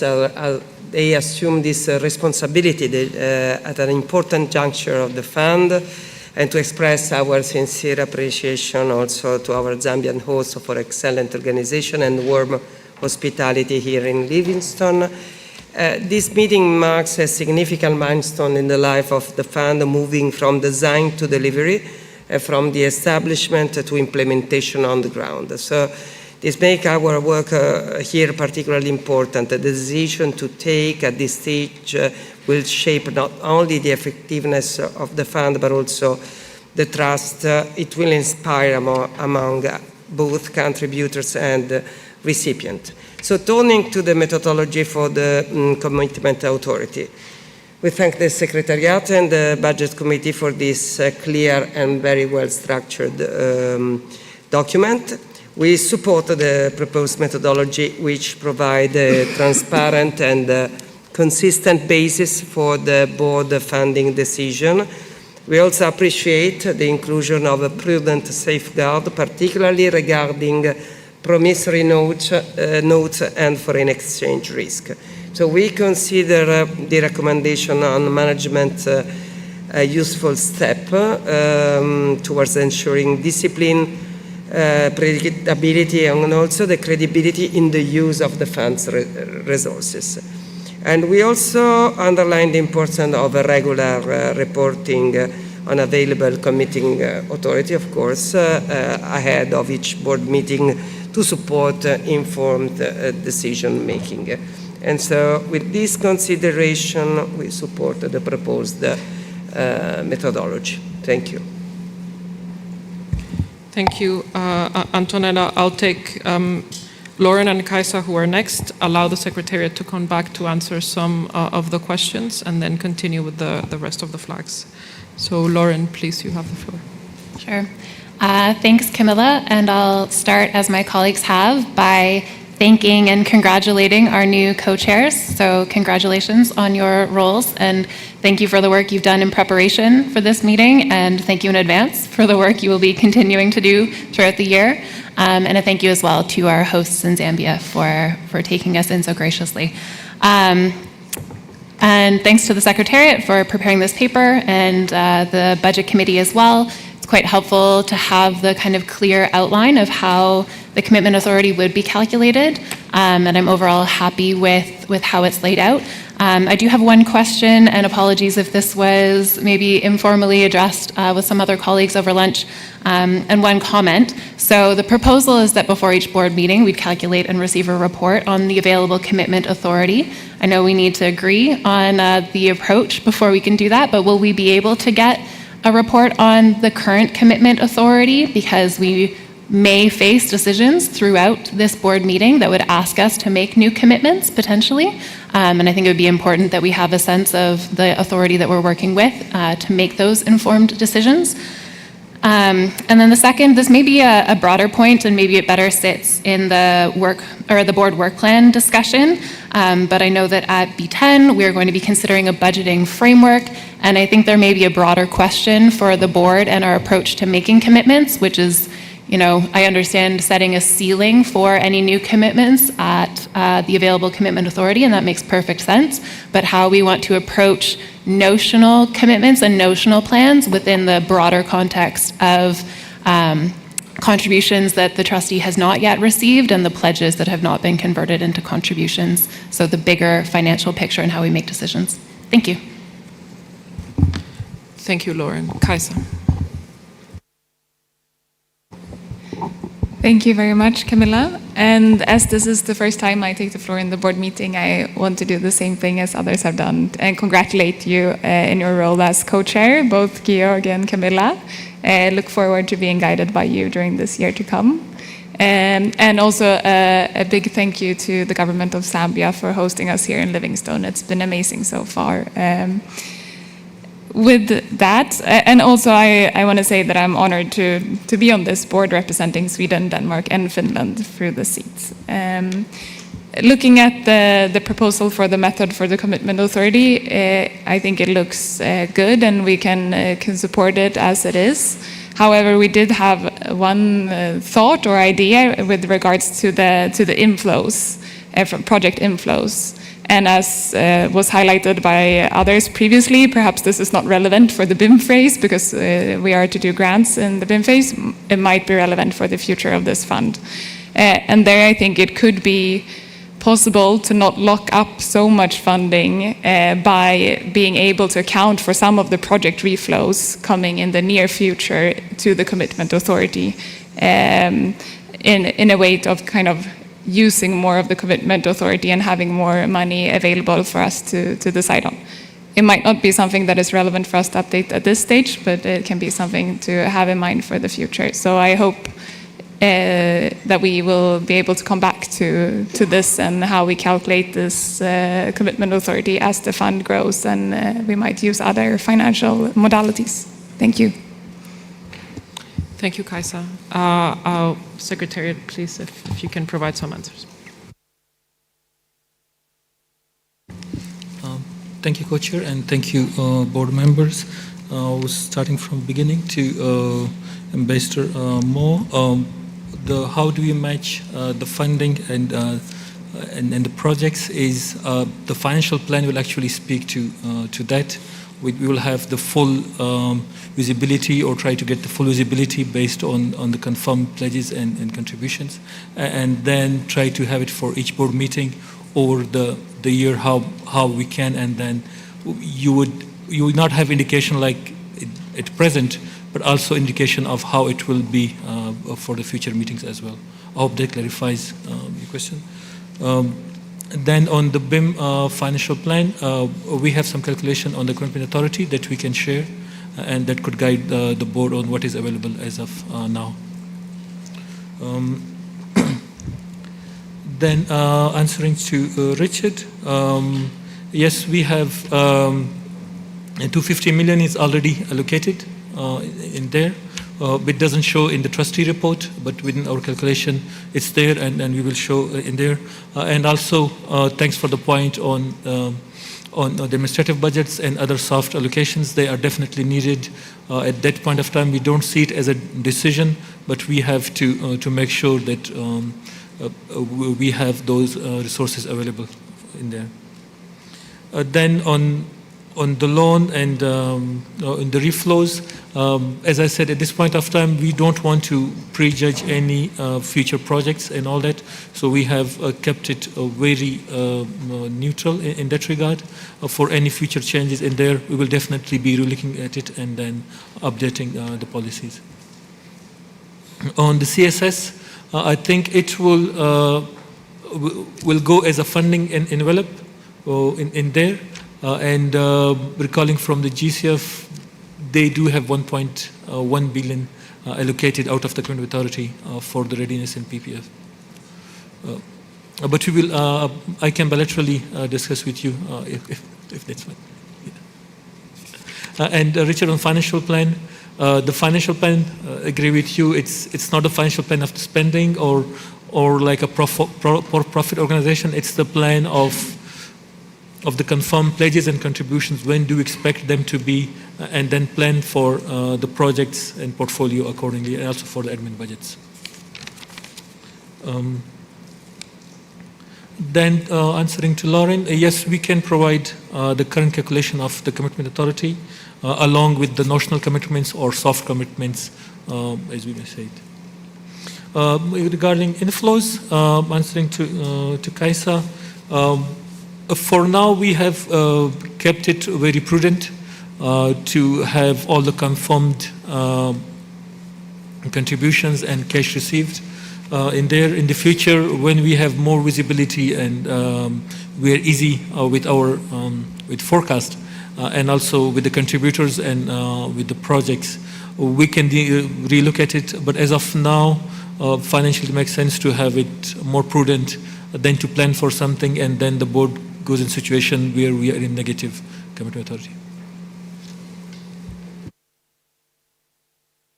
What you coaches? Thank you, Abdul. I have Ali next. Thank you, Chair, and thank you, Secretariat, for presenting it in simpler terms for people like me to understand. Let me begin from the bottom, which is very important for us, that loan-based contributions cannot be dispersed as grants. That's a very important equity principle that responds to expectations from countries like mine who are recipient, who come to this fund not for concessional loans, for that other windows are available, and we come here for grants. If I'm not mistaken, you're reaffirming, and it needs to be stated as clearly that if you're reaffirming. However, it will be question in my mind if a contributor is contributing a concessional loan, would there be a disclosure on their part it's a concessional loan, or pledge would have ambiguity? And I want to take this opportunity, now that I have the floor, do we have a breakdown from the previous pledges? Are they outright grants, or there is some element of other conditionalities such as concessional loans? So in principle, paragraph 24C is very important and reinforces the ethical principle on which this fund was created. Another question that I have is about paragraph 13, that the fund's resources are invested by the World Bank, which is very good. They are very good investors, I'm quite certain. But since I've not seen their investment policies, and this board has not adopted any investment policies, I just wanted to get a confirmation from the Secretariat that the board's investments are consistent with climate change objectives. Do they have guidelines that these are climate smart and there are international standards that exist? And it's just a clarification question that connects directly with the World Bank's investment policies and our ability to avail those. However, whatever income is made from those investments, I am not sure if your document has alluded to where that income will be invested or spent by this fund. Would that be used to accept concessional loan that you receive and bridge the gap and give grants to recipient countries? Is there a policy thinking on this one that we could clearly state and proceed? That you may very well be getting, let's say from EU, a concessional loan, and from the World Bank investment, you may be getting some income. But when you disperse to South Africa or Pakistan or Costa Rica, you're using that deficit to bridge the gap. So this is an important clarification in my mind. And finally, I also wanted to talk a little bit about your first point, where the pre-bidding commitment authority report that's presented to the board, can it explicitly show the remaining BIM envelope? Because for now, the figures that I saw before coming here, unless the figures are the same, the remaining balance is in the vicinity of about 80 million, and there are maybe 100 applicants out there on the window. So far, we had only 10 when the documents came. So when the additional amounts come, I wanted to know about the headroom, where the space is. And so maybe the pre-meeting commitment authority report presented to the board could explicitly show the remaining BIM envelope capacity as a separate line, so that we are better informed. Thank you. Thank you, Ali. I next have Walter.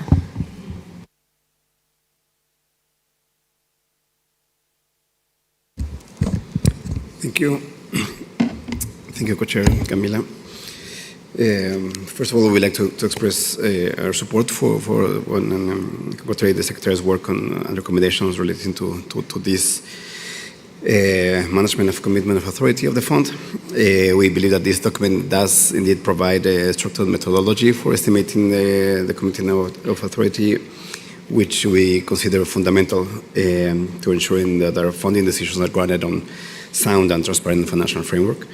We also welcome the emphasis on the prudent financial management as expressed by others, the approach of calculating the available commitment of authority ahead of each board meeting also is important based on the updated information from the trustee.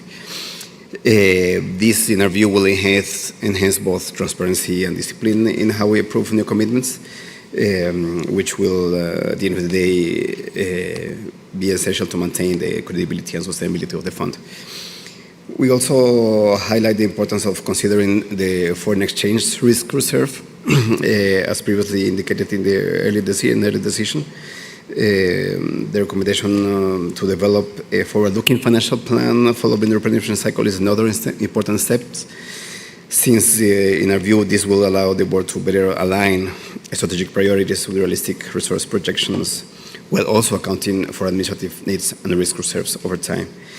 We also appreciate the mention that these recommendations are, in any case, advisory in nature and do not alter governance arrangements or the mandate of the budget committee. In our view, this preserves the board's decision-making authority while still benefiting from improved guidance and analytical rigor. Finally, we consider that this decision should be adopted jointly with the decision on the oversight fees to avoid the gaps in the joint application. In some, our seats support the adoption of the methodology and endorse the request for regular reporting on the available commitment authority ahead of each board meeting. Thank you. Thank you, Walter. I have Antoine. Thank you, Camila. Since it's also my first time addressing the board during this session, I want to congratulate you again, Camila and Georg, for your election. Wishing you best of luck, and also expressing my warm thanks to the government of Zambia for their gracious hospitality. Thank you also to the Secretariat for having come up with this proposal. So I understand that here we are mostly to focus on the decisions on what's to be decided upon. I think the recommendations I understand that both on using this methodology and the calculation to infer a cap for the decisions to be made, and also the financial plan. So looking forward-looking financial plan. This will be tackled during follow-up work. So not to be decided here. I think these are interesting concepts, but they would require much more, I think, discussions and work. So turning to the decision itself, I think it makes sense to have the Secretariat calculate the available commitment authority before the start of each meeting. But it's true that there's a question of presentation, because we have in parallel, so the funding envelopes will probably have a CSS depending on the decisions to be made later. There's the open discussion on oversight fees and whether it's included or not in the funding envelope, etc. And we also have this idea of coming up with a 80 million cap on what could be decided or presented for the upcoming board in terms of approving funding requests. So I guess we'll have to navigate with in parallel several kinds of caps, and for clarity, it will probably be good to reflect a bit on how we can present the commitment authority when it's computed for each board meeting, to make sure we understand basically what we can use it for. On the methodology itself, I think on the reflows, I'm a bit skeptical whether it's appropriate to have it now in the methodology. I think My understanding is that this has to be a dynamic methodology because the model will evolve over time, and it is, I think, an expectation that we'll have to revise the methodology every time there's ground to, and in light of the evolution of the model, to update the methodology. But under this premise, then it would not make sense, in my perspective, to have kind of an anticipation of the reflows as part of the methodology as of now, since this is not something that is included in the BIM for now. And yeah, and my last point is on the mention of the oversight fees. If we, we'll see how the discussion goes this afternoon. So, but maybe for now we need to highlight that putting it in parallel to the funding envelope is under the understanding that we are still to decide whether we want to consider that these are to be part of the 250 or not. And maybe we'll have to have the discussion every time we decide on the funding envelope. So let me stop there. Thank you. Thank you, Antoine. I have Kirsty next. Thanks very much, Camilla. First of all, congratulations to both Camilla and Georg as being elected as our co-chairs. It's an enormous responsibility which you are already performing with aplomb, so thank you very much for your guidance. And secondly, thank you very much to the Government of Zambia for hosting us here in this beautiful part of the world and the gracious hospitality that has been on offer. Firstly, let me say that I'm happy to agree with the framework as it's set out. Ali has raised the issue of loans. Antoine and Richard have raised the issue of reflows. The third issue that I would raise in that context is also pre-arranged financing.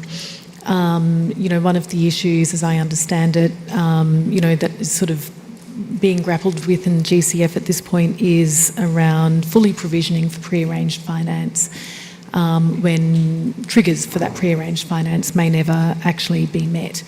And so sort of not necessarily properly utilising the resources available. I tend to agree with Antoine that we don't necessarily need to be building in those kinds of issues into the framework at the moment. I like the idea, Antoine's expression around this being a dynamic methodology and us coming back and reviewing the methodology when needed. It may well be that we never issue a loan or pre-arranged financing, in which case, we don't need to grapple with the really technical issues that are inevitably embedded in that. But I do think that it is worthwhile us being aware that there are sort of some things that will likely come up down the track that we may need to review this. Thanks. Thank you so much, Kirsty, for that. I have Mo, then Richard in response, and then I'll give it back to the Secretariat for some new round of responses. Mo. Thank you so much. And again, the second part of my question was, how are we going to bring projects to the board with the commitment authority that they're going to tell us beforehand? So are you going to bring us projects that are within the commitment authority, more than the commitment authority, or not? And if you do so, what criteria are you going to use in selecting? If you have a pipeline, which most probably the board will have, or the fund will have, how we're going to select those projects. On the third recommendation, which is the instruments, I share concerns that was raised by many, and then I think it needs further discussion, but I don't think in this discussion that we have now, we should be accepting that this fund is going to provide loans. Just to be clear on that. Yes, it is part of the instruments, but for those of you who are part of the TC and in the process, we were very clear that this is a grant-based, and if it goes to loans, it in very exceptional basis, and we shouldn't be like just accepting or pushing for the acceptance that loans would be like one of the widely used tools of this fund, financial instruments of this fund. Thank you. Thank you, Mo. Richard. Thank you, and sorry for coming back, but there were some things that my colleagues said that I wanted to respond to.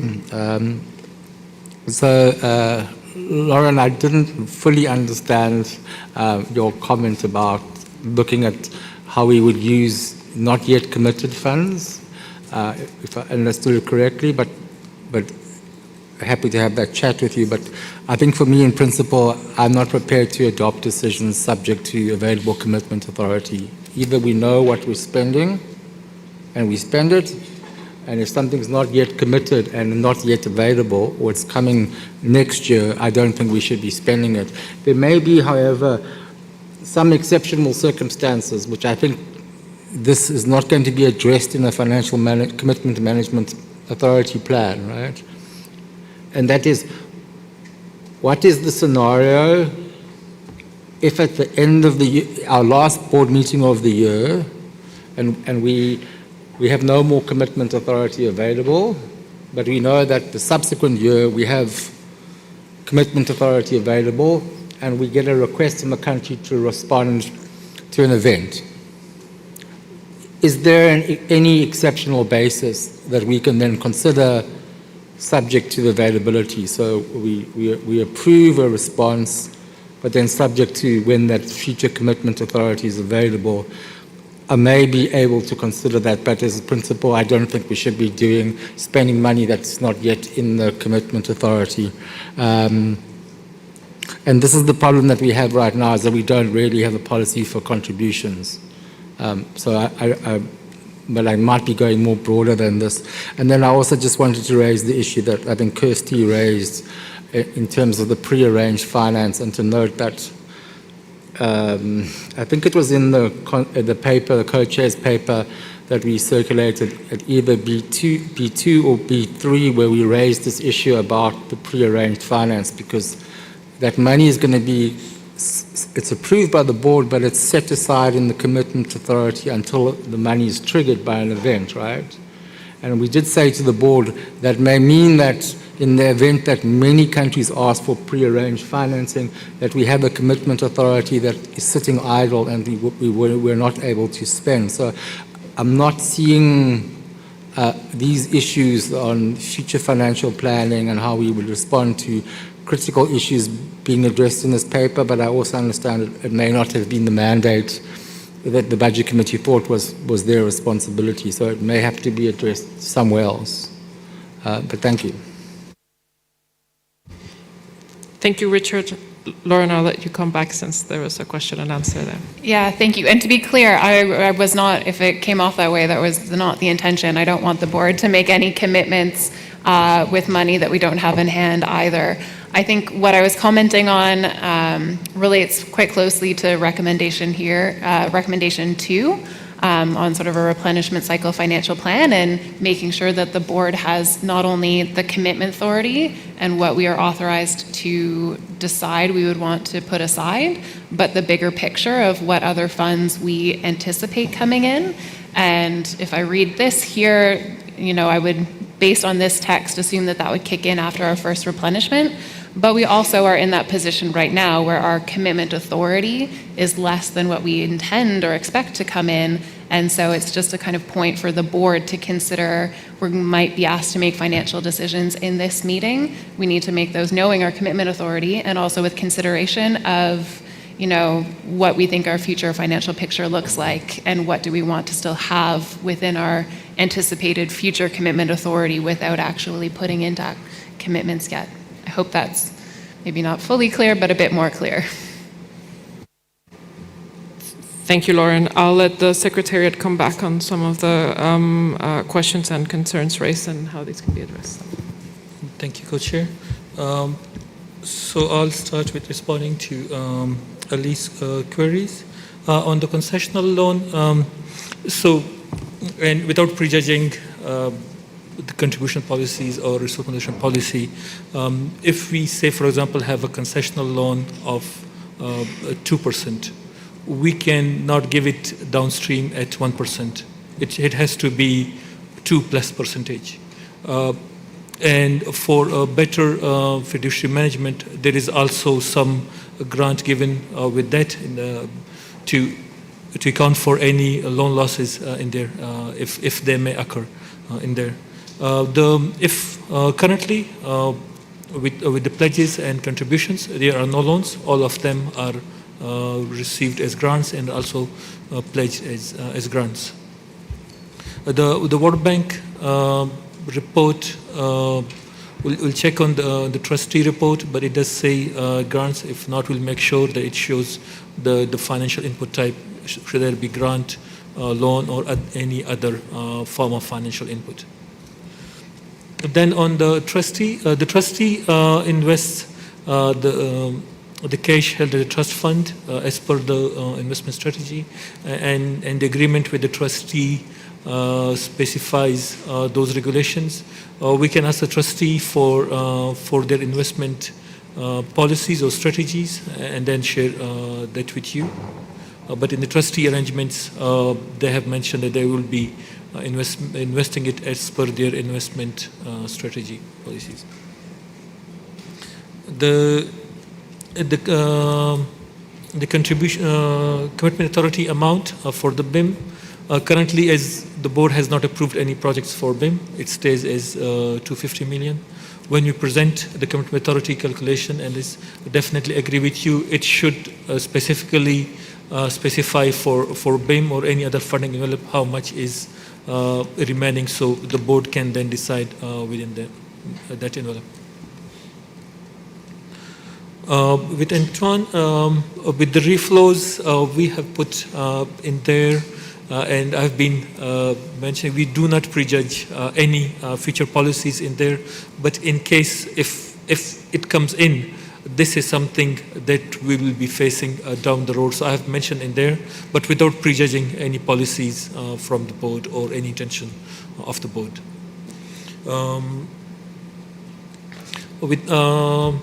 With Christie, yes, the same.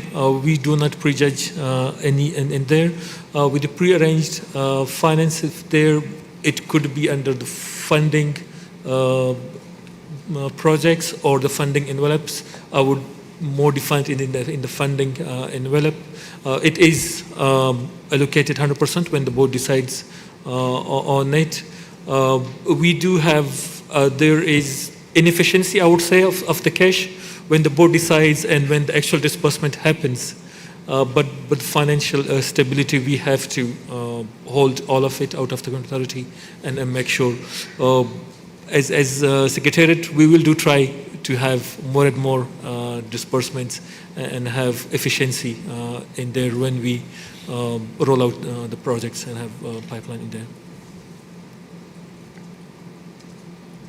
On Investormo, definitely there will be cases where we will get more than the commitment authority. We will definitely consult with the co-chairs and the board how to approach in such cases. Maybe have more and more commitment authority and more projects to have them. But there will be cases, and definitely we will have to consult with the co-chairs and be an equitable treatment of this without going in favors of any of the projects. I hope I have answered all. Over to you, co-chairs. Thank you so much, Abdullah. I think we've heard that we are nearly there, that there are some questions on the funding envelopes, on the reflows. We are also aware that this is linked to other decision items, particularly on oversight fee policies and that decision on where that 20 million would sit if inside or outside. I think to Ambassador Smo's question, this is also linked in this case because the one envelope we have is the BIM, and we have an assessment methodology that also proposes how projects are brought back. Some of those decisions will be there. There was broadly agreement that we could move forward with this, maybe with some comments. So I'll ask you the question if with the answers that the Secretariat provided and knowing that we are not prejudging other decisions, would we feel okay to move in with this now and adopt it, or would we propose to park this conversation for now, go on to some of the other items that might answer some of these questions and allow for some of the conversations on how we're doing with the, I think, funding envelopes and reflows, which is where we proposed maybe that some tech changes could go, and reopening it. Those are But Richard, please come in with an answer.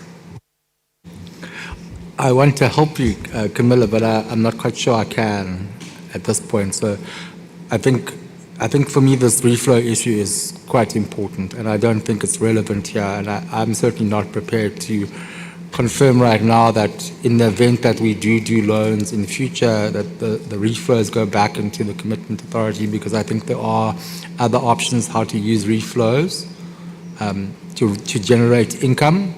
And we should not prejudge that. And my sense was that you've said to us this is not prejudging anything, so we could delete para 14. I'd raised an issue on para 18 just to make sure that the reference to delegated to the Secretariat is in accordance with the accountability framework to be developed with the Executive Director. I think some of us had asked for confirmation in this that this approach would be reviewed subject to the policy for contributions and the replenishment process. So, and there were comments, I think, by Walter that also I raised with the role of the Budget Committee and the future implementation of this, and then also the role of confirming the role of the ED, that essentially we're delegating the management of the commitment authority to the Executive Director. And then I think there were other requests from colleagues to actually see, to the extent that it's possible, available commitment authority at this meeting, just so that we know what we could allocate if we did other allocation decisions. So, I mean, with those kinds of changes, I'd be happy to adopt the decision once we see those. Thank you. Thank you, Richard. And we have taken note of the comment on how to visualize or review that we did have in the past agenda item on the commitment authority, and I believe the Secretariat is ready to show that. So I do know that some of these things touch, and we've heard your comments. My sense is that from what we've heard on the questions on reflows, particularly, which you've mentioned on changes in para 14 and 18, that this might be a shared concern, that we might understand that this is a first initial commitment authority policy, and that as we continue developing the policies that we need that are coming, both on the contributions policy and the replenishment process, that this could be reviewed. So what I propose we do is that we'll task the Secretariat to produce those changes in the document, and we will come back to this agenda item once those are shown. I will allow Abdul to show the commitment authority, and then we'll move to the next agenda item. Thanks. Thank you, Co-Chair. If you could put next slide and slide after. Yeah. Thank you. Before I say, one thing I need to confirm on the Budget Committee role is they were involved in the development of this. We did consult with the Budget Committee, but they don't have any authority over the commitment authority. The ED would present it to the board, and the board has the authority over the commitment authority. So as you would have seen in the trustee report on the status of resources, we had 432 million left in our resources. With the BIM allocation of 250 million, we have the gross available commitment authority of 182 million. As some of the board members mentioned, the soft commitments or future planning commitments, we have some of the estimates, but these are not exact. These have not been consulted with the Budget Committee yet, but this is what we expect, and this what we would require to keep aside. The actual commitment authority is 182 million, but we would request the board to consider keeping aside 42 million while considering board decision, so we have the financial capacity for the administrative budgets in there. With that, it leaves us with the net available commitment authority of 140 million. Thank you for that, and I hope that's a lot clearer. And as co-chairs, when we've been seeing this, right, and this is with the latest contributions already accounted for, but thinking if we add the decision on the oversight fee policies, which would be 20 million, and a decision on CSH, which might be another 20 million, we would have been below the 100 million for this meeting of actual available commitment authority, which is part of the reason why you would have seen that from the work plan where we were to decide on additional allocation for the BIM, we felt that it might be a bit soon at this meeting to bring that, but we hope that as we advance and convert on pledges and continue those discussions on that, we are able to give a clear number as we agree on the decisions on CNSAs and oversight fee policies, that we have a clearer picture of what is the actual available commitment authority for additional allocations for the BIM. But this just to inform some of the next discussions that we will be having, and since this was a request that was made for the Secretariat on the past agenda item. So, colleagues, we will proceed that way. We will work on an updated document and reopen the session when that is ready. And with that, we'll move to the next agenda item. Thank you.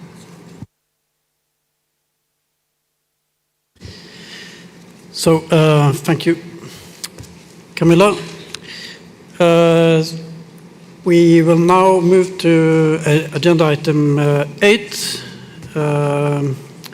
where we have collated a number of issues where we know, well, from the co-chair's expectations, but also from your expectations for this meeting, the importance. These items are in operationalizing the Barbados implementation modalities, the BIM.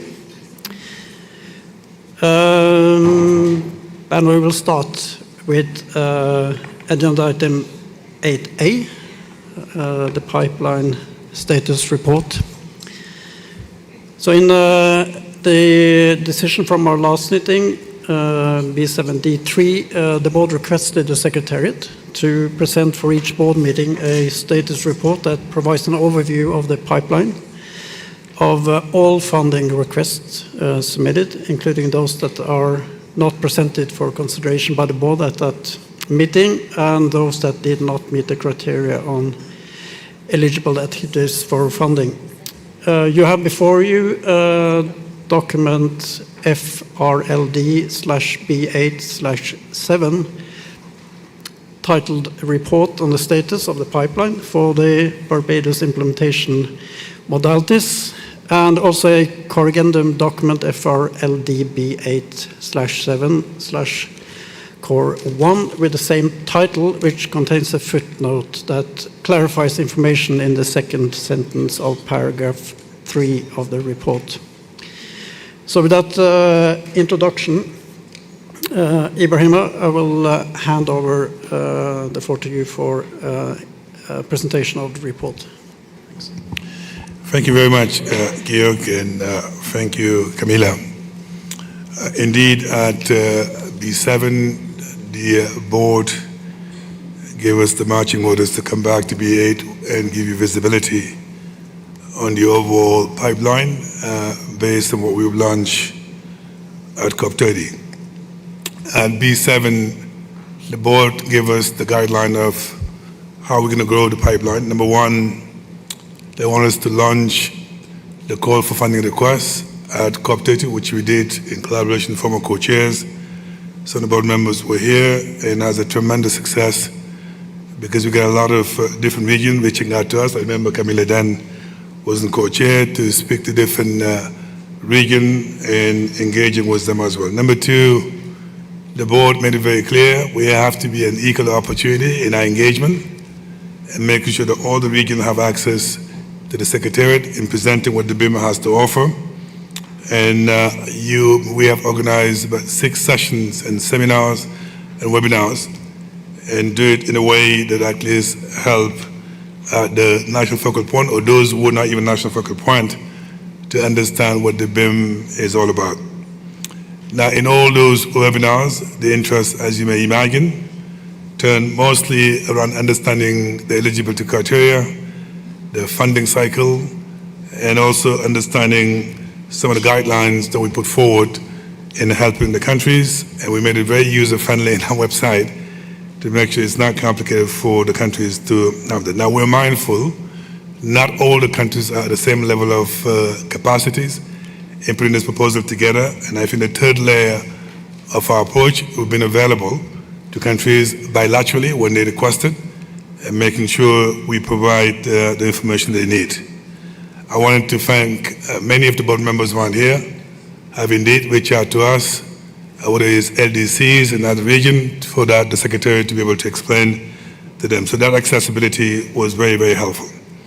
We also made a conscious decision as Secretariat. None of us traveled for the past 4 or 5 months. We'll stay in Washington, entirely focused on the BIM, and that was also something that we wanted to just demonstrate, that the expectation of the board for us to focus on the BIM and then do other stuff. So most of the engagement we've done virtually, and that is something that we've done as well. I think the last thing that we did, which whenever we're invited to any event on climate matters, we use that opportunity to have a side event to explain what the BIM is all about, and that was helpful. Now, what it has done in terms of impact, first of all, on the national focal point, at B7 we're 40, now we're 92, and as I said to Richard, we'll continue to push so we can get more, at least as a national focal point.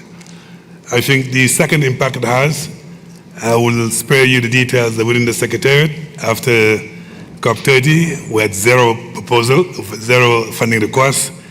At some point, we're getting a bit nervous. When is this thing going to move to at least 2 and 3 and 4? But we realize that the more we actually engage, the more we organize these webinars, we can see the pipeline actually growing, and I think that is a winning formula we'd like to maintain until we get to the deadline, which is the 15th of December. So in that, 15th of June, so I just extended the deadline right there to the countries. So therefore, I just wanted to reassure the board that every single person is actually involved in this outreach, from myself to Mathilde and the rest of the program managers. We make this to really an effort of the entire team, which we call one FRLD, and where everybody is involved in getting involved. So let me just stop here and hand over to my colleague, Jihe, through you, co-chair, to walk you through what the pipeline looks like, knowing that we'll still have the deadline of June 15th. And don't extend the deadline, it's June 15th. Thank you very much, Ibrahima. I'm very pleased to present the first pipeline status report for the BIM submitted for the 8th meeting of the board. The pipeline status report presents an overview of the BIM funding requests that were submitted between 15th of December and the 3rd of April 2026. The pipeline is broken down by region, country groupings, and types of loss and damage. Information on the status of each funding request is presented in the annex. As of 3rd of April 2026, we have a total of 10 funding requests that have been submitted under the BIM. 9 of these have been submitted through access entities, and 1 was under the direct access via direct budget support through national governments access modality. The total budget requested across the 10 funding requests amounts to a total of $165.9 million. Most funding requests have a proposed budget on the higher end of the range, which is the 20 million. And the average amount requested from these 10 proposals is 16.6 USD. The average implementation duration that is proposed in the 10 requests is about 3 years. When looking at the region, the pipeline is geographically concentrated in Africa, which accounts for 5 funding requests, followed by 3 from Asia Pacific and 2 from LAC. In terms of funding amount, Africa accounts for the largest share at $74.5 million, followed by Asia Pacific at $51.4 million and LAC at $40 million. No funding requests from the Eastern European region have been yet received. When looking across country groupings, a total of 7 funding requests are from LDC and SIDS. 5 funding requests are from LDCs and 1 from a SIDS. We have 1 that is from a country that is both an LDC and SIDS. Currently, the total funding amount requested from SIDS and LDCs amounts to $116.4 million, which is 70% of the total amount across the 10 funding requests. When looking at the types of loss and damage, all funding requests include activities related to responding to economic and non-economic loss and damage from extreme events, of which 3 funding requests also include activities related to slow onset events. Of the 10 funding requests submitted, 5 have been marked incomplete following the completeness check. 3 have undergone the conformity and technical review, and the outcomes of their review have been sent back to the countries with the option to revise and resubmit their funding requests based on the feedback provided. 2 funding requests are currently undergoing conformity and technical review as of 3rd of April. I will say we are quite proud of the establishment of the BIM delivery team, who has been working very hard to ensure that we meet the very fast timelines of 3 weeks, 21 working days, 21 working days to revert back to the countries. We have been aligning with these deadlines and continue to ensure that we are providing the feedback as fast as we can. Lastly, I will say since April 3rd, we also have received additional funding requests since the reporting period, and we are expecting for a big load to come as we go closer to the 15th of June deadline. Thank you very much.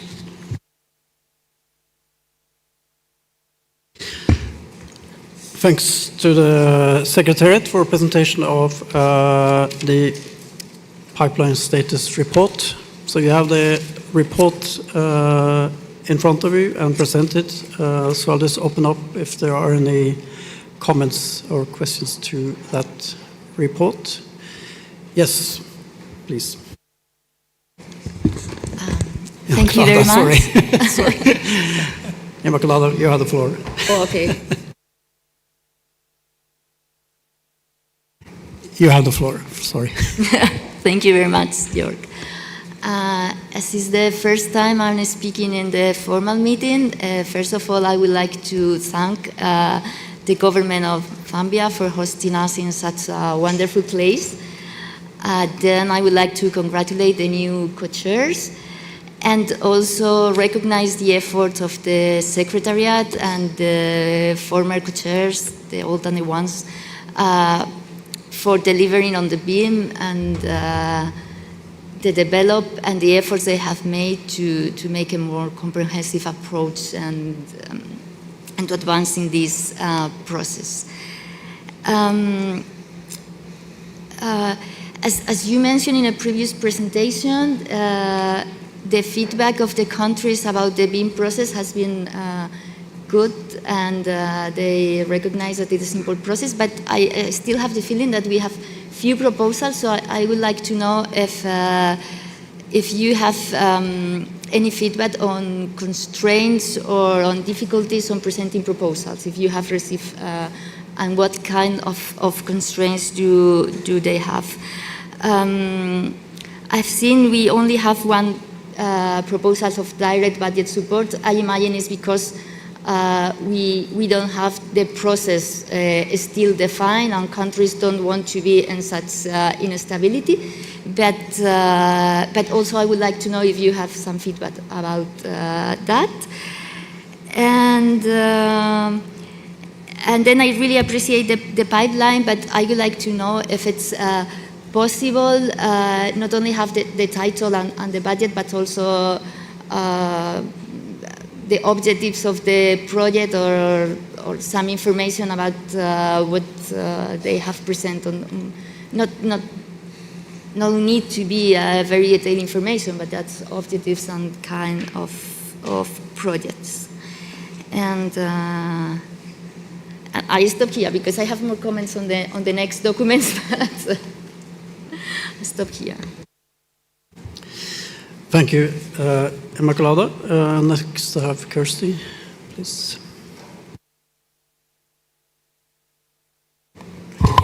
Thanks very much, Georg. First of all, thanks for the analysis and report on this on the pipeline status. Similar to Immaculada's comment, we'd appreciate some feedback from the Secretariat about how much additional support or work proposals need to bring them up to compliance. It's kind of striking at this point that half of them are incomplete, so what are some common common issues that you're seeing coming in to help sort of bring that standard up. I have one request about virtual consultations, which is to see if they can be arranged at different times to incorporate different time zones. I understand from Pacific colleagues that the consultations were generally held, pretty much in the middle of the night, midnight, 1 a.m., which obviously makes it difficult for those sorts of time zones in Asia Pacific to actually join. It may well be that, there needs to be some sort of, rather than trying to include everyone into the same consultation, sort of break it up a little bit. And that was it. Thank you. Thank you, Kirsty. Next on my list is Mo. So, Mohammed. Thank you so much, and I would like to thank the Secretariat for providing this document. I think it is very important and a very good document, and it shows that, yes, we are on the right track. Also, the level of details that are there, although not very sufficient for some of us, including myself, but I think it gives us the basic direction of travel where things are. Of course, lessons to be learned. This is why we have the BIM, and you will, through your evaluation, or as you said, like the light touch evaluation of the completeness of the projects would provide you with ideas where the gaps are and where things might need to be done. But again, this is a document for our information on the pipeline, and we do understand that more projects will be coming forward.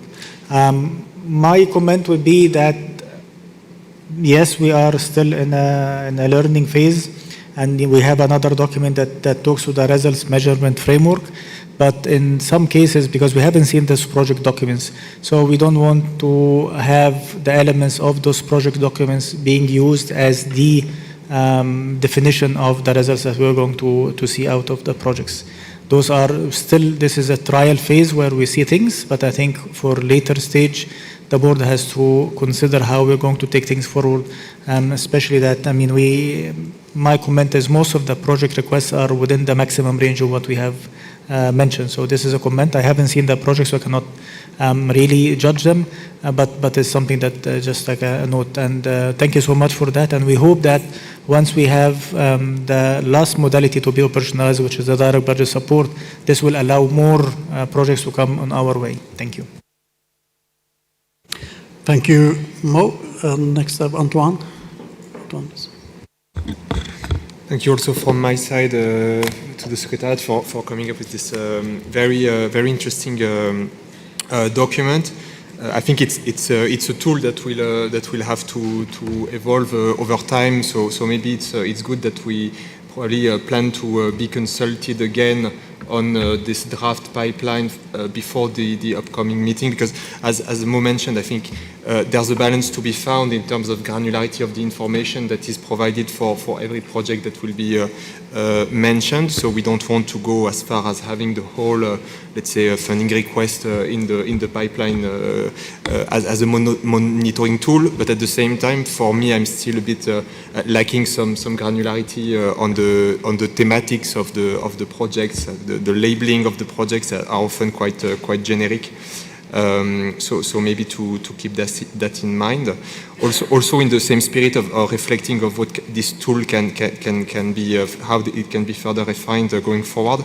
Maybe we want to reflect on having a tracking of the progression, the resubmissions, the potential attrition of all funding requests. To make sure we have, let's say, one pipeline encompassing all the information that as a board we want to have on what is not coming to us for approval, because this is, I understand, the information that we will have in the pipeline. But again, overall, the first pipeline report provides a solid basis, I think, so we look forward to continuing to work with this tool. Thank you very much.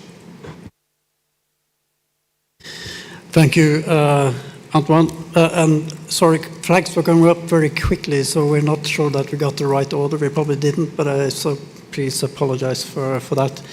I have Judith next, please. Thank you, Co-Chair. I'll be brief in this one. We acknowledge the initiation of the BIM at COP30, notwithstanding that substantive issues beyond the formal aspects were addressed during the intersessional period between B7 and B8.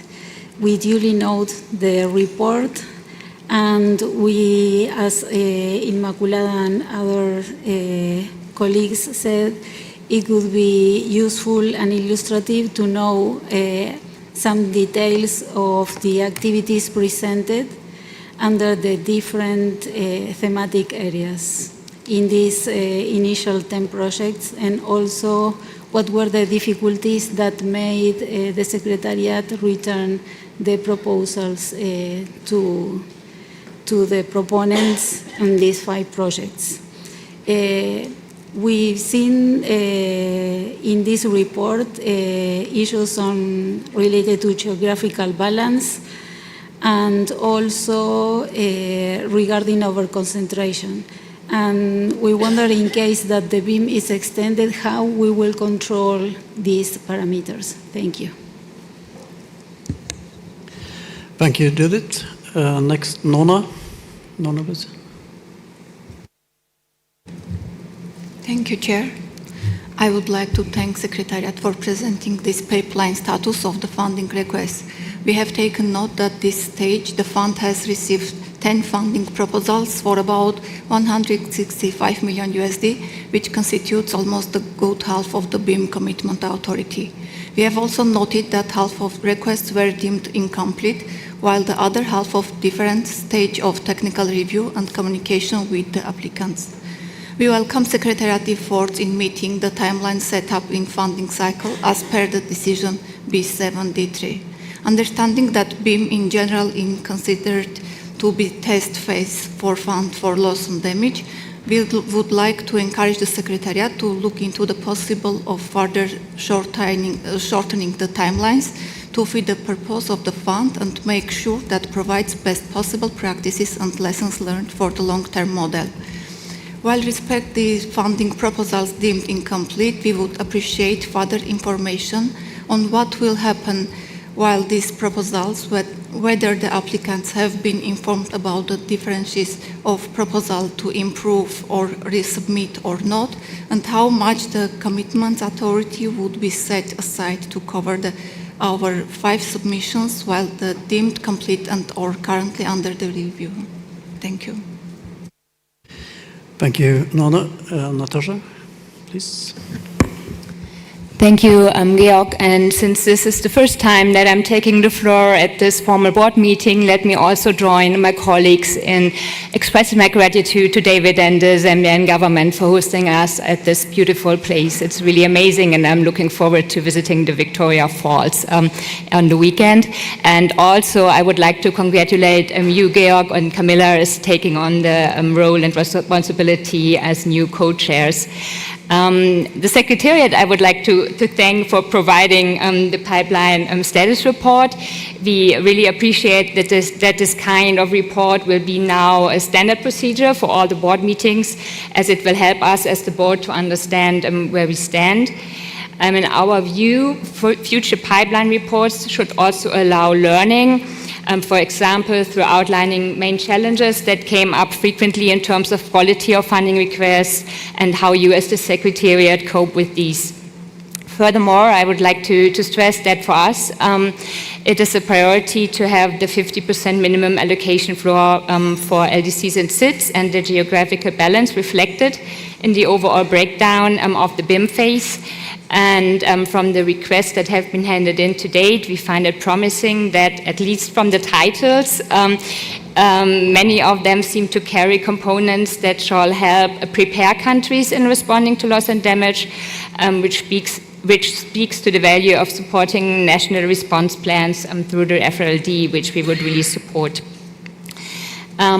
At the same time, and this has been, I think, also raised by others, in the view of the anticipated volume of requests handed in by mid-June, we would like to see clarification on how the Secretariat envisions the transition from BIM to the long-term operationalization and the management of a BIM request post-2026. I'm not sure whether this is the place to discuss this now or at another agenda item, but we would really like to understand the funding requests handed in under the BIM can be resubmitted under the long-term modalities. And we encourage the Secretariat to prepare suggestions on this question to achieve clarity on the relationship between BIM proposals and requests under the full phase. In any case, we are of the opinion that handling of BIM requests must not impede or postpone the initiation of the long-term modalities and operation of the FRLD. So the initial learning from the BIM pipeline and its management is key and in the long run, this learning should extend to implementation of BIM projects too. Thank you. Thank you, Natasha. Then next, Ruleta, please. Thank you. And firstly, let me again thank the government and people of Zambia for their very warm reception and hospitality, and to congratulate George and Camilla, and especially to Camilla from my region and being the first female co-chair of this board. Congratulations. And also to thank the Secretariat for the hard work that you've done in bringing us this pipeline. So congratulations all around. I do have to raise a concern, which is a practical concern at this stage, about the clarity for the direct budget support modality. In the governing instrument, in paragraph 49A, there's a recognition that direct budget access through national governments is one of the modalities for access to this fund. It was further reconfirmed in the decisions that established the BIM. That was in B5. I think the specific paragraph is on the agenda item 8K. And there's very specific reference to the direct budget support to national governments being one of the access modalities. I know that there are other agendas dealing with this issue, but it has practical implications for countries who are in fact submitting project proposals now and intend to use that methodology. Not only that, it excludes countries from submitting if there's no clarity. So the question with respect to this pipeline is that what is the practical plan for countries that need to use direct budget support through national government entities, national governments directly, and how will the communication to focal points go out in terms of what should be done? Because if the BIM is to test all methodologies, the BIM phase is open without all methodologies being tested, and in all likelihood will be closed, the application period will be closed before all the methodologies are clear. And so it is a question that is an urgent question, and I think that it's being reflected now in the access modalities being used through the projects being submitted in the pipeline. And I just want to say it puts countries who are vulnerable and in need at a severe disadvantage. It actually blocks access to this fund if the DBS is not sorted out. So I would just like some feedback on how projects are going to be evaluated if countries are deciding to use DBS without the modality being clear. How will those be assessed? Thanks. Thank you, Ruleta. Then I have Ali, please. Thank you, Chair, and I'll build upon some of the points raised by Ruleta. I think it's very encouraging after such a long, hard work on BIMs, we started seeing the results of some of our work. It's first time in 2 or 3 years that we have to reach that point where we are talking our outreach. And I think you and your colleagues have done a tremendous job.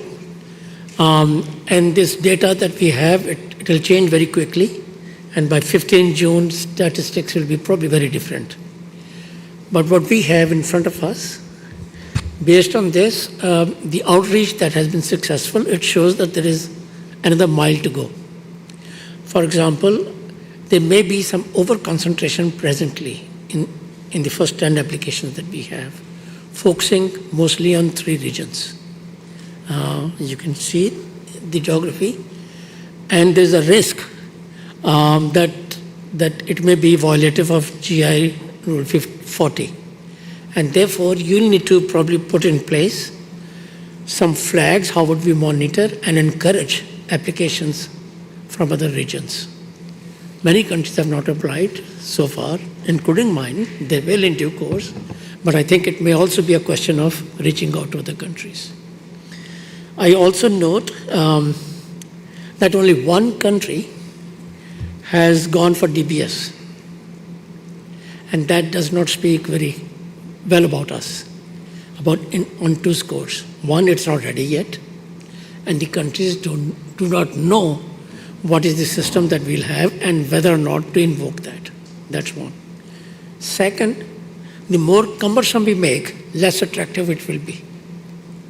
So I think I'm repeating my argument from this morning that it has to be simple, straightforward, and not overly complex. It has to be supportive to the end users. And this will be test of our work in the coming days. If we approve what we presently have on the table, it will not result in a very long queue for DBS. So we need to rethink the track that we are on. I noticed that none of the applicants so far comes from the remaining 50%. First 50% we all know is least developed and SIDS. The other 50% does not have any targets for us. We don't have goalposts for them. How would we measure that? Unless we measure that, unless there is a target, there cannot be any reporting to the board. And unless there is a reporting to the board, it cannot be on our annual report. And unless it's on our annual report, we cannot be successful in resource mobilization. So my submission is that for the particularly development countries, we have encouraging statements that we want to encourage everyone. But I think we need to have signposts. Up a certain percentage we need to commit. And we need to bring into our work planning that we'll be discussing tomorrow, I think. So that's the second point that I wanted to make. Third is incompleteness of application. The rate is very high. Half of them failed. Just imagine if we had appeared in an exam and half of us had failed. Just imagine. And these are sovereign countries, they are adults, they're not school kids, including sophisticated countries like India. Their application says that focal point is not given as a requirement. Experienced countries like Bangladesh and Mozambique. Bangladesh, I don't want to give examples. So the point is, maybe we can create a dummies guide that we can send at this stage. A 1-pager, 2-pager to enable countries. Maybe there can be a small message or a small video, 30 seconds or 2 minutes, that can go to these countries that are. Otherwise, going back to sovereigns to revise may be time consuming for us and for them. And then in the process, some may even miss their deadlines, and then we may be discussing to extend this deadline. I thank you, Mr. Chair. Thank you. Ali, next I have Orla. Orla, please. Many thanks, Georg. And as it's also my first time taking the floor today, I'd just like to echo the congratulations and to the new co-chairs and to our host, Zambia, for such a fantastic welcoming and the warm hospitality. Comments will be similar to some of those already made. Because first of all, we'd just like to acknowledge that it's great to see 10 applications submitted, notwithstanding some of the challenges that there has been feedback on them. But good to see the geographical balance and also the balance between the rapid and slow onset events, because I know that's something that has been of discussion at past meetings. A couple of questions for the Secretariat. So now that you have had the opportunity to review the proposals and get a sense of where countries are having challenges with the process or with the application itself, it would be good to understand if there are some common themes coming out across that, and whether it's an administrative process, if there are challenges more of a technical nature, without obviously going into any specific details of individual proposals. And also noting that while there are 10 applications in, there are only 10 applications in, there will be a huge influx, most likely right up to the deadline. And I know, Jihei, you did mention that you were conscious of this and the uplift in the workload, but how prepared are you for that, and will you be able to respect the turnaround timeframe that you have to give countries then the opportunity to address the feedback so that they can be put forward to the board for approval? And just a point on the consultations that you had with the countries. While they were very helpful, there were a huge number of questions raised and answered at the sessions, but I know that the FAQs, as of yesterday, were still not on the website. So I think it would be very important to address those, and if they can be amended or added to based on the feedback, based on your assessment of proposals to date, and if there are any additional clarifications that need to be provided, that can be done as part of the FAQs to maybe offset those challenges without giving unfair advantages to those who were first off the mark and submitting. I'll leave it there. Thank you. So thanks, Ola. I have then Abdul Rahman, please.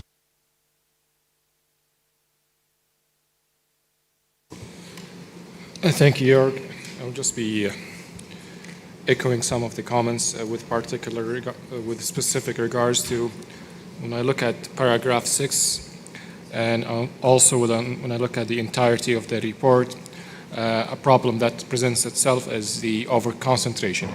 And we can foresee that there will be a pipeline of requests, and over-concentration would present itself in different forms, actually. It could be a concentration coming from geographical distribution. It could be a concentration of the type of activities to be supported, and so on.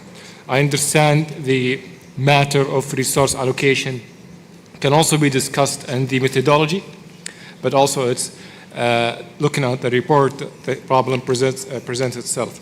And also I understand that under paragraph 60 of the GAI, there are a number of elements on how we can manage resource allocation, understanding that under the work plan of the Secretariat that we will develop a framework. But looking at the report and also the methodology, maybe how we can advance the development of all the other metrics under paragraph 60. We already established a minimum floor for 50% of citizen LDC, but all the other metrics also should be also considered at a very advanced stage, maybe prior to when it's due to be developed, considering the problem that presents itself. And thank you. So thank you, Abdul Rahman. We have still quite a few flags up in the room, so in order for the Secretariat to respond, I think we'll just you can respond to the questions that are and comments that we received so far. So I mean, it's the first time that we have this type of report, so it's natural that there are a number of comments both on what you see in the report and also suggestions for how the report can be further improved. So, but we also have had some comments that we just encourage you to raise up in the actual agenda items for the best fitted agenda items here and better fitted that in the report item itself. So I just encourage you to do that. But I'll then hand over to Ibrahima to respond to what you have heard so far. Thank you, Georg. And indeed, building on what you said, since this is the first time we present the pipeline, if there's any way we can actually improve it based on your feedback to help the board to make an informed decision, obviously this is the whole purpose of presenting the first draft of pipelines. We remain available to improve on the pipeline and make sure it has the information you need as a board to make a decision. But in the meantime, before I hand over to Jihei for the much tougher questions from the board, There's some couple of quick wins that we can act on right away as a Secretariat, such as making those 30-second or 30 videos explaining the basic and the fundamental of the BIM to make sure the information goes to where it requires for people to be able to provide the friend request. Now we're mindful, we have templates in English, going to countries where people English is a second language, and that's why we try in our webinars to use simultaneous translation to make sure at least the focal point will speak only French or other languages, at least understand what we are offering. However, over time, we'll definitely improve that language issues so that no country was likely left behind.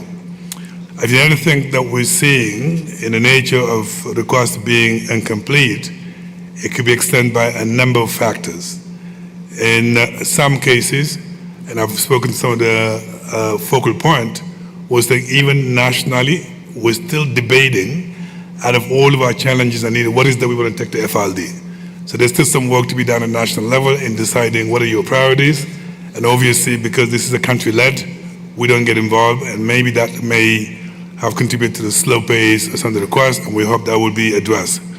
We had a situation whereby there's a capacity issue. Maybe that makes the case about the CSS, but there are countries, basically, they know what they want, but domestically, the capacities are not what they are, where they can put the request together, and we have to be mindful about those differences within the countries.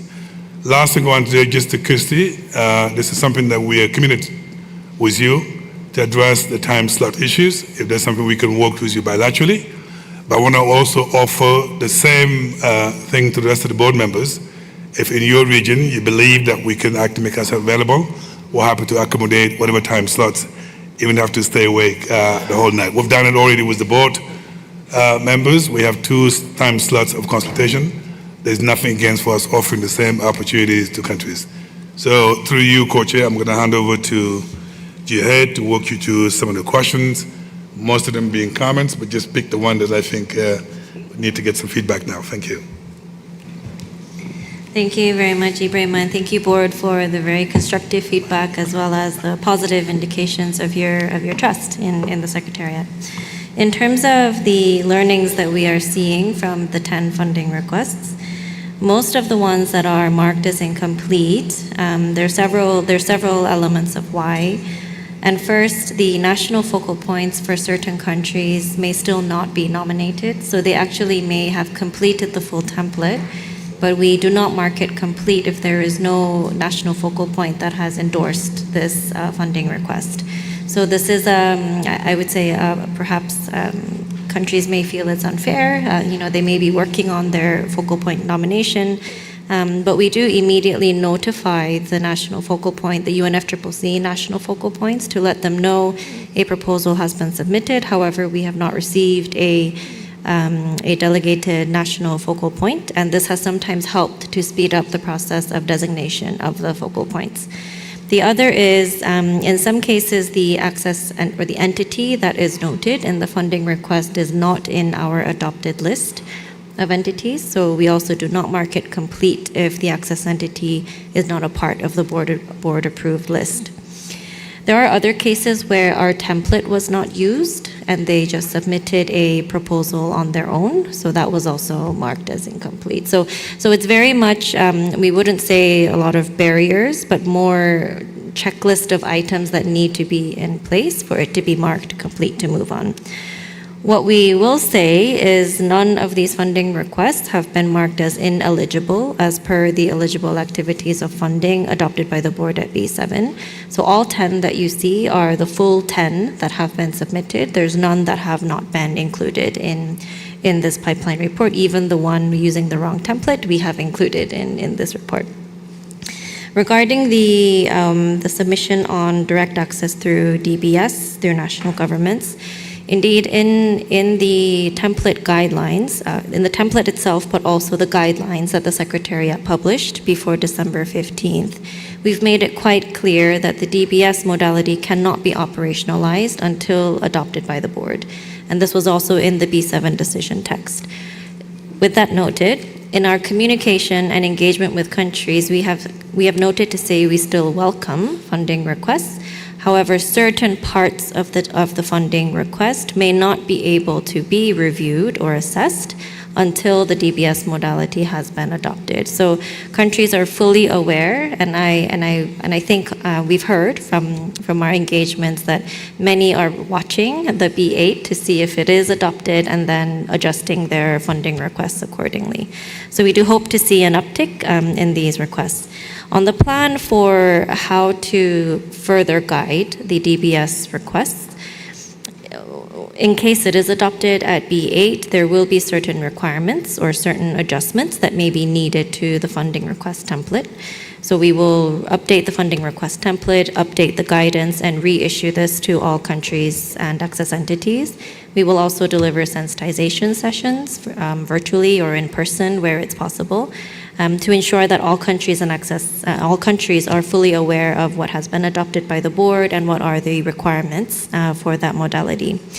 The other is for the request that we have already received. We are already planning to have immediate calls with the one country that has submitted the DBS proposal to ensure that they are updated on the latest. And in case the DBS is not adopted, and in case there are timing issues, then we may then recommend them to look at the other access modality or provide further guidance on what would entail a B9 adoption of a DBS modality. So we're trying to be as flexible as we can. We're trying to relay very transparently to countries where we stand.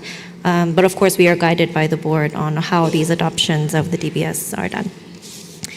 In terms of the further breakdown and granularity, we take full note, and we tried different breakdowns, different analyses, and we have a lot of things that actually didn't appear on the final report, mostly because we understand the results measurement framework is under consideration by the board, and we did not want to preempt any discussions on results or indicators or perhaps thematic areas without having the results framework first be adopted by the board. So please do rest assured the analytics are there, where we are hoping that with the adopted framework, we will then be able to produce a bit more thematic breakdowns as per your suggestions.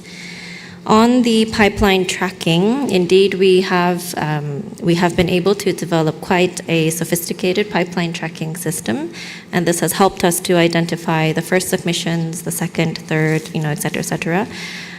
What I will say is the deadline of the 15th of June is the deadline for the first submission.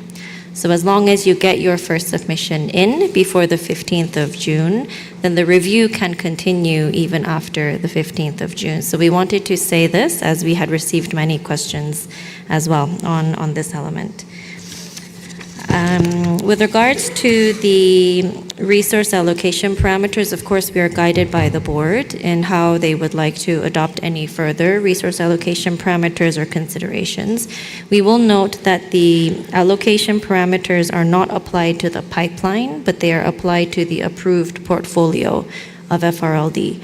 So we will discuss this a bit later in the next agenda item, but we wanted to say the pipeline report shows you the pipeline as it comes in, and the portfolio report should show you the approved portfolio of the FRLD.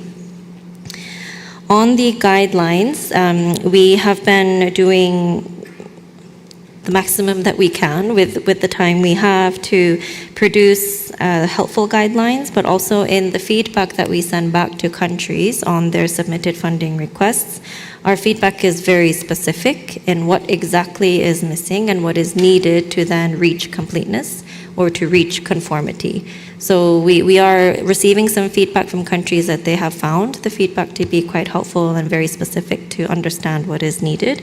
And we will continue learning from this process and updating our guidelines accordingly. In the 50%, the other 50%, and I just wanted to note that 3 of the 10 are from non-SIDS and non-LDC countries. And indeed, in the absence of the allocation framework, we are only watching the SIDS and LDCs, but again, this is applied at the portfolio, not the pipeline level. I think I covered most of them, but of course, I'm happy to clarify anything further. But thank you very much for your support and for your trust. Thank you. Thank you, Jay.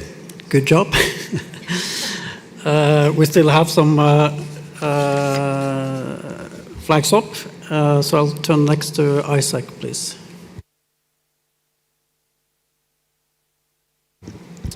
Thank you, Co-Chair. Much like others, let me congratulate you both on your appointment, and we look forward to working with you throughout this year. I would also like to extend our appreciation to the Government of Zambia for the exceptional hospitality so far. Onto the agenda item before us, we thank the Secretariat for their work in preparing this document. We appreciate the graphical presentation of the information and find it helpful. Would request that similar graphical format is used moving forward to maintain a transparent way to understand the status of the pipeline. On the figures within the report, we note the indicative volume of the pipeline, but recognise the pipeline and demand for BIM resources will dramatically increase as we approach the deadline for BIM submissions. Our seat would echo the comments made by Ruleta and stress the importance of and our responsibility for ensuring equitable treatment, development and accessibility of all access modalities agreed under the BIM. Whilst I appreciate the comments of the Secretariat just made on DBS, direct access via direct budget support is a critical access modality to test under the BIM to demonstrate the differential capability of the FRLD. It is a critical modality for SIDS seeking to address long-term and systemic loss and damage processes.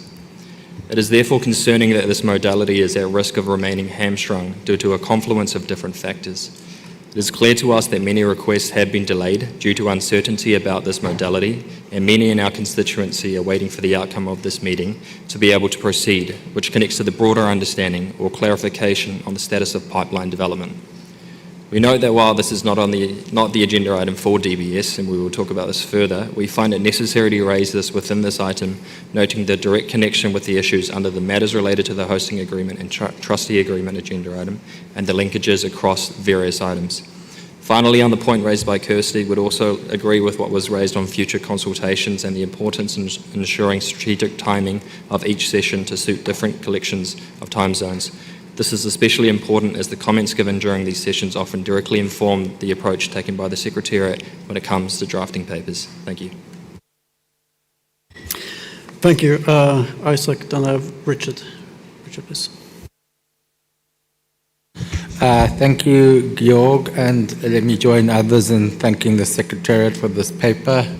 I actually had a bit of a shock, like a happy shock, when I saw this paper because I think like Georg, David, Tossi, Mo were all at one point in their lives sitting behind a desk and received the first pipeline from the GCF.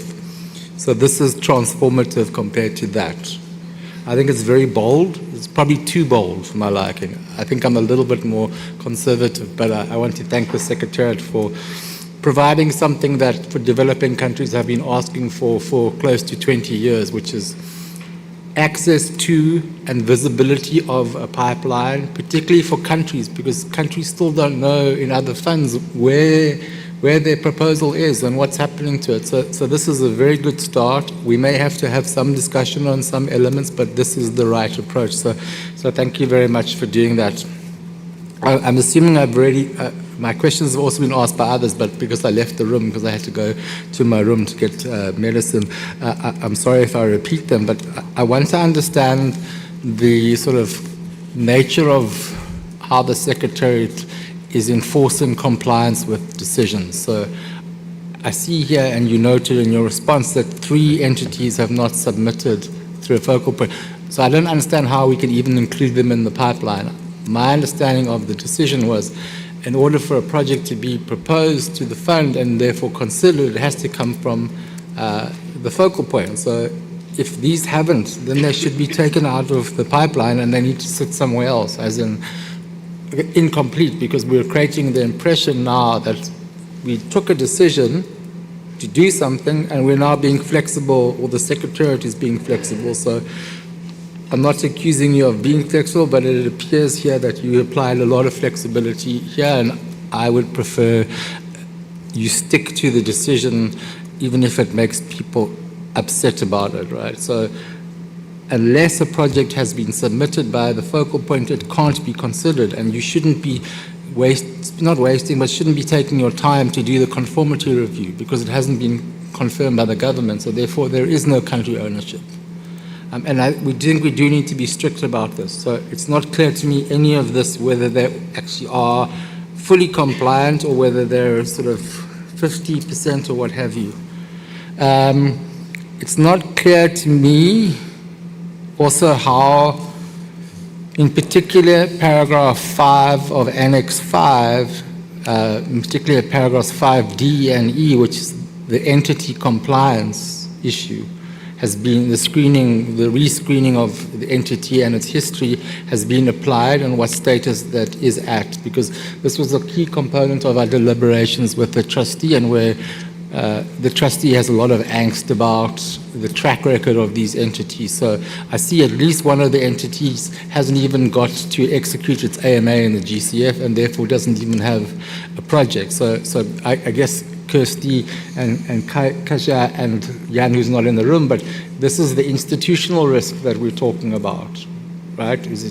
Are we giving projects to entities, in this case, that may have very limited track record, and how do we balance that? So we are listening to you, despite having a different view. And so I wonder when the Secretary is going to tell us at what stage that sort of conformity review of that annex is going to be undertaken, so that we're not creating the impression that an entity's project is being considered, but in fact they don't even comply with the ability to meet the requirements that we have with the trustee in terms of the process we outlined in Manila.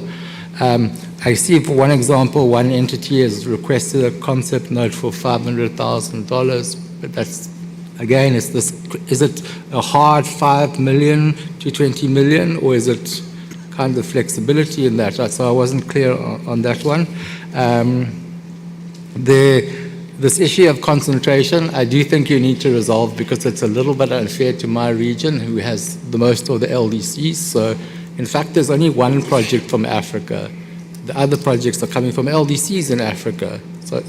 And I think the Caribbean may have the same, or Latin America, if Latin America and the Caribbean may have the same problem, is that there's a large number of SIDS in that may create the impression that there's over-concentration in Latin America, but in fact what we're trying to do is meet the 50%. So I'm not going to give you a solution to that. I think you need to go back and figure that out. Otherwise it's going to appear that, as it says, 75% of the portfolio is in Africa, but only actually one is not from an LDC, right? So I think that's a little bit unfair.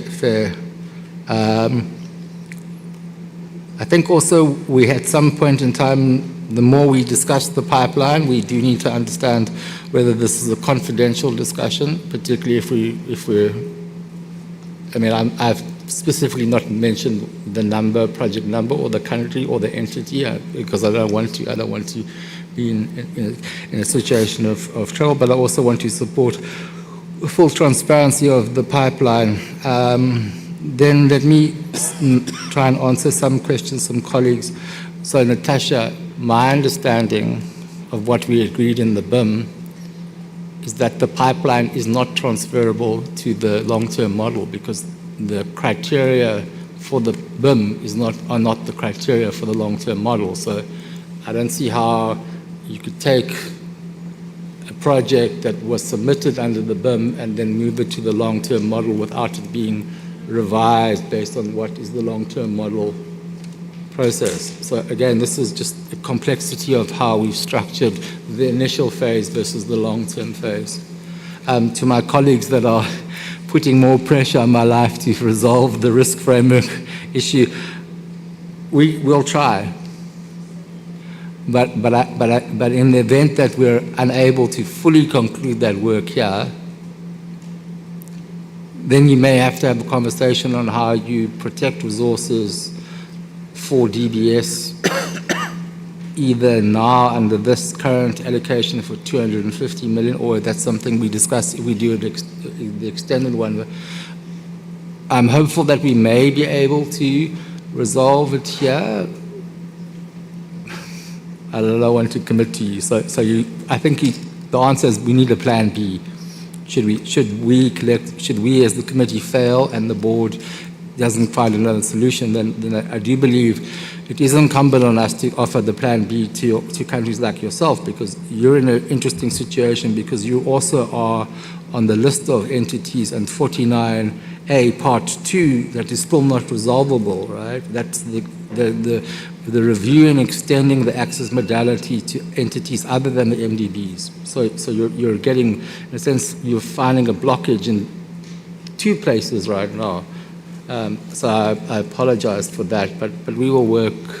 We're working tonight and tomorrow again, and hopefully we'll resolve it. Thank you very much. Thanks, Richard, for those comments and questions, and also for your very positive intro. We need more of that from everyone. Next, I have Milagro, please. Co-chairs, thank you for providing me with the floor.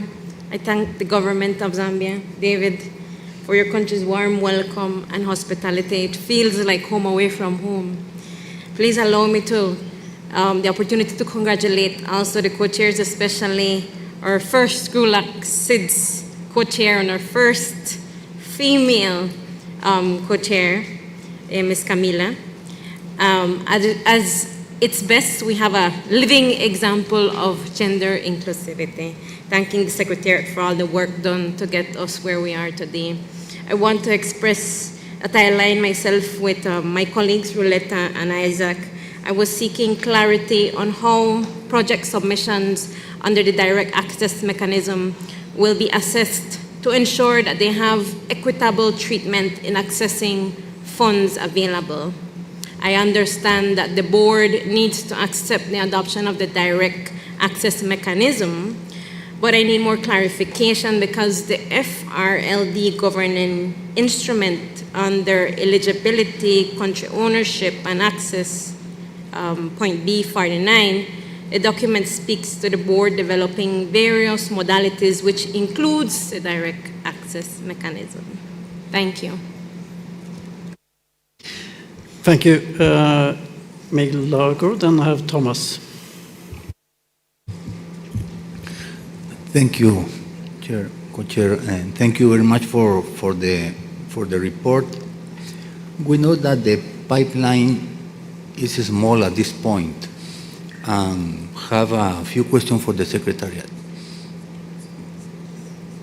First, I have received feedback from participants who attended the recent webinar that these were very useful, and for that.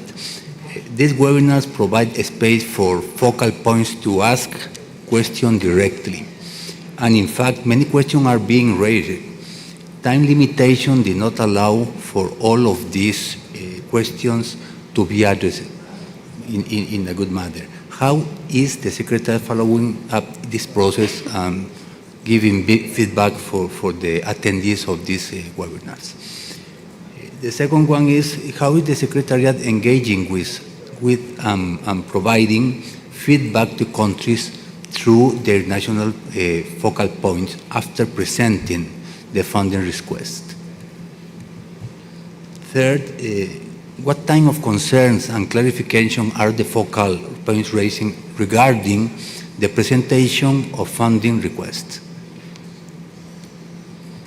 How is the Secretariat taking in the early lesson learned from the engagement with focal points, access entities that can be drawn from the process so far to better guide countries that have still not presented funding requests or that may present requests in the near future?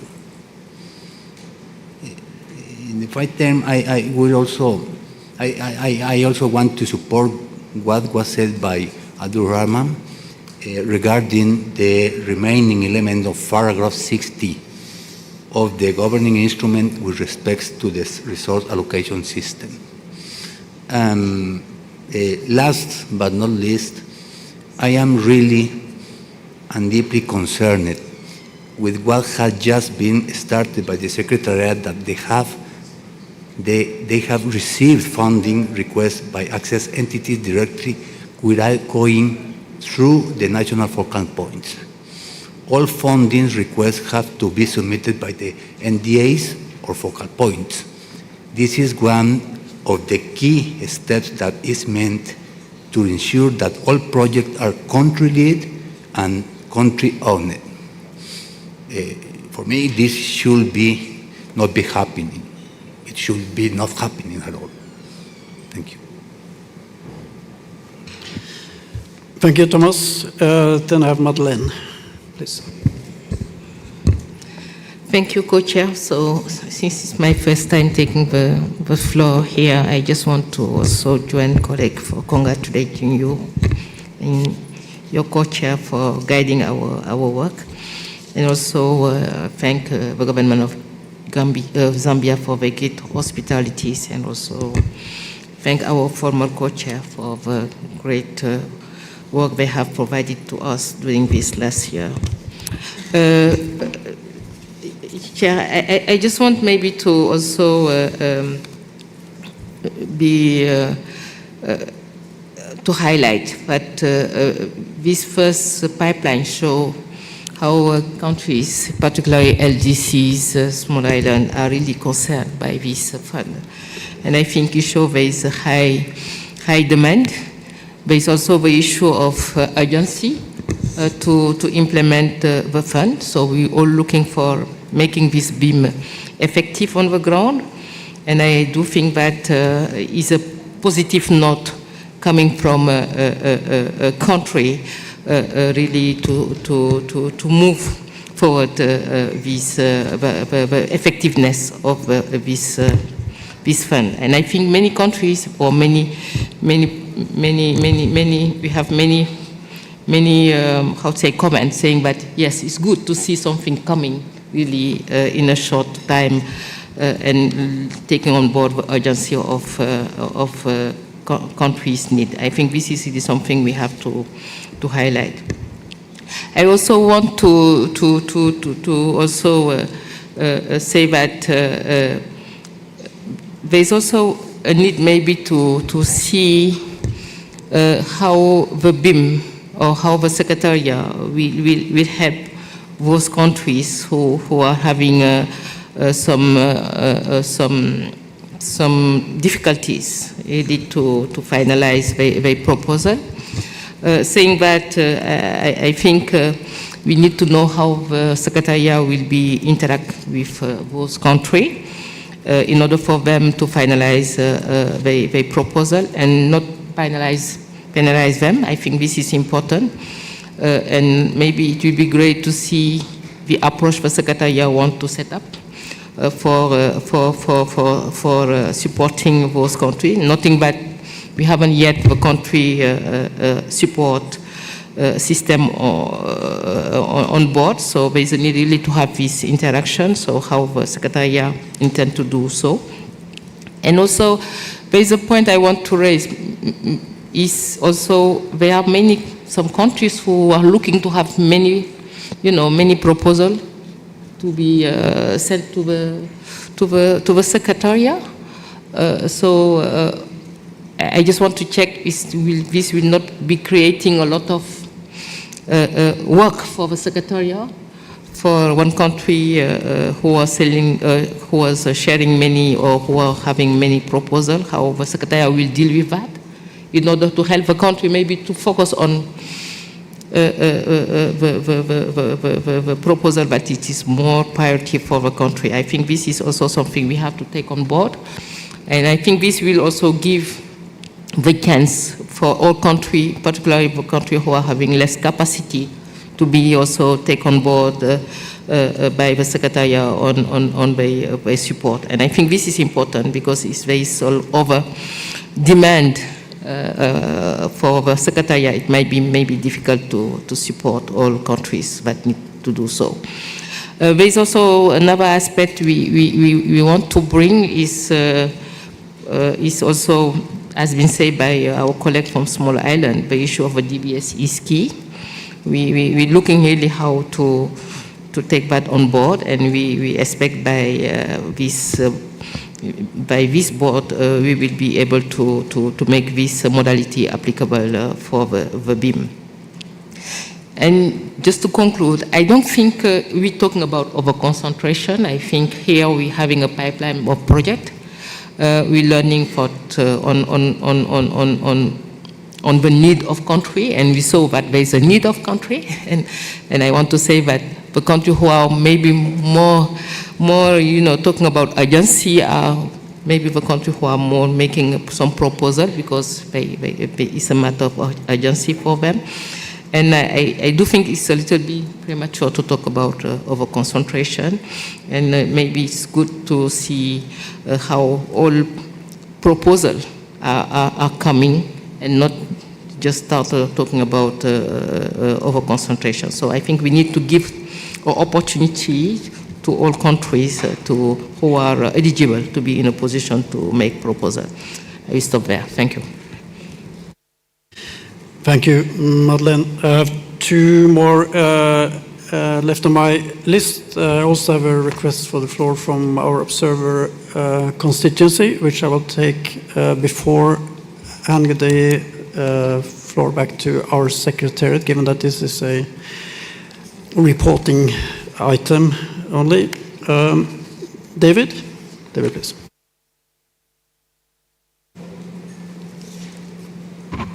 Yeah, thank you so much, Jörg and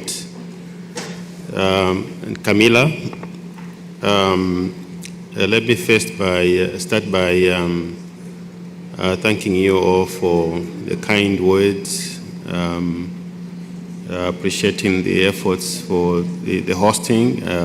We're obviously very glad to welcome you to Livingston, and we hope that you enjoy the fullest of what Livingston offers. That's the whole reason why we brought you here, and also to see the benefits around the ecosystems of the river, the forests, and the coexistence of animals and people. And all of us being in the same place and interacting. So we are happy for that. This, of course, is on behalf of our local organizing team led by our director. We have had many players who have done many different things, bringing us to where we are. The important thing is for us to make sure that we are all able to navigate and have a productive meeting. I'm repeating what the minister said and all the remarks that you have already heard, but we are very grateful for the warm words. Let me also thank Richard for the earlier remarks in the morning that were very touching. We're obviously encouraged by him bringing the African context to this board meeting. We have also learned a lot from the Philippines and from Barbados. I think Ricardo is. So we had reference points for us to see how best we can meet the needs of our board meeting at this session. So again, we hope that others that will be hosting the meetings will build on this, and we'll grow with the excitement of having different experiences in different countries. So let me also appreciate the two co-chairs, particularly to welcome Camilla to the board, and also as the first woman from the developing countries to co-chair the meetings. You have our support, and we thank you so much for providing the leadership for you and your. And also to thank the Secretariat for this paper, and as Richard mentioned, this will be innovative, compared to other funds, and I hope that we take this into the long-term arrangements where we can have a picture of what's happening on the proposals, and we can draw some lessons over the experiences that we'll be having in this fund. Let me just make a few comments from what has been presented. I think we need to continue reminding ourselves that this experience of the BIM is meant for us to learn some lessons. And I think that we need to carefully categorize the areas of learning based on the governing instrument. Those are key areas that we need to deliver on. But we should also not forget that as part of the governing instruments, we have Annex 2, which discusses the arrangements. That is also important.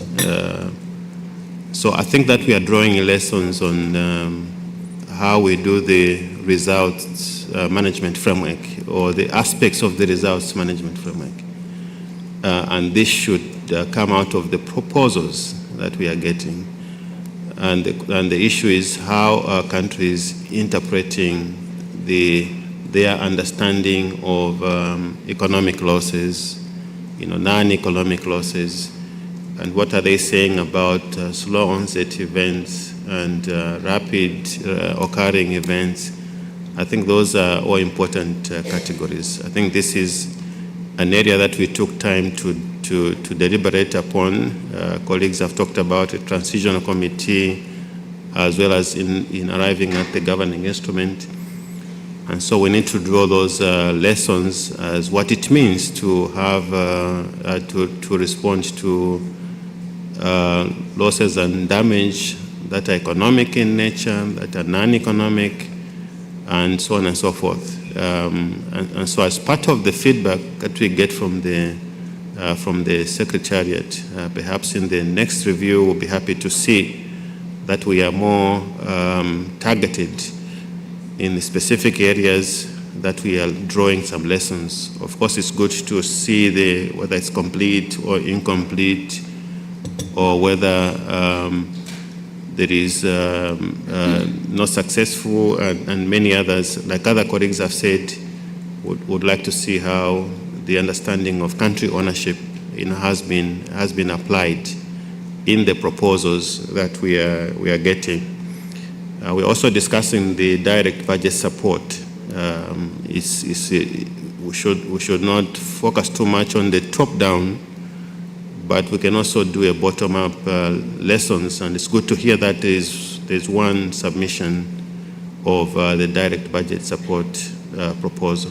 What are they saying, and what can we learn from that submission? So beyond just a submission, we'd also like to see the implementation of that direct budget support modality. We may find out that it could be the most efficient way to disperse resources compared to other modalities. This is just speculation, but I think it's an area of learning that we need to also pay attention to. And so those categories will be important. We also note that countries have submitted proposals or are submitting proposals without either readiness support or project preparation facility, which is something that we are going to discuss here.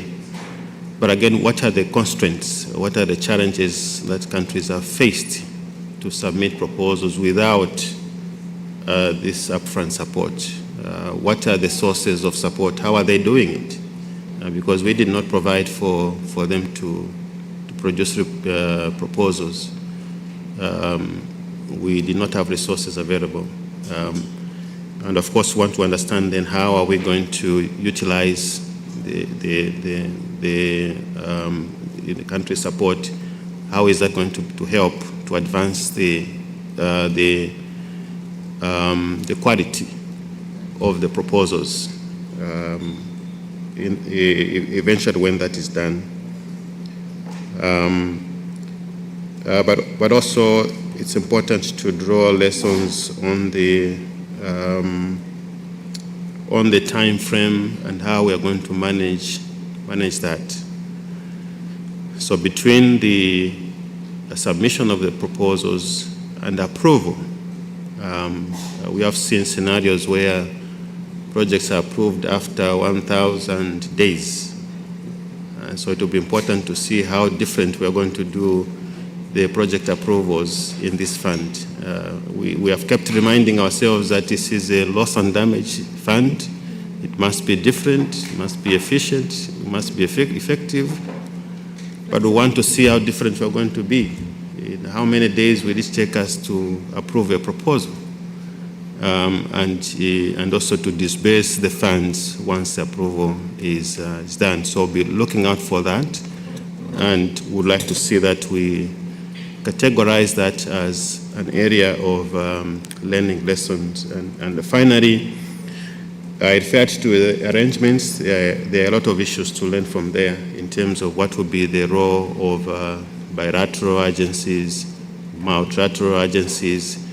We committed ourselves in the arrangements as recommendations on how these other initiatives helps to complement what is going to be happening, and how bilateral agencies are going to support the countries, how multilateral countries will scale up the initiatives.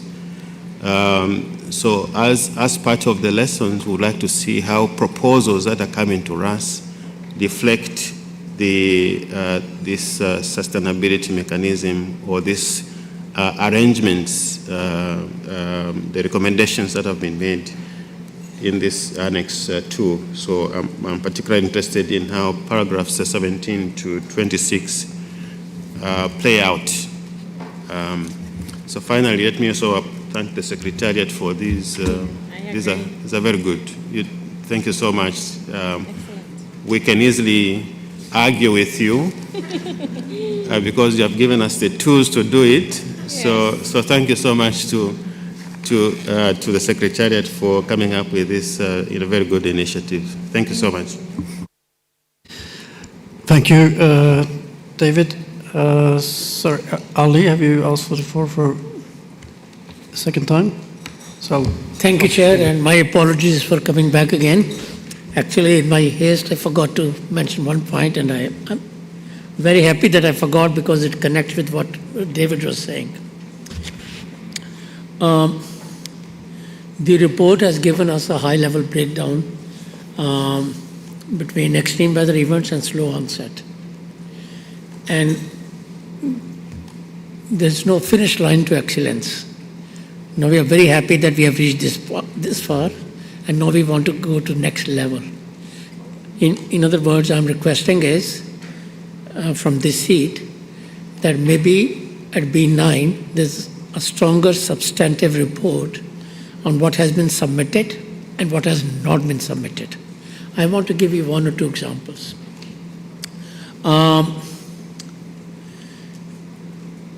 If we disaggregate types of loss and damage at a more granular level, economic versus non-economic losses, specific sectors affected, and whether it involves rapid onset, slow onset, or compounding events. That will be very useful for us.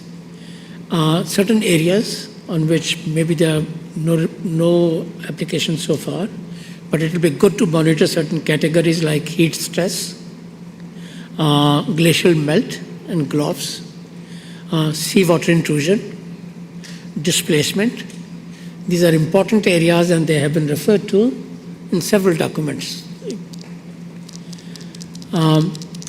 But if they are systematically absent from the list of applicants, my submission is that we need to reach out to that category also.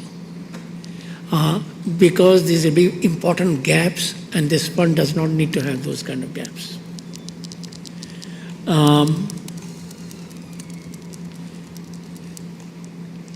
And then analyzing them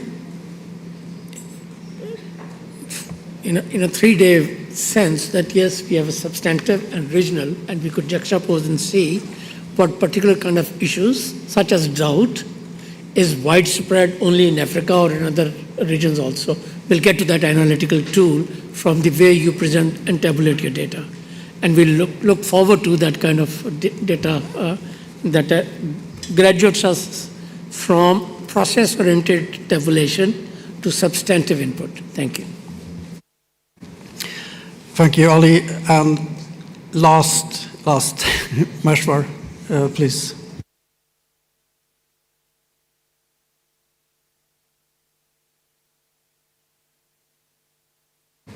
Sorry.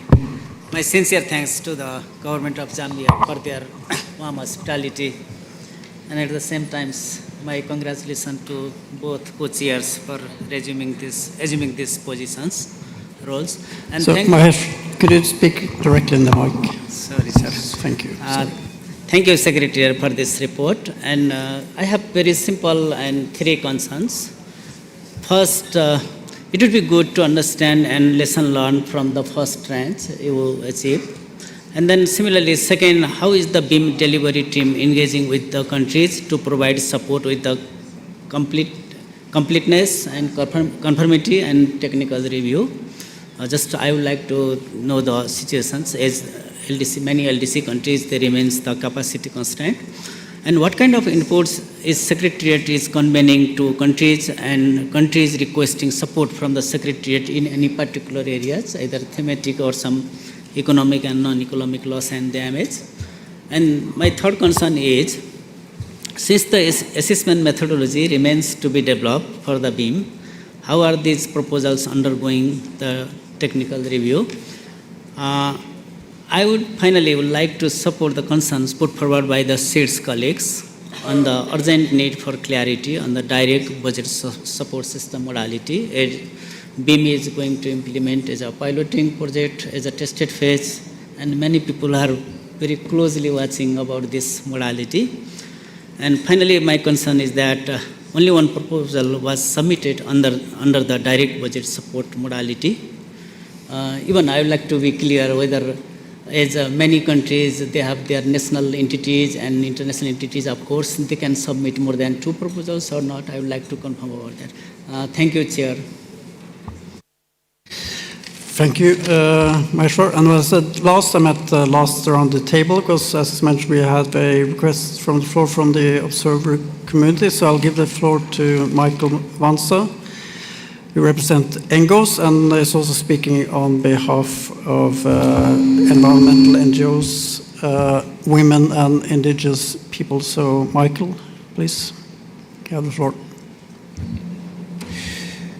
Thank you so much for the opportunity to speak. My name was introduced, Michael Mwansa. I'm with ActionAid Zambia, representing Engo constituency. And this submission, Chair, has been drafted in consultation with Women and Gender and Indigenous Peoples constituency. And again, speaking for the first time, I would also want to welcome the new co-chairs on behalf of our constituencies and give thanks to the Zambian government, my government, for the opportunity to host this important meeting. Chair, we welcome the transparency in the paper on the status of the BIM pipeline, making public the pipeline details, but also including what countries and access entities are involved in is crucial to ensure adequate oversight and stakeholder engagement throughout the process. The level of publicity, available information on the pipeline must continue as standardized reporting throughout the BIM and into the permanent operation of the fund as well. The fact that only 10 funding requests have been submitted so far under the BIM should not be taken as an indication of the scale of need, the level of interest in the FRLD, absorptive capacity of developing countries, or any similar measurement. Instead, with a combined total of ask of $165.9 million, we note these 10 proposals alone, if funded, would require more than half of money allocated to the BIM. We expect more requests to come in as the BEAM deadline approaches, but we also note that the steady tweak of funding of proposals may indeed be a positive thing, indicating that proposals are not being recycled or taken off the shelf, but rather they are being designed from the ground up to the specifics of the FRLD in mind. However, we also recognize that the limited number of funding requests to date may reflect that developing countries are facing significant challenges when preparing requests. Therefore, we hope to hear that the Secretariat would be able to indicate what challenges developing countries are reporting on and what support is currently being provided by the FRDL. We also wish to stress that this is why the country support system is urgently needed to be part of the BEAM and not kicked off at a later time. I thank you, Chair. Thank you. Thank you, Michael. And with that, I'll pass the floor back to our Secretariat to respond to what you have heard of comments and questions. Thank you, Co-Chair, and I'm stepping in briefly for Ibrahima, who has had to step out rapidly and will come back later in the afternoon. I will, of course, start answering on several matters and then ask GA to brilliantly, as always, complement what the several items that I will try to address.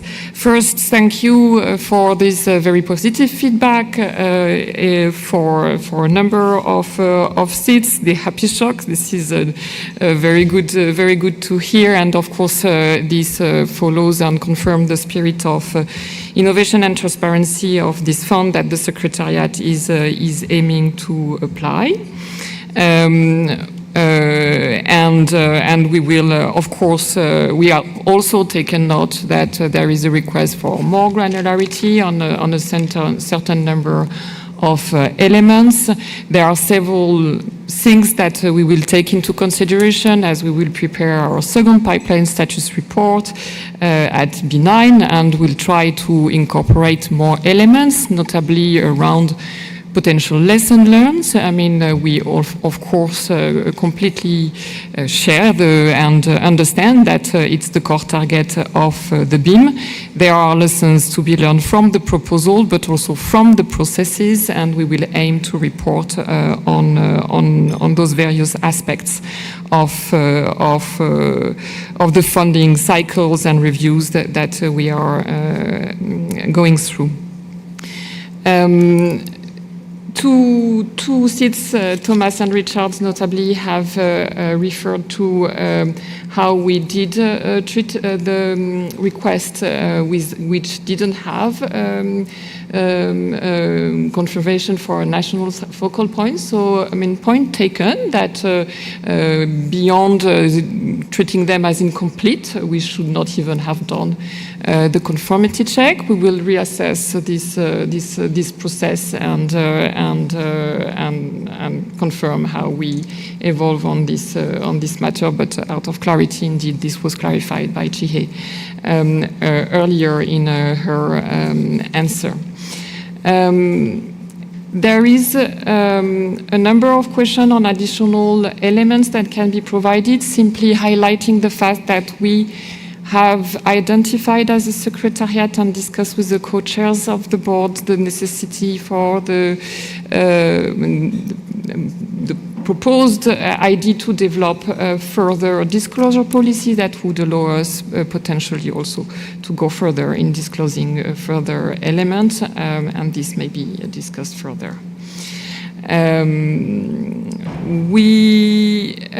I would like also to come back notably to David and Ali's points on lesson learned, on the content, on the sectors, on the impacts of these proposals.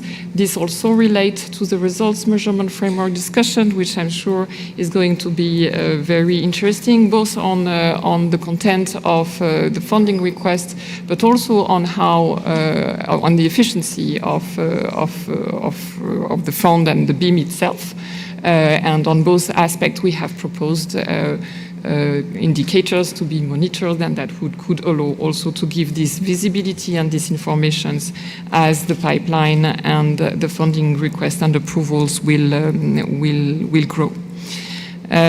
Point taken and noted, and I think we did already answer on our capacity on all points raised with regard to DBS. And without further ado, I will leave the floor to Jihye for additional answers. Thank you, Mathilde. In terms of the questions, and first of all, thank you very much to the board. I think particularly for this item with our first pipeline report, I think we just really appreciate the positive feedback, but also the constructive comments on how we can improve this report to further support our discussions and the board deliberations in the board meetings.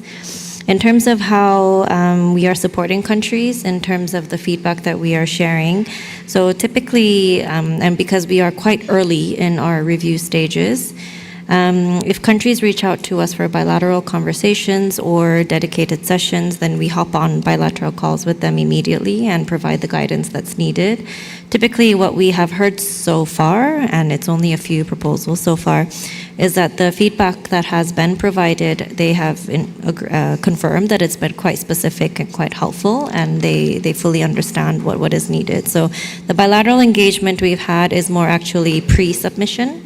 So for those who need further information on the guidelines that were presented on, for example, DBS and the timelines for when DBS will happen, we've had other questions regarding the funding criteria, how to understand certain parts of it.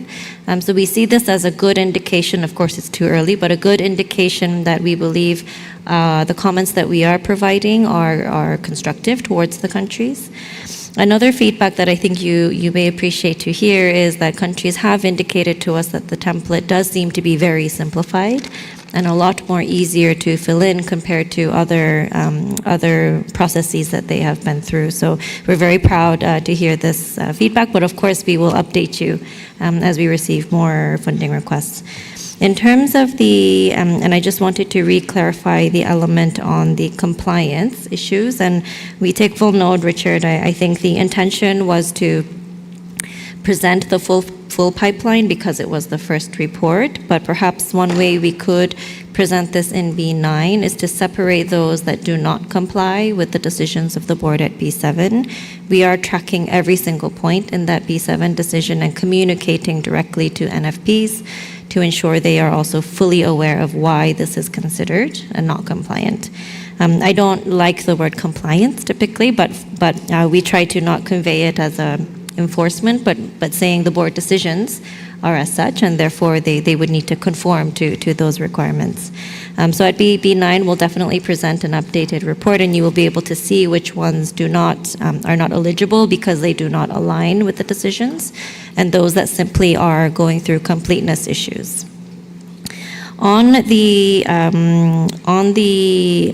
Just to re-clarify on the incomplete or non-compliant proposals, so nothing goes past completeness check if it's not marked as complete. So we actually don't do any conformity reviews, technical reviews, even eligibility screening for the scope of the fund is not done until it is marked as complete.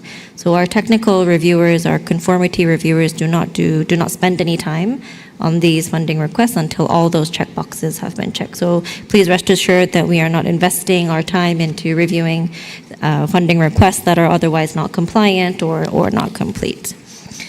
On the demand-based learning, and thank you so much, David, I think this is a recurring theme that we have in training our BIM delivery team experts, in that indeed this fund was established with a different vision, a unique vision with direct access and bottom-up approaches, country-led, country-owned approaches at the heart. So we are implementing this in the review that we conduct. We are hoping to see how the many proposals that will come, how these elements of bottom-up approaches are appearing in the different requests that we receive. As we stated in previous exchanges, the intention of the BIM pipeline, I truly believe, is one where we can learn from demand. And this is where the broad scope of eligibility, the broad scope of funding criteria allows for this flexibility for countries to be able to share with the fund on how they see loss and damage and what would be the best way to respond to loss and damage in their country context. So we believe that this process is happening, and we hope to be able to give you more insights into this in the next board meeting. On the complementarity and coherence with the bilateral and multilateral agencies, indeed, the third funding criteria that was adopted by the fund is on complementarity and coherence at the national level. So this is an element that under the technical review, this is being assessed to ensure that there is coordination, that there is no duplication or overlap of support. In terms of the capacities and workload, and we really do appreciate the concern, as was the vision behind the BIM delivery team, it really was a team that was set up to augment the capacities of the Secretariat as it recruited its full-time staff.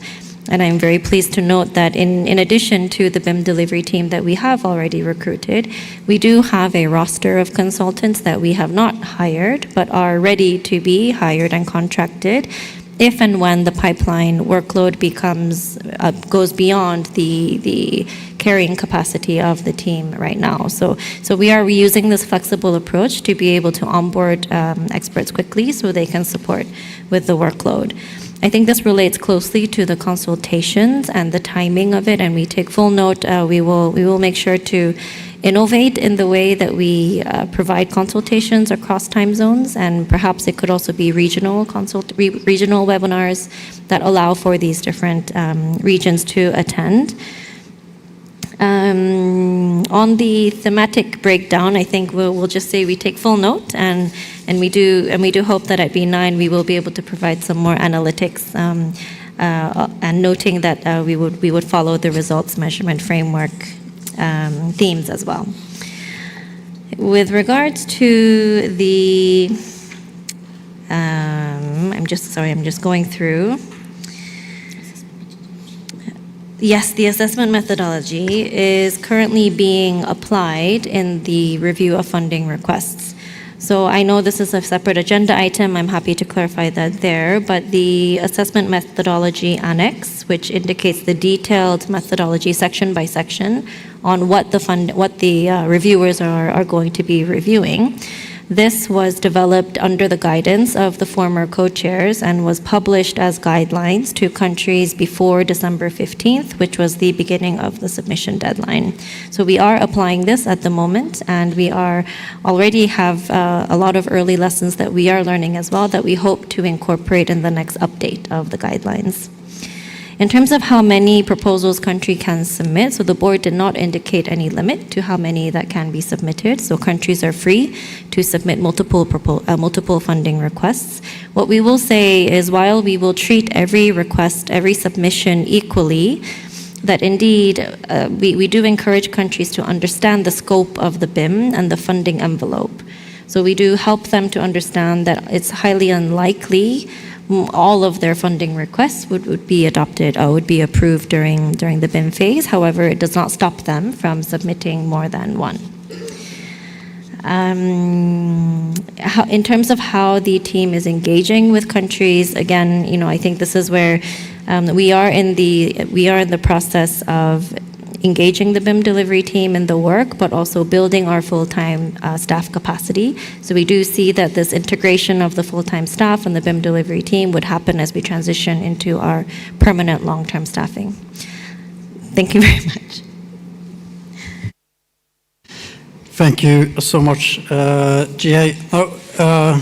Thanks to all of you for your comments and questions, and thanks to the Secretariat for the response that you've given to all of you. Now, as we said, this is the first time that the Secretariat has provided this pipeline status report, and I think there's been a lot of really good comments and suggestions for how to improve the next report, and it's a learning process, so thanks for that. And I think with that, I will just suggest that we take the report as noted.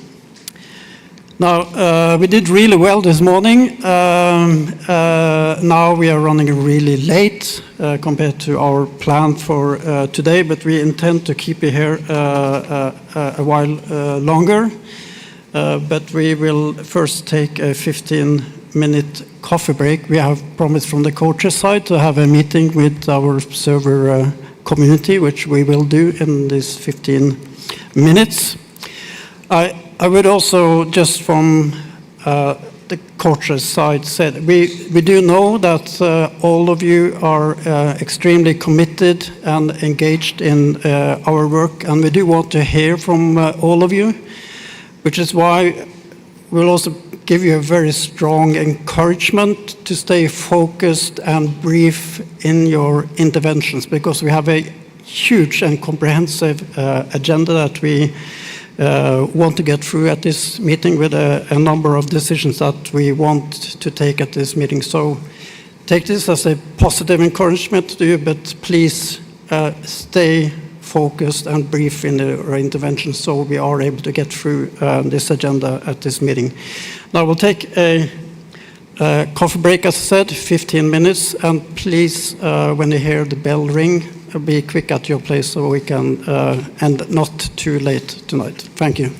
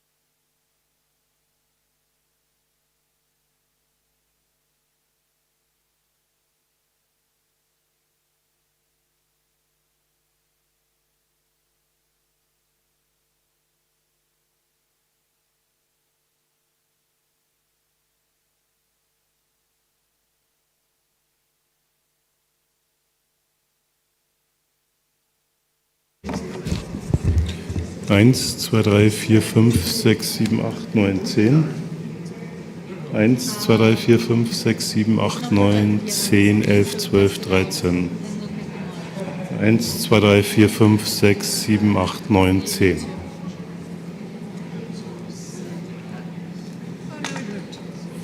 Eins, zwei, drei, vier, fünf, sechs, sieben.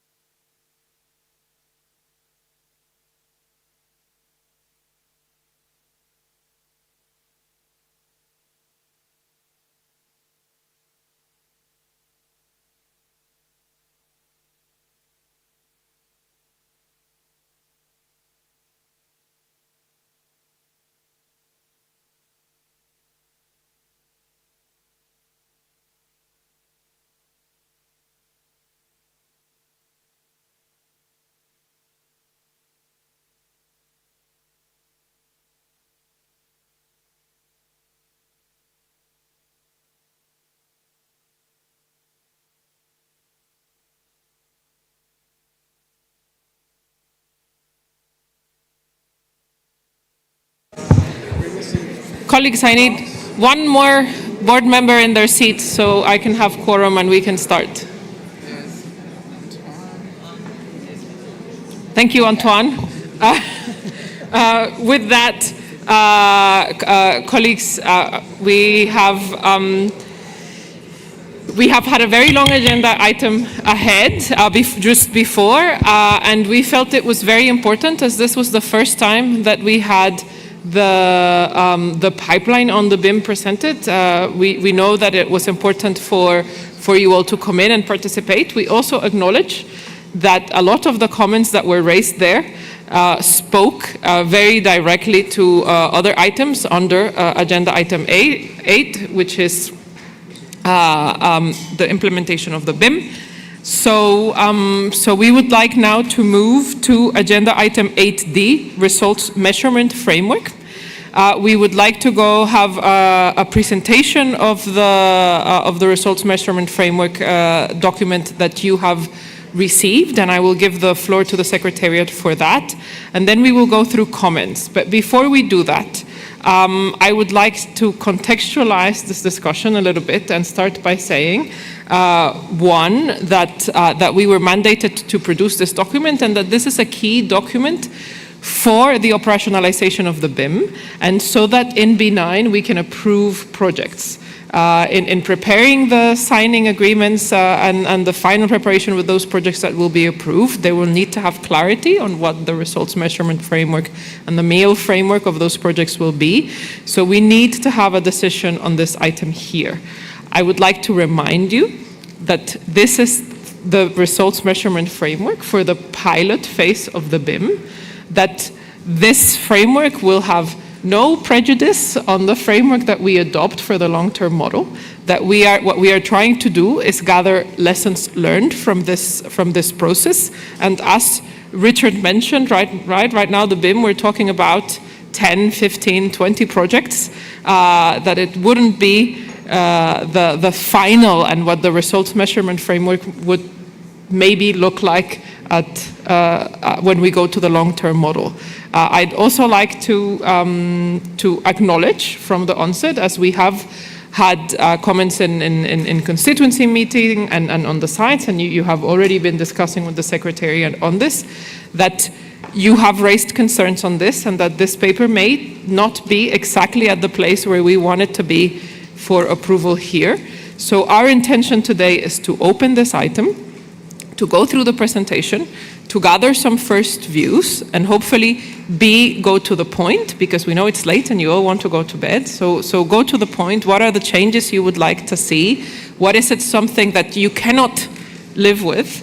Absolutely, if this is where it's going, so that we can start with the Secretariat to update this document and then bring it back for final consideration and decision here before we leave Zambia.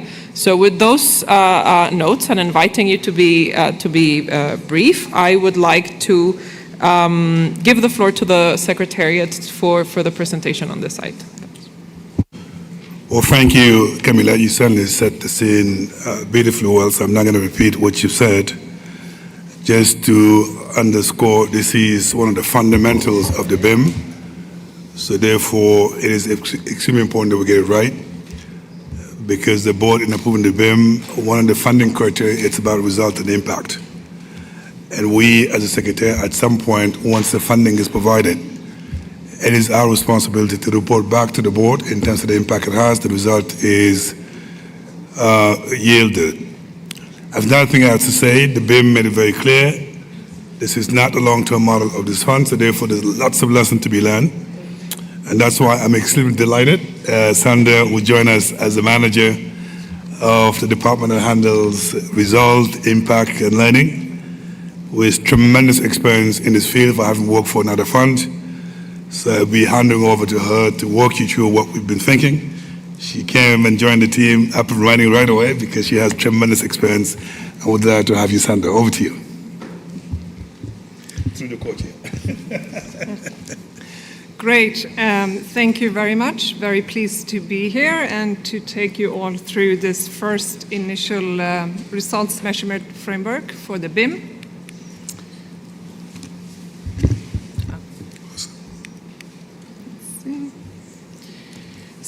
So first, we just have a few slides to leave time for discussion, but some background and context. So the very governing instrument itself in paragraph 63 sets out that we need to put in place a results measurement framework with guidelines and appropriate performance indicators, and that this will be developed, considered, and approved by the board. There was also a decision at B5, decision 4, that a results measurement framework was to be developed for the BIM, and such an initial framework was in fact prepared for B7. And at that point, this agenda item was not opened due to time constraints. And so this is why we're here presenting this item today.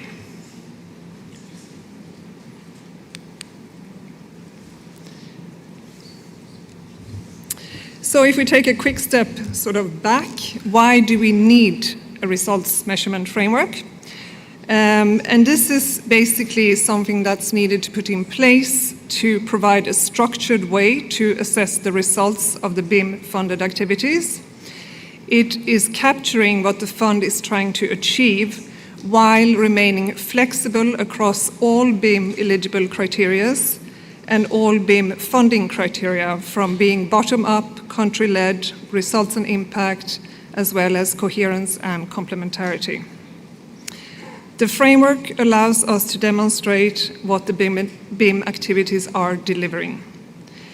And also beyond the results reporting itself, this type of framework will also help us to improve decision-making and identify areas that are not on track.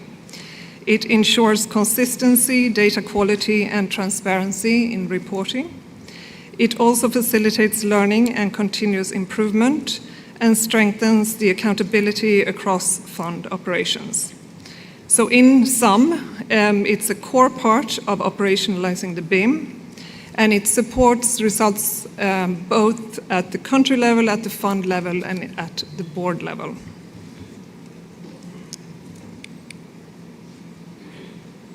Oh, I jumped. So the proposed framework is on this slide as an overview.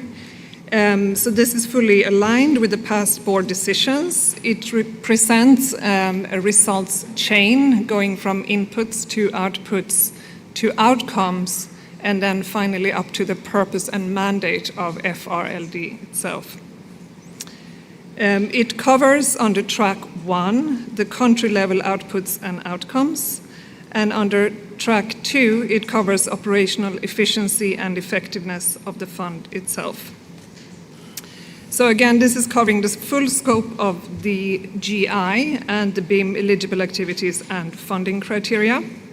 It recognizes the breadth and diversity of the fund's mandate, and it takes a flexible approach. Activities that come in the funding requests may contribute to multiple outcome areas.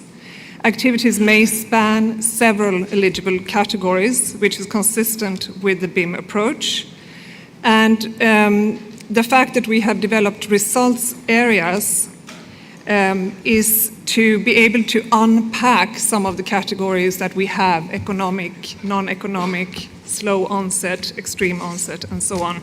To unpack that using a sectoral or a thematic approach, because we know that these funding requests will have sectoral and thematic approaches in them. Funding activities will only be expected to report on indicators that are relevant to the activities themselves. No funding request, no project and program will have to report on anything that isn't relevant to those activities. Track 2, it talks about the Secretariat's or the fund's organizational effectiveness and operational efficiency. We thought it was good for the BIM pilot phase to put these two in the one framework and have a one approval on these two dimensions. Many results framework may start out this way, and then eventually they separate and sort of have a more corporate scorecard or a separate framework for the projects and programs. So this is a quite common approach. So we thought it was efficient to go in this direction.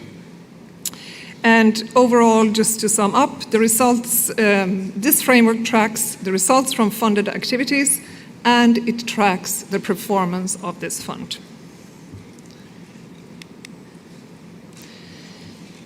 This slide just shows sort of an overview of the from design to implementation arrangements that we have, where there will be a focus on learning. If or following when this RMF will be approved, a detailed implementation guidance will be issued, which is very common in M&R. Usually a framework comes with a toolkit or a handbook that sort of unpacks in much more detail every definition of every indicator, the breakdown in unit of measure, who is responsible, and so on and so forth. So this will include practical handbooks and templates. It will include further indicator definitions and methodologies, and reporting formats and processes. Results reporting is expected to be on an annual basis, and there is also midterm and final evaluations that will be required. This requirement is actually also in the GI, so it says that any funded activities will have to have midterm and final evaluations. And we will work with the countries submitting funding requests to align with the framework. But very importantly, this framework will in no way limit, indicate, or direct what kind of activities that are eligible for funding under the BIM. This is a very important point. I'm going to move on to just a few final remarks before we open the floor. Just to say, it may seem like at a first glance that this is a very complex, high-level framework, but this framework is actually designed with a lot of flexibility in it. It is designed so that it will adapt to the portfolio that forms. Any areas of work that are outside of the results areas that are mentioned here will be allowed, accepted, and not treated differently in any way. Like I said before, it's important to note again that this framework does in no way limit, indicate, or direct the type of activities eligible for funding. This framework also includes preparedness indicators, so the ex-ante early warning systems and that sort of indicators. It includes ex-post, so after the event type of indicators, and it also includes emergency cash transfer type of indicators. It has all these three dimensions in it. This framework will only require results reporting on indicators that are relevant to the activities themselves. We are recognizing that some BIM activities will be shorter in duration, and we are saying in the framework we do not expect these shorter duration projects to achieve high-level outcomes. What we're saying is they will contribute in that direction, and that we will measure these also at the output level. So there's a lot of flexibility in this framework to have all the different types of level included. So these lower level indicators will show contribution rather than being expected to achieve these outcomes. One of the last points, this is only an initial results framework. It will adjust to the content of the portfolio as it forms. What we will end up measuring is what the countries submit to the fund in their funding requests, what the countries feel are the important aspects of loss and damage. This is what we will measure, and this framework has the flexibility to adjust accordingly. This is a learning phase, and the learning from this will be fed into the long-term framework for results.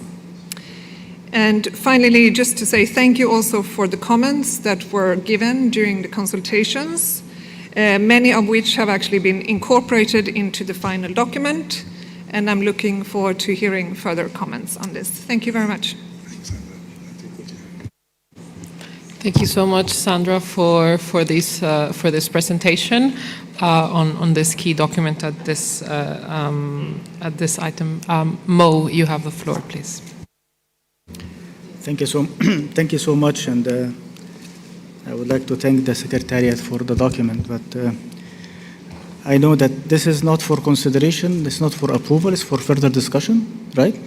Or is it for approval in this meeting?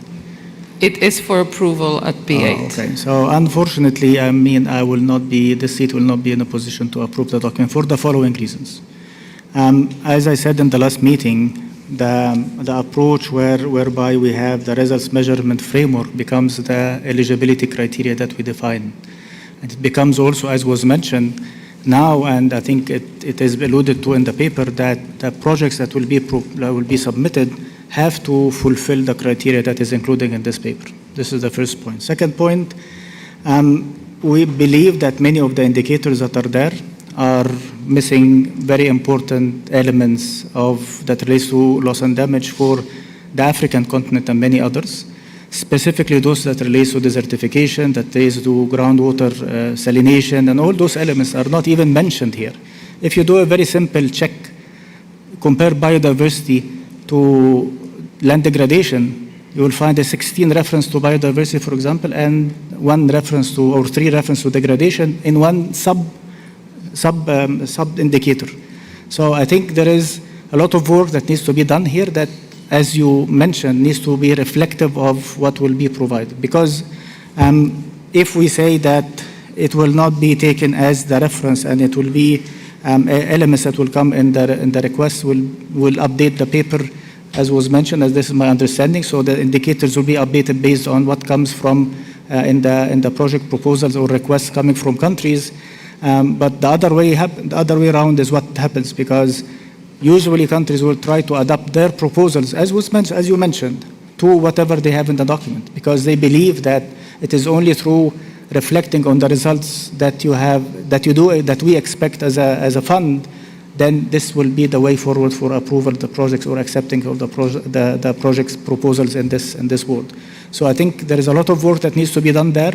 If we go into subsectoral and very specific reference to sectors, I think we are going in a direction of accepting for all the submissions from the different groups or different members here on the elements that has to be included as indicators or as results to be reflected on. In particular, from our point of view, issues that relate to water and groundwater, be it the groundwater salination or otherwise, issues that relate to desertification, issues that relate to land degradation, and those are very crucial for the African continent, and I don't think it is reflected in this document, neither the way it should be reflected, nor it is reflected in its totality. So I think as the paper as it stands for me is not a paper that we can work on or that can I approve. Maybe if you can work on indicators, go into different elements, you expand on that, we'll be able to consider a document further, maybe towards the end of the meeting. Thank you. Thank you, Mo. I have Richard. Thank you, Camilla, and thank you to the Secretariat for this paper. I want to apologize that I was not able to attend those consultation sessions because I had other responsibilities. But I want to just focus on the need for a much more robust system, and I think this is something that we must task the co-chairs to do, because we didn't get it right either. So we didn't give you something that you can build on. I think this is an important task of the co-chairs to continue to build and refine the process of how we consult with the board in a manner where all board members, whether they're present or not present, understand what was the conversation and have an opportunity to reflect. Because I think when we don't have that ideal solution, I think we get to the point where many of us now are saying this document is not something that makes us very happy. So consultation with the board is a process. We don't have it right, and we didn't get it right for 2 years. And it's still a piece of work, and I think we possibly should have put that in our co-chair's report, that we didn't find a resolution to the matter. The GCF has been trying this for 14 years and is still in a position where they don't get it right at all. So further work on that one. So a bit like Mo, this document is, I don't think it's proportional to what the challenge is here, and almost is in the same way that I think I hope the Ad Hoc Risk Committee got a sense today that a much more simplified risk approach is better for now and doesn't prejudge the future. But so I have a lot of difficulties, particularly with the track 1 results area outcomes. What I do like is the purpose track 1 core indicators in Annex 2 on page 10. I think that's really useful. There may need to be some tweaking to make sure that we've got the balance right. So before I go, in my view, we have the starting point is Annex 3 from B711, the eligible activities, right? That's the starting point. Then we go into the results areas and then the core indicators and the supplemental indicators, right? So if you take the elements from that Annex 3, I think we've made a huge leap forward into space on this document. And so I'm not seeing that correlation between what we agreed would be eligible activities and then how we do the results monitor. So I would prefer nondescript, non-sectoral, so slow onset events. We agreed that, right? Non-economic losses, that's the heading, and then we need indicators for that, and then there are core indicators and supplemental indicators. So I find the track 1 results area outcomes on page 11 to page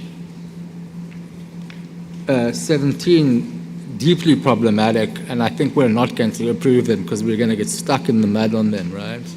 I do like the track 1 indicators, the purpose indicators on page 10. I think that's a really good base, and I would prefer that approach. And I think that the key enablers the key enabler indicators on page 18 are also extremely useful, and they're very simplified, and they're much more, in my mind, proportional to what we're doing in the BIM.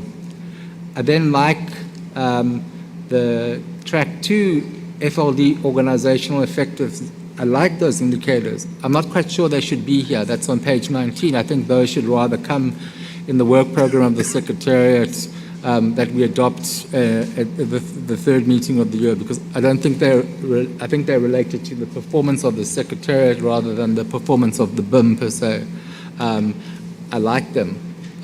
So maybe there's just a logical problem, or we have a different interpretation of how we see the system. And again, I would say that it is really important that we learn from past experiences in the GCF, where we had a set of results indicators, it proliferated into a long set of indicators, no description between core and supplemental.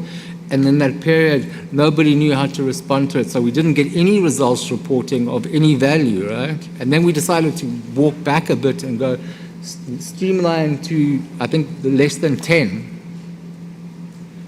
Core indicators, I think there were 5 actually, core indicators and 5 supplemental indicators. And essentially what you would do is, irrespective of your sector or your sub-theme, you would use that. So if your project was on non-economic losses but focusing on desertification, you wouldn't necessarily have an indicator on desertification, but it would be clear that when you respond to sort of number of livelihoods restored or number of infrastructure, it was related to slow onset events in the desertification sector. So I agree with you, there does have to be a guidance note explaining this, because if we go into a process, we represent constituencies. In our case, 54 countries. The priority listing of those countries that they want to see in these indicators is probably at least a list of 50 to 60 priority areas. Now, if we create indicators or ways of tracking those 60 things, I would say that my colleagues from Asia Pacific probably also have their own 71s. There might be overlap, and my colleagues from Latin America and the Caribbean probably have the same amount. So you're looking at what happened in the global goal and adaptation indicators. If that's what we want, I really don't think that that's what we want. I really hope, I hope what we're talking about is between 5 to 10 maximum, right? And it's just for this BIM, and as Camilla said, you know, it's 10 to 15 projects maximum. Right now it's 10 projects. So we can't assume that anything is going to happen beyond these 10. This is far too complicated. This is much more long-term model work, and I think the Secretariat has done an enormous amount of work, and we shouldn't lose that. But I also, like Mo, don't want to be put in a position where you're telling me I have to approve this now, or there's no BIM projects in June. So if that's what you're telling me, I would say delete the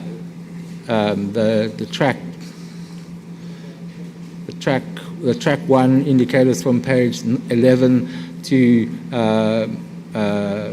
page 17, and let's only focus on those other 2 lists of very short indicators, and let's just agree what we're trying to do is have some reporting results indicators for the BIM and not try and perfect this, and let's not get stuck in the mud on this one, because I don't think we'll get out of the mud.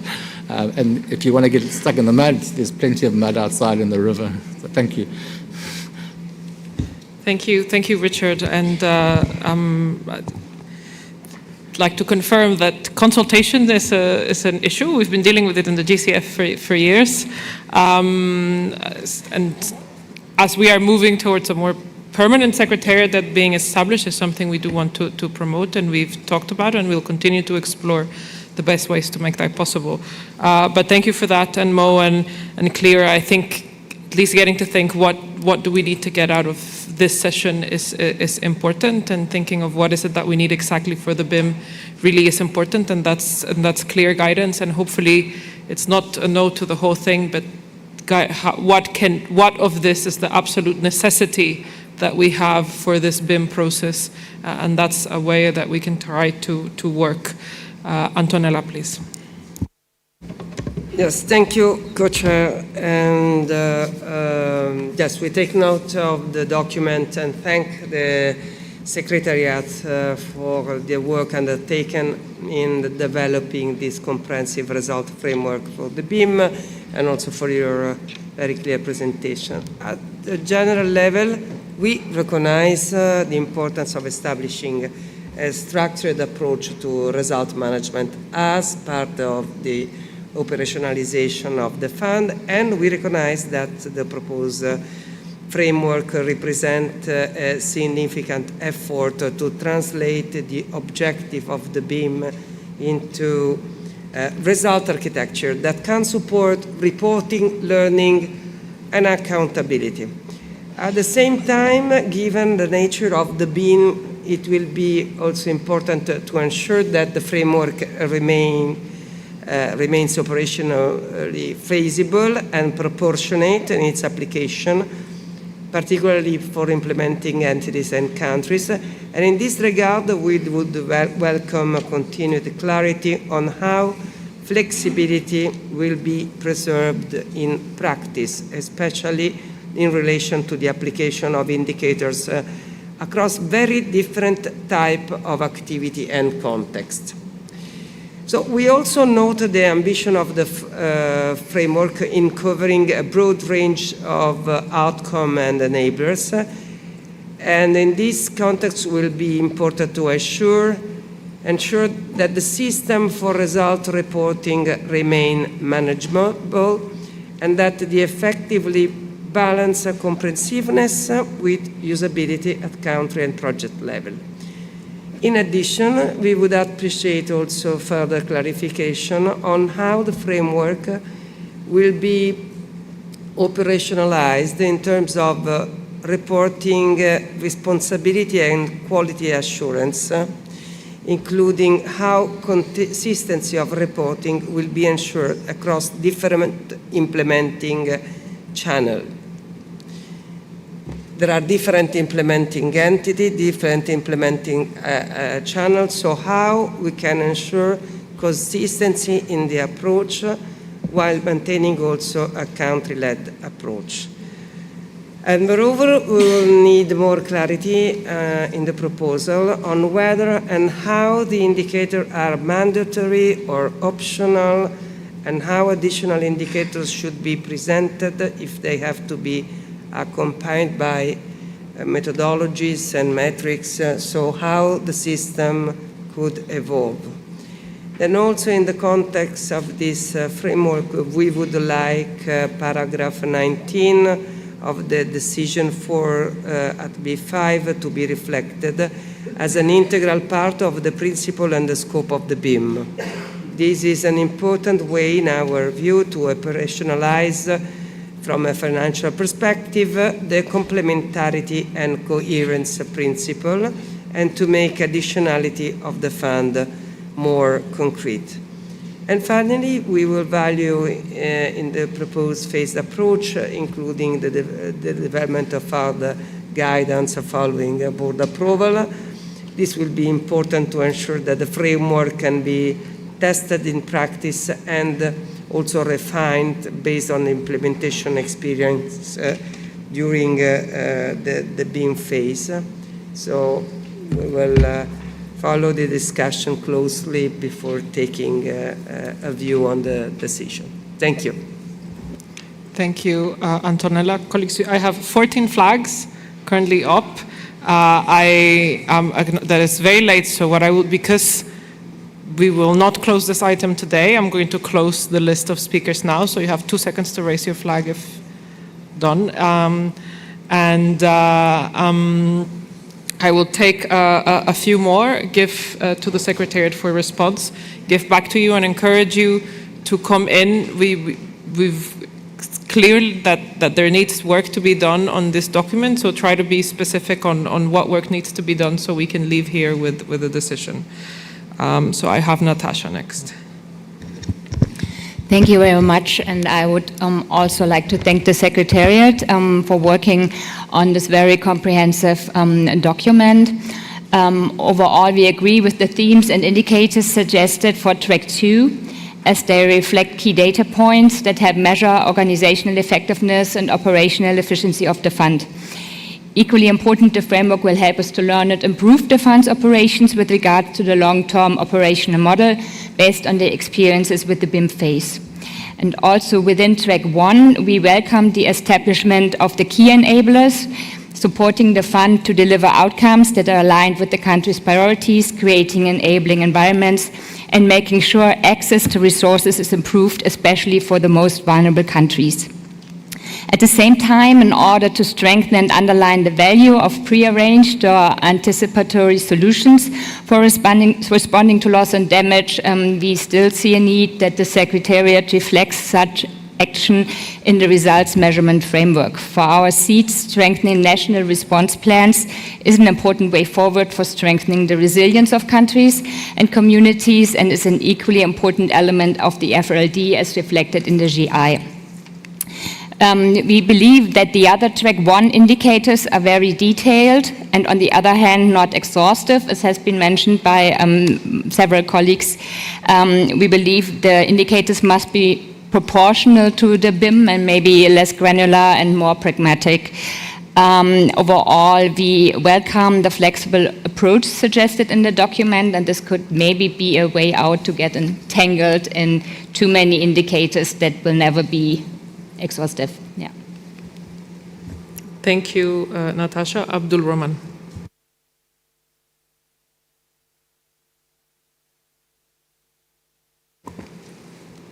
Well, thank you, Co-Chair, and I would like to thank the Secretariat. I know the document that has been developed and is significantly different from the document that has been presented during the consultation.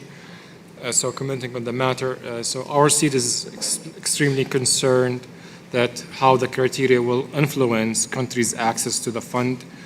We would like to aim to want to narrow that the focus to what is relevant towards the niche scope of this fund, and to avoid further expanding to things that we might not be able to actually measure and end up with the data and information that would mislead our decision-making here. Furthermore, I would like to strongly caution against indicators that may go beyond measuring results and instead begin to shape policy, institutional, or financing arrangement within countries. This could blur the line between tracking outcomes and steering domestic systems. we need to focus on what we are able to measure. For example, I wonder how we are going to be able to track diseases. This is sufficiently captured within the broader consideration of well-being. So for example, on this matter, the focus should be instead on restoring well-being in the form of the delivery and access to health and educational services that were impacted from climate-induced events. My last point, joining my colleagues we wish to highlight that the importance of ensuring balanced thematic treatment across the framework.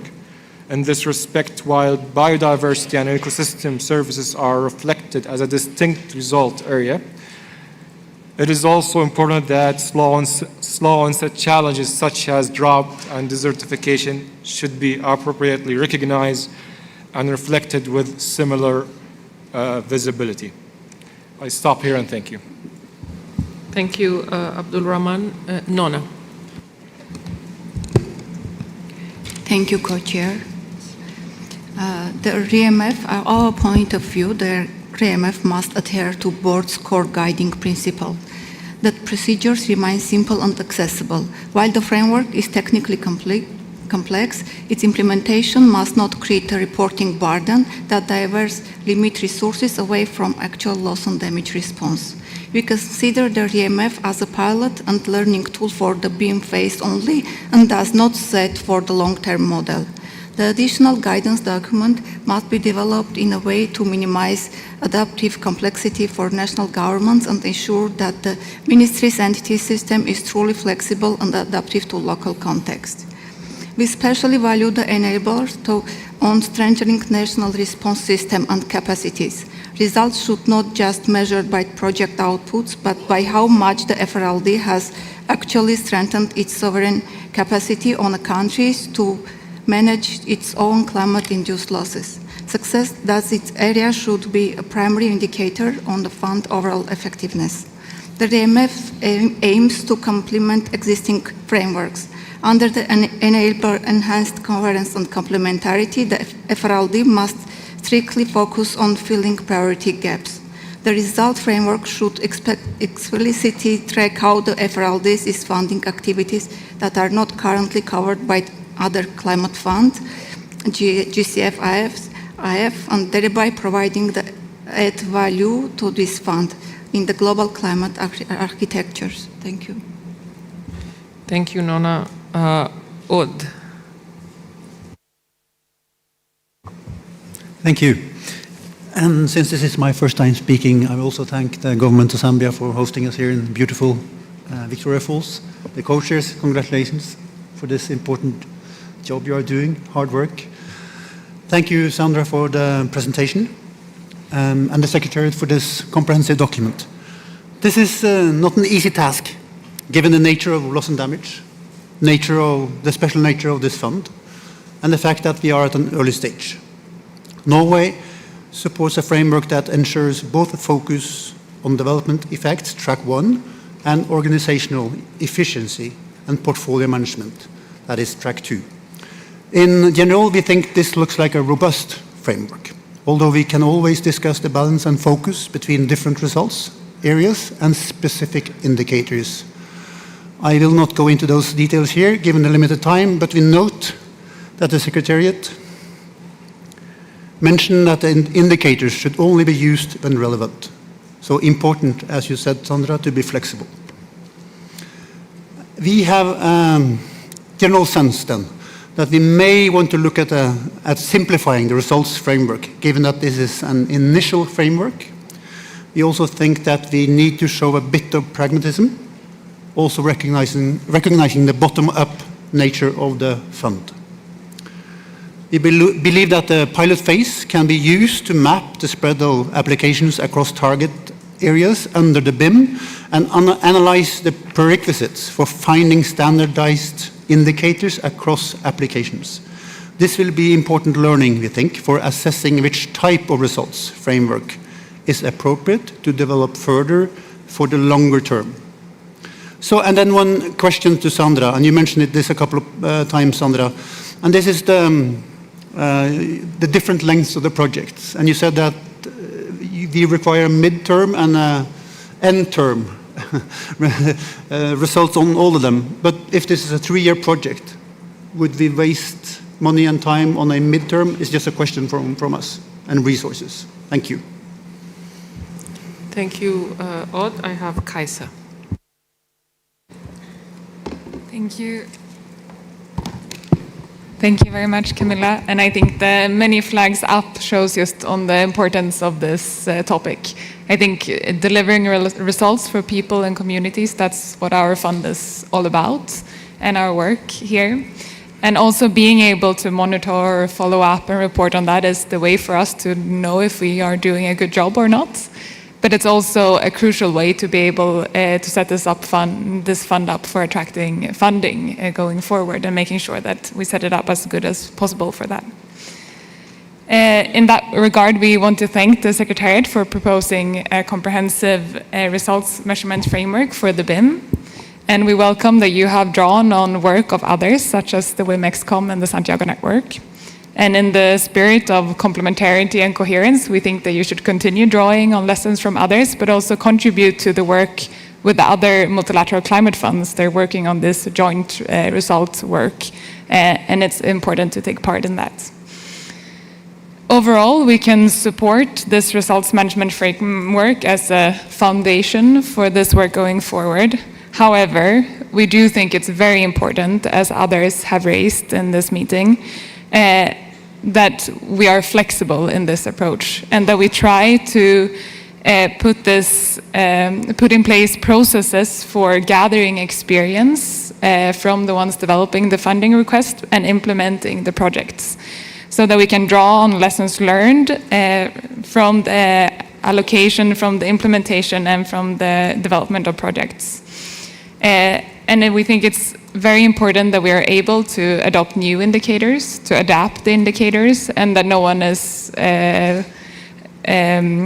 required to fulfill all of these indicators or report against them.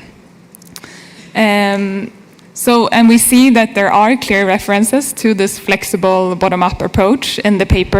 I saw it in para 9, 14, and 19. But in a further revision of the documents, this could even be even more clearly spelled out.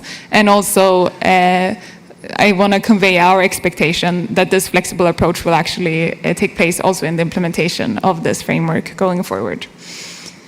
And now, Camilla, you asked for specific comments, so now to some more specific comments. We really appreciate that the results measurement framework has a recognition of the complexity of the outcomes in terms of addressing loss and damage, and that it addresses evolving situations of vulnerability and needs, and the likelihood of overlapping and compounding events, and we, especially in fragile and conflict-affected situations. And we think it will be key to draw on lessons learned from this in order to facilitate an adaptive programming approach at both at project and at portfolio level.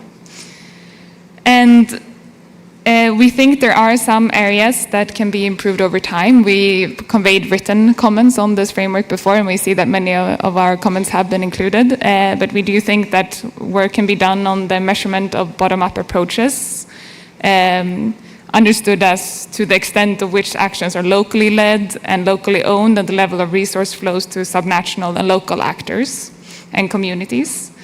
And measurements and attention towards connecting responses to loss and damage to longer-term adaptation, including building back better, climate-resilient infrastructure. We also would welcome a further disaggregation of target groups as per vulnerability criteria, and targeting the most vulnerable and understanding variation in needs and access. We also think there's a fine-tuning of different wordings that can be done in relation to early warning systems, and also we do think work can be done on the health-related indicators being more outcome-focused. That said, we do think we need a flexible approach. We think we need to try to have a quite simple approach also for the BIM. It's all about learning and learning from the experience of this phase. Thank you. Thank you, Kaisa. I have Rulita next. Thank you, Chair, and thanks to the Secretariat for producing this paper. I would concur with others who have spoken before about the need to avoid complexity and burden and to make this process more onerous for countries and people who are trying to address very urgent, critical issues. So I would caution us. The second thing is that really I appreciate the detail provided, but we don't have $500 billion. What we're dealing with is a very, very small pot of money, and to think that you can cover the full scope of loss and damage issues with this little pot of money where even all the access modalities are not yet available, I think is being pushing it a little bit too far.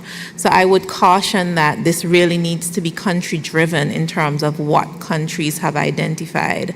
And right now, what is listed here is restrictive and prohibitive in terms of the choice of types of activities that countries may want to choose. So I would just be cautious on that. And just to reinforce this country-driven, bottom-up approach in how we choose to measure outcomes.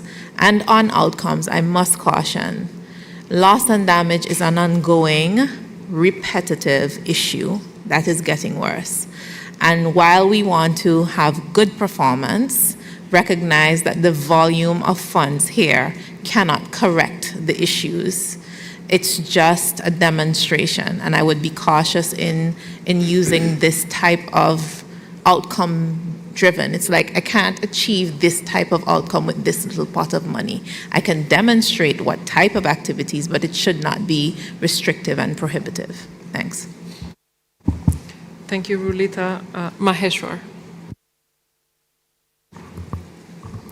Thank you, Chair. And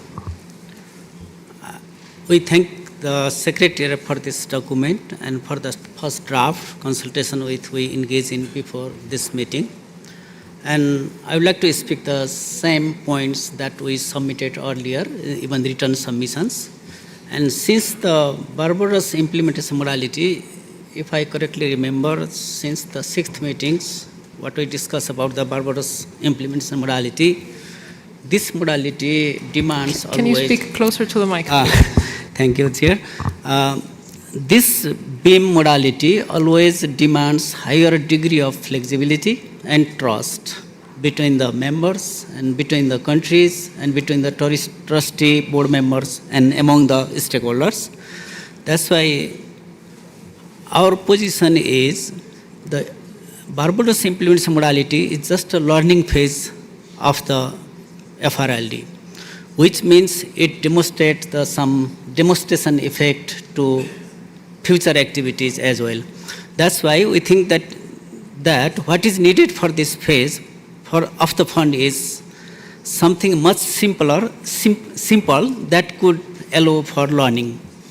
Certainly, for LDCs, we will face the challenges and generating the detailed level of informations.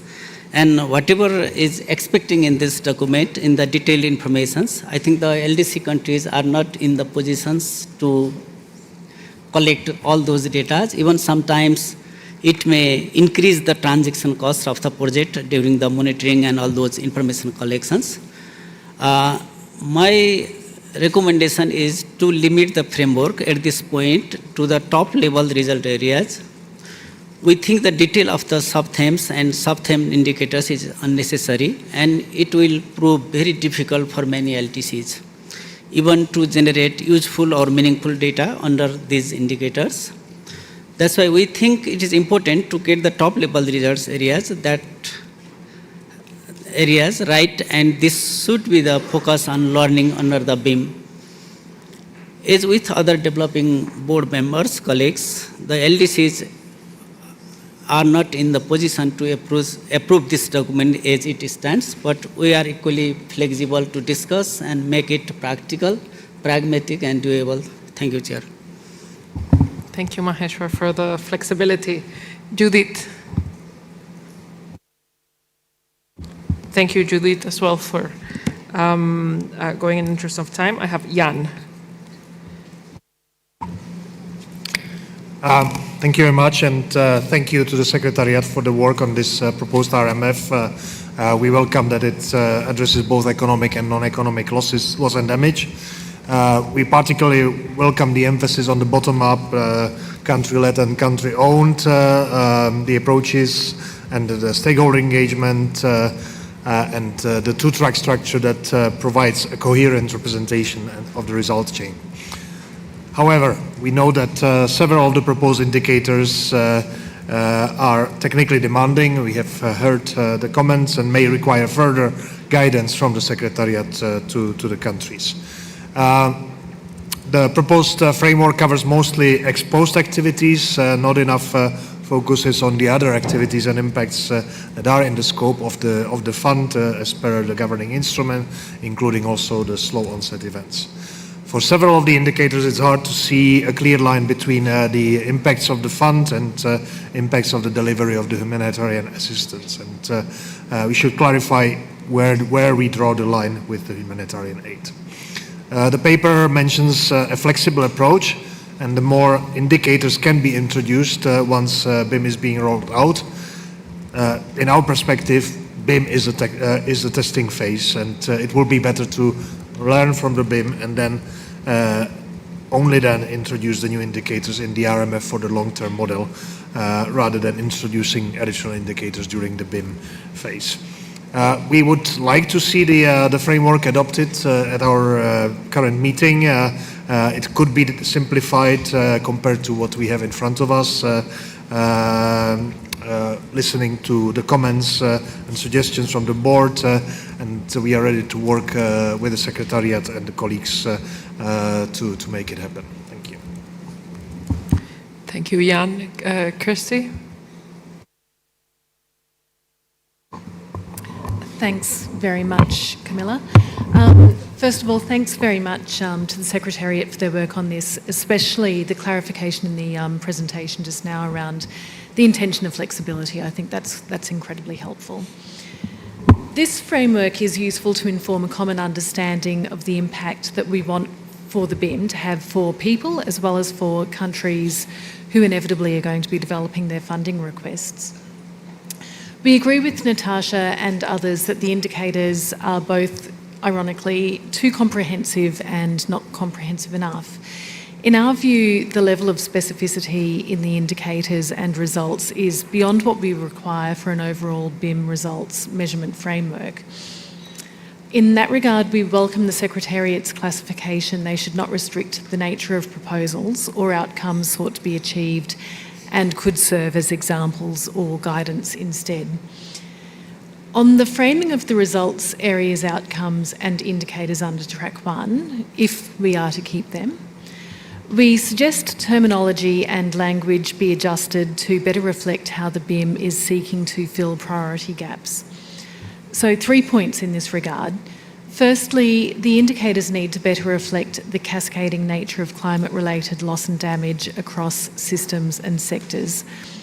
For example, currently some indicators refer to interventions, quote unquote, following loss and damage, which suggests that loss and damage is a finite event that finishes, rather than something which may compound and cascade, as noted by Rouletta. Changing references to in response to loss and damage may help in some places, but in other places there may be consideration needing to be given to how to better capture outcomes that enable communities to respond to repeated and cascading impacts. Secondly, the results area outcomes could better reflect the role this fund will play in supporting countries respond to loss and damage, as distinct from things like sustainable development, adaptation and humanitarian efforts. For example, outcomes on sustainable livelihoods may be misplaced when livelihoods need to recover in the first place. In many places, the indicator or description of the outcome seems to correctly reflect this, but the title of the results area outcome needs to be updated accordingly. Thirdly, the framework needs to better incentivise and capture how the BIM is responding to the disproportionate impacts of loss and damage on women, Indigenous peoples, youth and persons with disabilities. Currently, there are references to engaging with these groups in planning and a reference to disaggregated data, but there should be more indicators incentivising, disaggregating and capturing results for people in vulnerable situations, noting that this is part of the assessment methodology. Finally, I'd like to align with Jan's comments about preferring to see the framework adopted at this meeting, and I think we're in a good position to do that, and we're happy to be constructive going forward over the next couple of days. Thanks. Thank you as well, Christy, for that. Ahmed.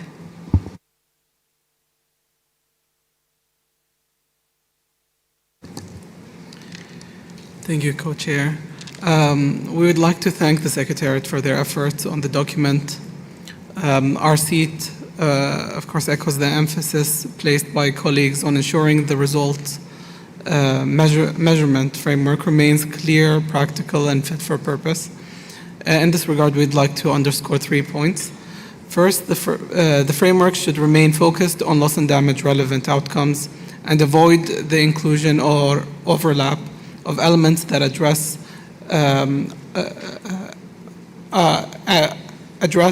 under or other domains or mandates, which are covered under separate processes and should not be reflected within this framework.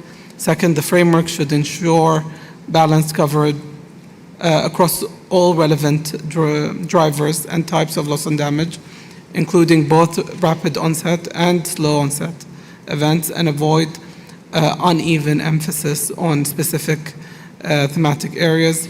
In this context, it is important that the framework reflects a comprehensive and natural approach, including due consideration of land degradation and desertification alongside the other relevant processes without overweighing individual components.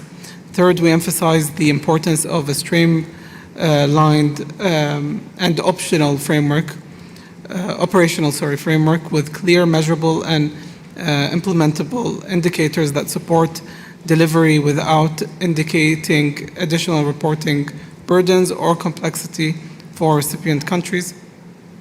Overall, we remain supportive of a framework that is balanced, technically sound, and implementation orientated, and that effectively supports the fund in delivering tangible outcomes on the ground. Thank you. Thank you, Ahmed. I have Antoine. Thank you, Camilla. First, I want to thank Secretariat for all the work that has been done on this. It's a major, it's a key document for the BIM. So hopefully we can agree on a framework during this board meeting.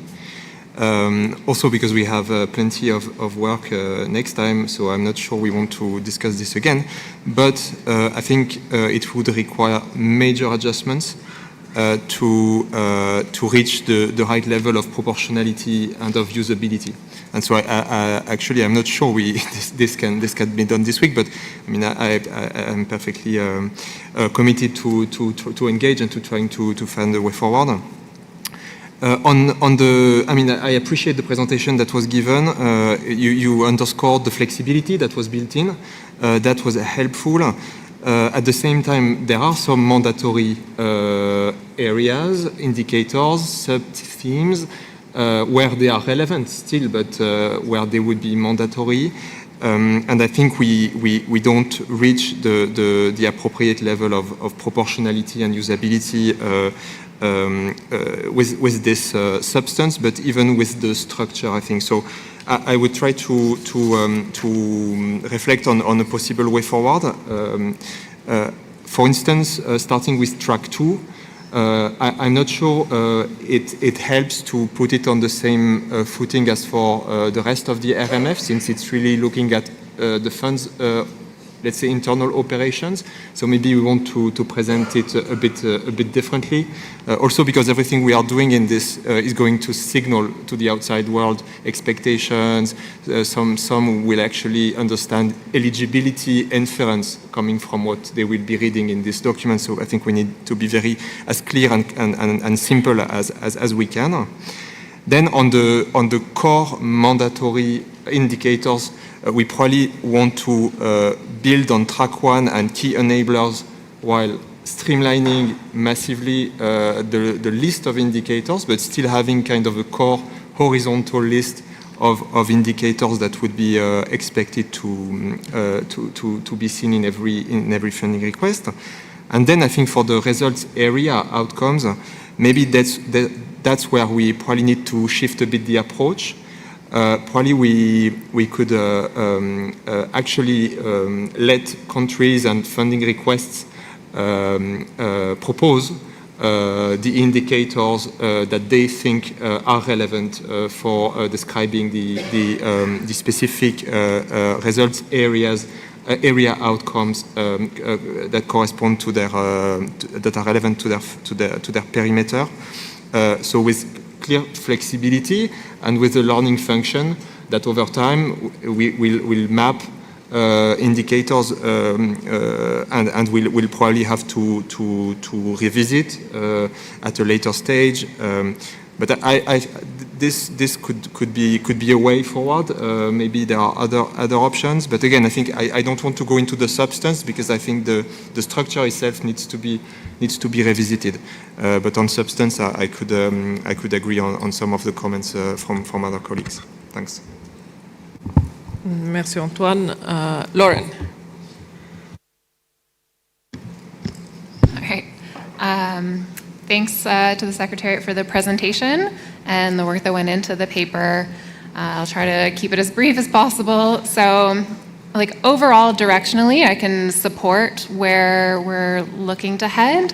Although that said, I do agree with many of the concerns that have been expressed about over-complexity of the framework and see value in a simple, effective framework that supports our learning, our accountability, and communicating our results. And I'm open to a lot of the changes that might be implied from some of the comments that have been shared.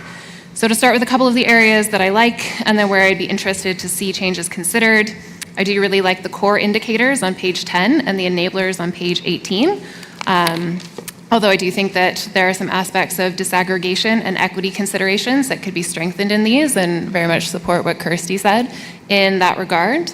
I'm also happy with the scope to include organizational effectiveness, as I think that we would get valuable learning to inform the long-term model, but I also agree or am willing to agree with those who would like to see that treated separately. I would have no issue with that. But I would agree with the views expressed that we have a very long list of very specific indicators on pages 11 to 16. And I can see the concerns about over-complexifying what we're trying to do here in that list. It's just not possible that we could ever arrive at the comprehensive list of possible results and indicators that we could be supporting with this fund. And so I'm not convinced that we should try to preconceive what the correct list is. And we could spend a lot of our time and energy debating a list where those indicators may never come into use if they never match a project that gets proposed. And the real question is what gets proposed and what indicators match the kinds of outcomes that are reflected in those projects. So I'm concerned that we'd spend many more hours debating a list if we're looking to sort of judge how well a fish climbs a tree. We're not spending our time very well.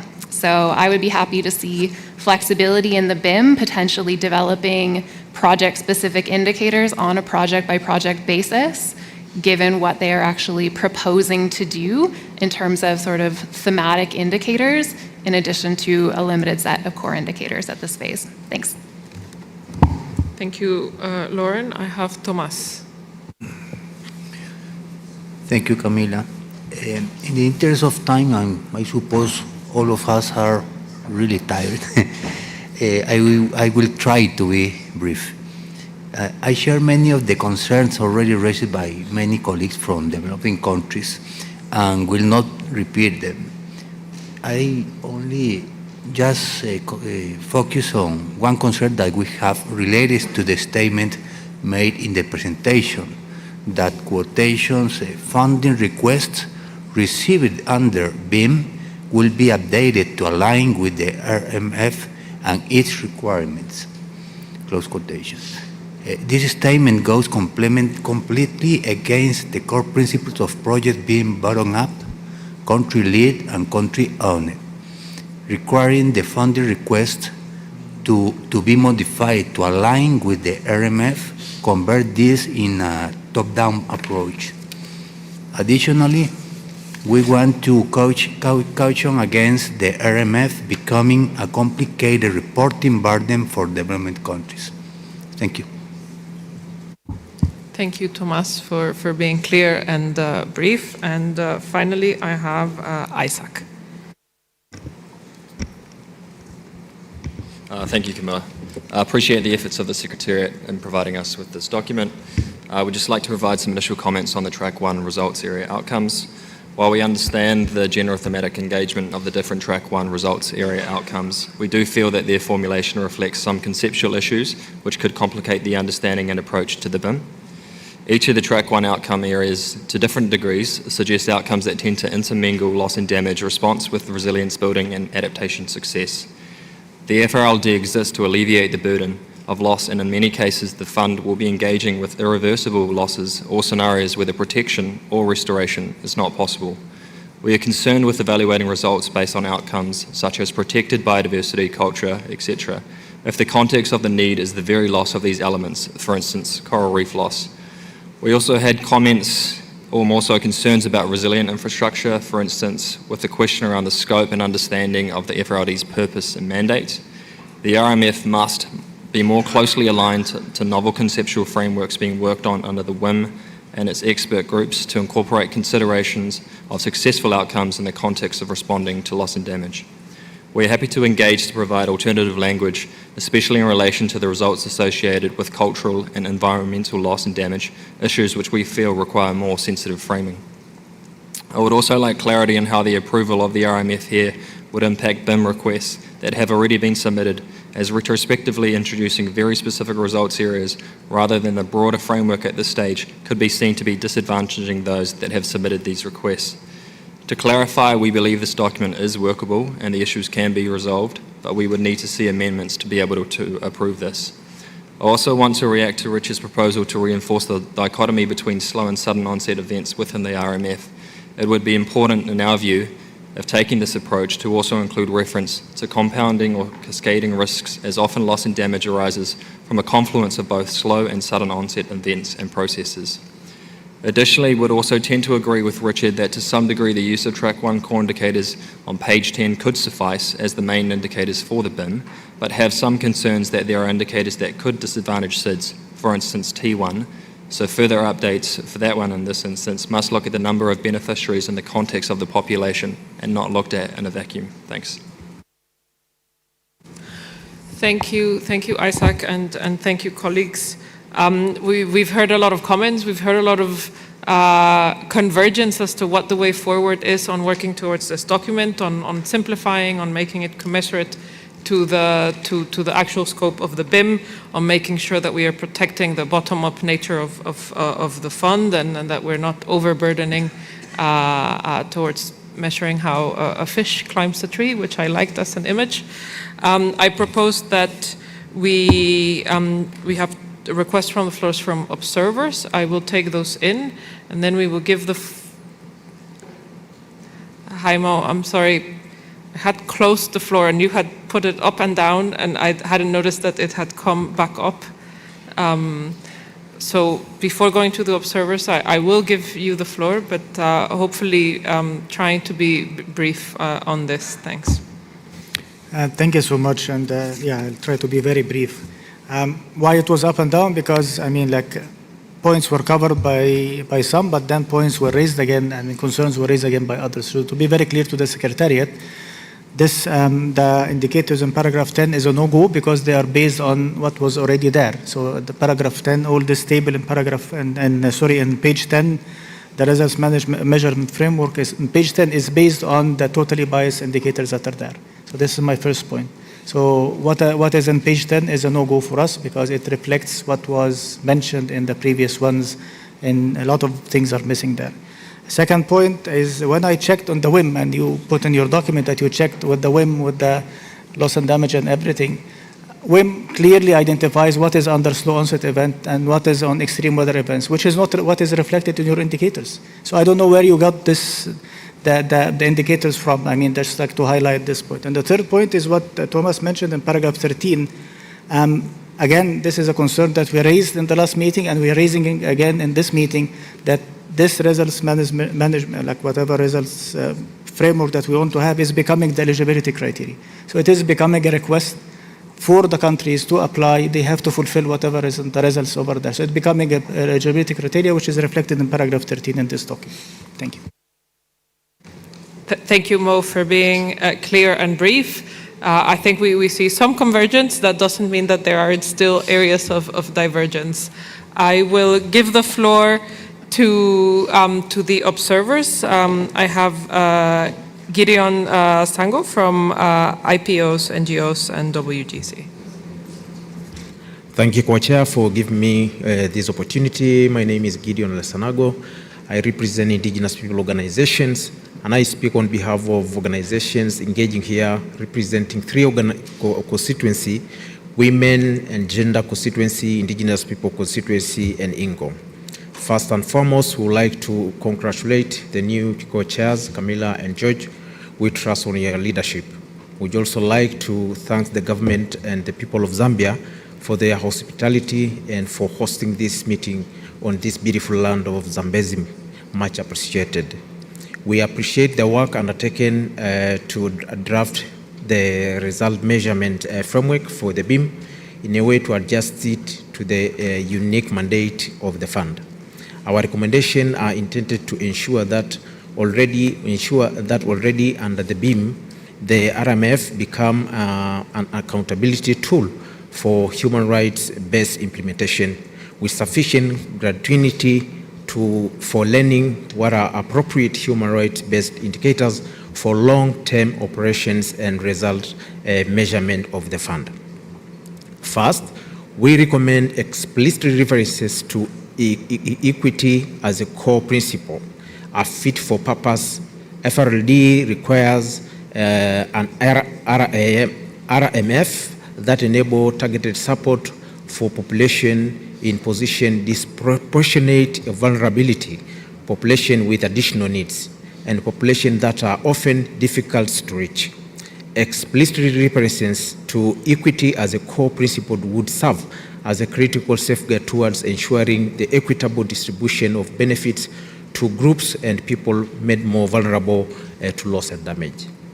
Second, we welcome the core indicators in track 1 focused on the number of beneficiaries reached by the FRLD targeted interventions. However, we are concerned about the pervasive use of ambitious catch-all phrasing such as beneficiaries, people and households. The RMF must specify what is meant by vulnerable groups to include through not limited to children, girls, women and gender diverse groups, older people, people with disability, smallholders, food producers, migrants, refugees and displaced persons, indigenous people, ethnic, religious, racial minorities, and other groups accounting for different realities within countries. The RMF must also report disaggregations of beneficiaries to ensure that funding indeed reaches those most in need. If funded intervention exclude or neglect certain categories of vulnerable groups or peoples, this would undermine the credibility of the fund. All FRLD funded activities should therefore be required to disaggregate both baselines and results. Third, All indicators and sub-indicators should consistently provide for better outcome that improve lives rather than just the restoration and protection of existing conditions. Many indicators pertain to baseline conditions being retained or restored, but vulnerable communities precisely live under baseline conditions that are less than ideal and desirable. Elevating baseline conditions and tackling the root cause of vulnerability provide for a more equitable and effective use of funds as opposed to a more costly cycle of repetitive temporary fixes. We also find some critical element missing. Food security is not measured as a standard alone indicator. Climate impact to food system must not narrowly interpreted by RMF only as a disruptions to livelihoods, infrastructure, or productive values. The RMF must treat the right to food as a distinct issue and must ensure a continued and enhanced access to nutritious and culturally appropriate staple food for communities vulnerable to and affected by the related disasters.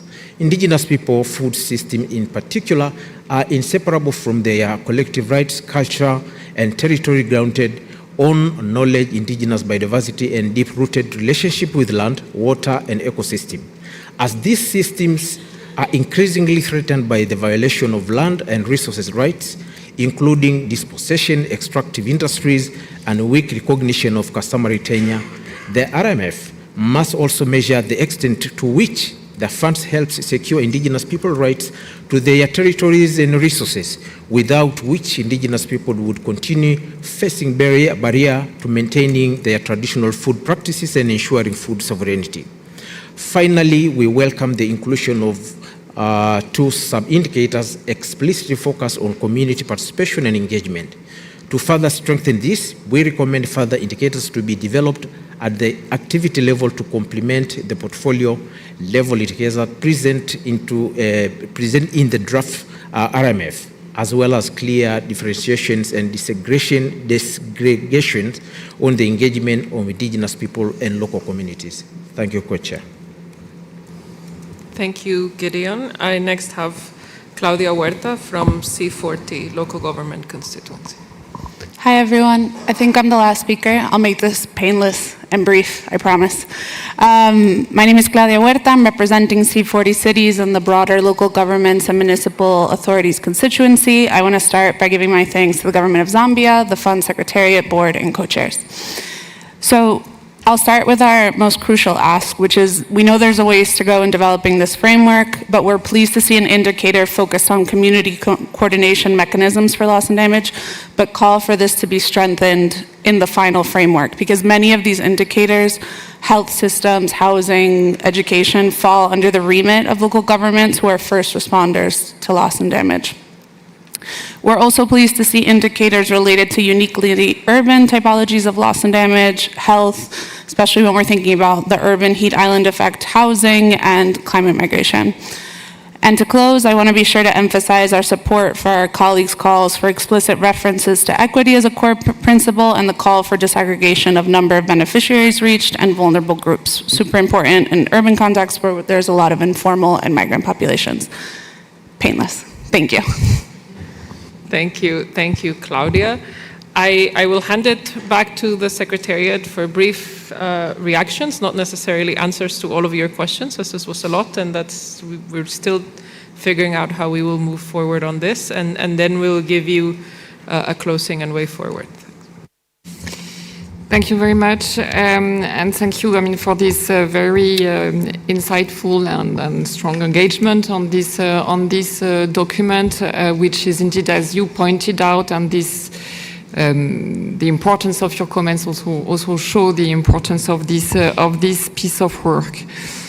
Thank you, Aude, for acknowledging that it was not an easy task, and I think, indeed, on this critical topic, this is what we see with the magnitude of the comments received.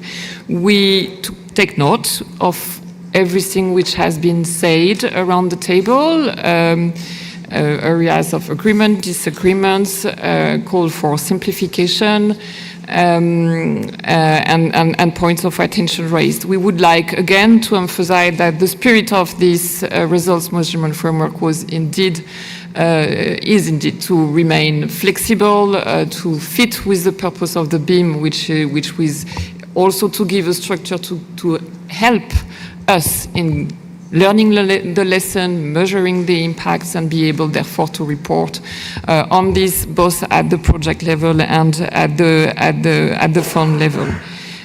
So we will reflect on all that. There were a number of smaller questions that were asked, or more from Thomas, a question more in principle on how it will impact the funding request already received, that I'm gonna ask Sandra to try and answer very briefly. Thank you, Sandra, please.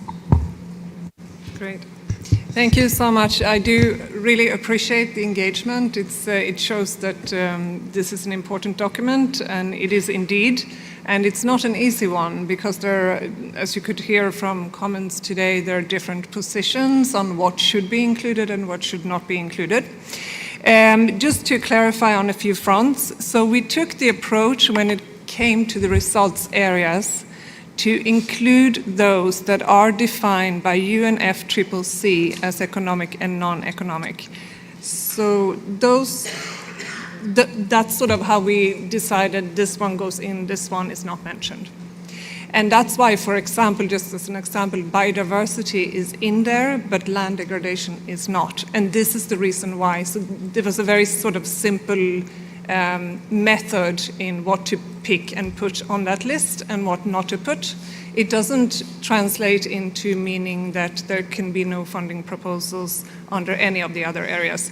But we do take on board the point that even though it doesn't limit or direct any funding proposals, it could potentially be perceived as such. So we will think about, we take that on board, and we will think about how we can reshape that and what is the best way to sort of address that issue. And perhaps the sectoral part, the results areas, I do think that it might be quite difficult to get an agreement on those areas, judging from the comments here today. So I'm wondering, but anyway, we will reflect over it, and we will not take a decision on the spot now. We'll see how we can address that over the next few days. So that's on that one.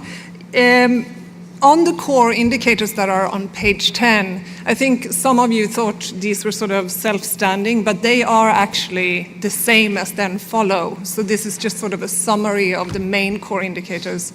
So, so either we keep those and the following ones, or we take them out. So this is another decision that we can take. There were some other comments, for example, on the midterm, whether it makes sense to have a midterm evaluation since the implementation can be quite short. On this one, I just sort of wanted to mention a few things. So one is that the BIM phase is short, but the projects under the BIM have the same length of implementation as any other projects under FRLD. So the BIM projects are not shorter in duration. Now, when we heard in the previous presentation that the average right now is 3 years, this is because there is an outlier in that calculation. It's much more likely that the projects will be running over approximately 4 or 5 years, maybe even longer. But on our side, we're flexible on that requirement, but I would like to mention that it's actually written in the GI that there shall be a midterm and a final evaluation for funded activities.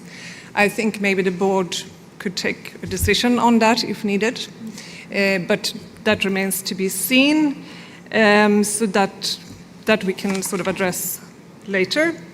I also wanted to say, I take on board the wording, which was perhaps a bit clumsy when it says the funding requests will align with the RMF. But what I meant perhaps more is that we will match them up, because we can actually already see from the funding requests that we have received, which is just an indication, but these slot very easily into the sectors that are mentioned. We recognize that there could be other sectors, absolutely, and they're not meant to be limiting, but again, it could be perceived as such, and that can be an issue. Yeah, I mean, we have taken very detailed notes, and we will come back to you and propose something different or something adjusted, and we will see if we can come to an agreement in the next few days. We have tomorrow and the day after, so we will go from there and see how we adjust accordingly. Thank you very much. Thank you, Sondra, and thank you all for having been, I mean, you were very clear in your points, and we know there's a lot of work, but we really appreciated that you were constructive and to the point in your interventions. We will assess and agree as co-chairs teams on what we propose as the best way forwards for bringing this agenda item again, in the hopes that there is space to have an RMF policy adopted here, as we do have a very, very charged B9 agenda, and we hope to give clarity to those projects coming there. So we will let you know on how we plan to proceed. For now, we hope you can rest, and we will meet here tomorrow at 9 a.m. Please be punctual, because we have a lot to get through in these days, and a lot of items that are coming back. So have a good rest, and thank you for your engagement today. Thank you. Good. But in a way, it's true, it's striking for 20 projects having 50 plus indicators. But it's not. It's only what is applicable. It's only suggested. I know, but it's true that, I mean, the fact, I understand the idea that maybe if we enter into a dialogue on each funding request, we can still make sure that they present proper results. So, because we can have the luxury to go project by project in this dialogue and to co-build with them on the sector. Still, we need to commit on having prospects. So I think what we have to do is we have to take out the sectoral. Yeah, these are the ones that come back here. This is just a summary of this. Yeah, but it means